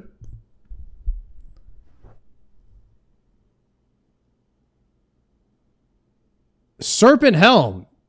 You think I have a Serpent Helm? I do not have one of those, sir. Did you mark those tiles? There's a plugin. It's a plugin tile pack plugin. Anyways, guys, next time I do Zillion, I'll probably get somebody to come in and help me out with that because I didn't really know what was going on. I might watch another guide, but that I didn't have the right stuff. That's for sure. I wasn't landing any barrages, and I was taking a ton of damage. I was taking a lot of damage there. Why is blowpipe in your inventory? I just forgot to use it. But I did use it, actually. I mean, I spec'd twice. It's just I forgot to spec towards the end. Okay, I want to make wild pies and try to get the dragon boots. So I was told, Kinsey said I could buy them from somebody in Canifis, I believe.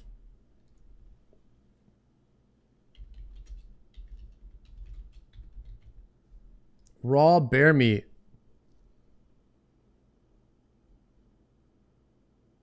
Rufus Meat Emporium. You can buy raw chicken and raw bear meat. Okay.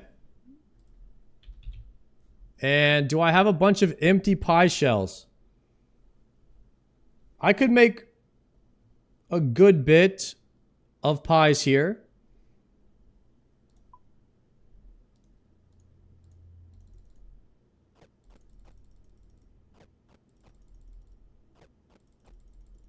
Lumbee basement for pie shells? That's usually where I go, yeah. That's usually the best spot. You can make the dough there. You buy the dough and then you can make it. We can get a bunch of those. Let me get my coins. We're going to get Quest Point Cape and Draymond Staff.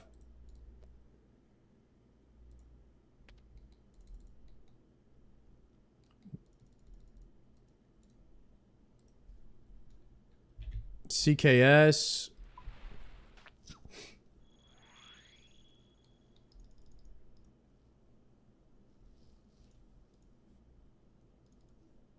Okay, so I should be able to buy a bunch of raw chicken or something like that.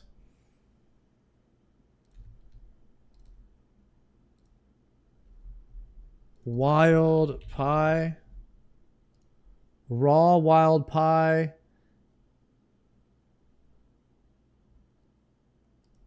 That's the raw chompy. You'll add raw bear meat. You add raw bear meat.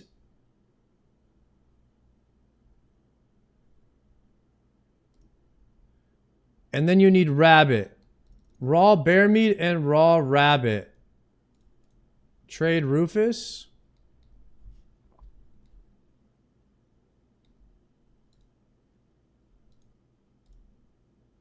Okay, I have 10 bear meats. And what we're going to do here is you buy rabbit from charter stores. Like Phasmatis. You need 85 cooking for this. Oh, cooking level 85.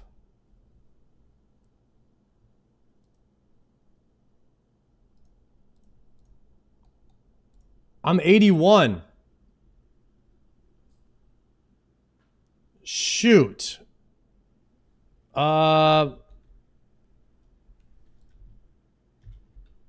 So now we need to boost in order to make the boost?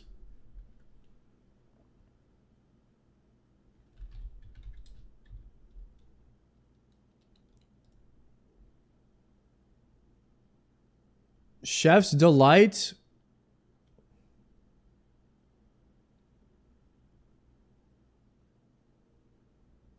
You can't easily boost cooking.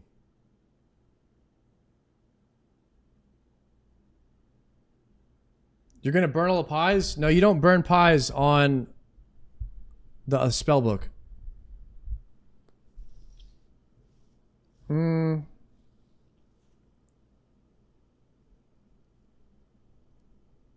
Better off just getting the Slayer? Should I just stop boosting and stop doing Zilliana until I hit 83 Slayer? We're getting like 1 Slayer level per day. I guess I don't really need them. Maybe we're going down the rabbit hole too far here. D boots are not that important? Okay.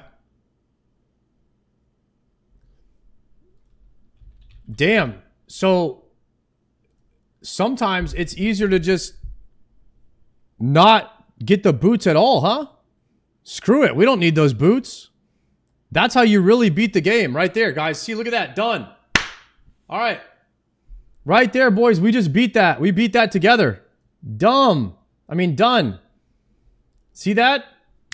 If you decide you don't... See, that's how you beat the game. You just decide you don't need it. Boom. Done. That's how we do that.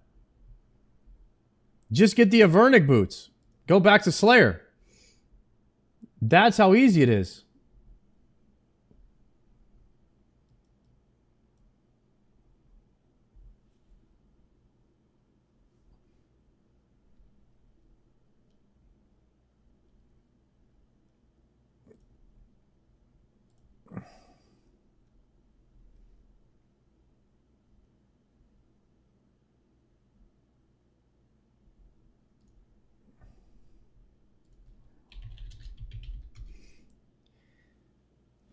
All right then, boys. I'm gonna stream early tomorrow.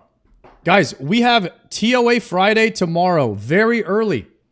12 p.m. Central. So I'm heading off for the evening, a little 8-hour stream, foodless. Enjoy that D-Simi. Thank you for the gifted sub. Tomorrow is TOA Friday, 12 p.m. Central. I think we have an 8-man. Jokered and LMGD will be present along with everybody else. Maester, Triumphant, Gordon Ramsay. I don't think LSJ is going to come, but Moose said he was going to be late. So I think we have 8. I think we have an 8-man tomorrow. Possibly, but Moose might show up late. Anyways, I'll see you guys tomorrow, which is in 13 hours from now. We will be live, and we will be hitting up TOA Friday. Hopefully tomorrow we get something big. A purple chest is due.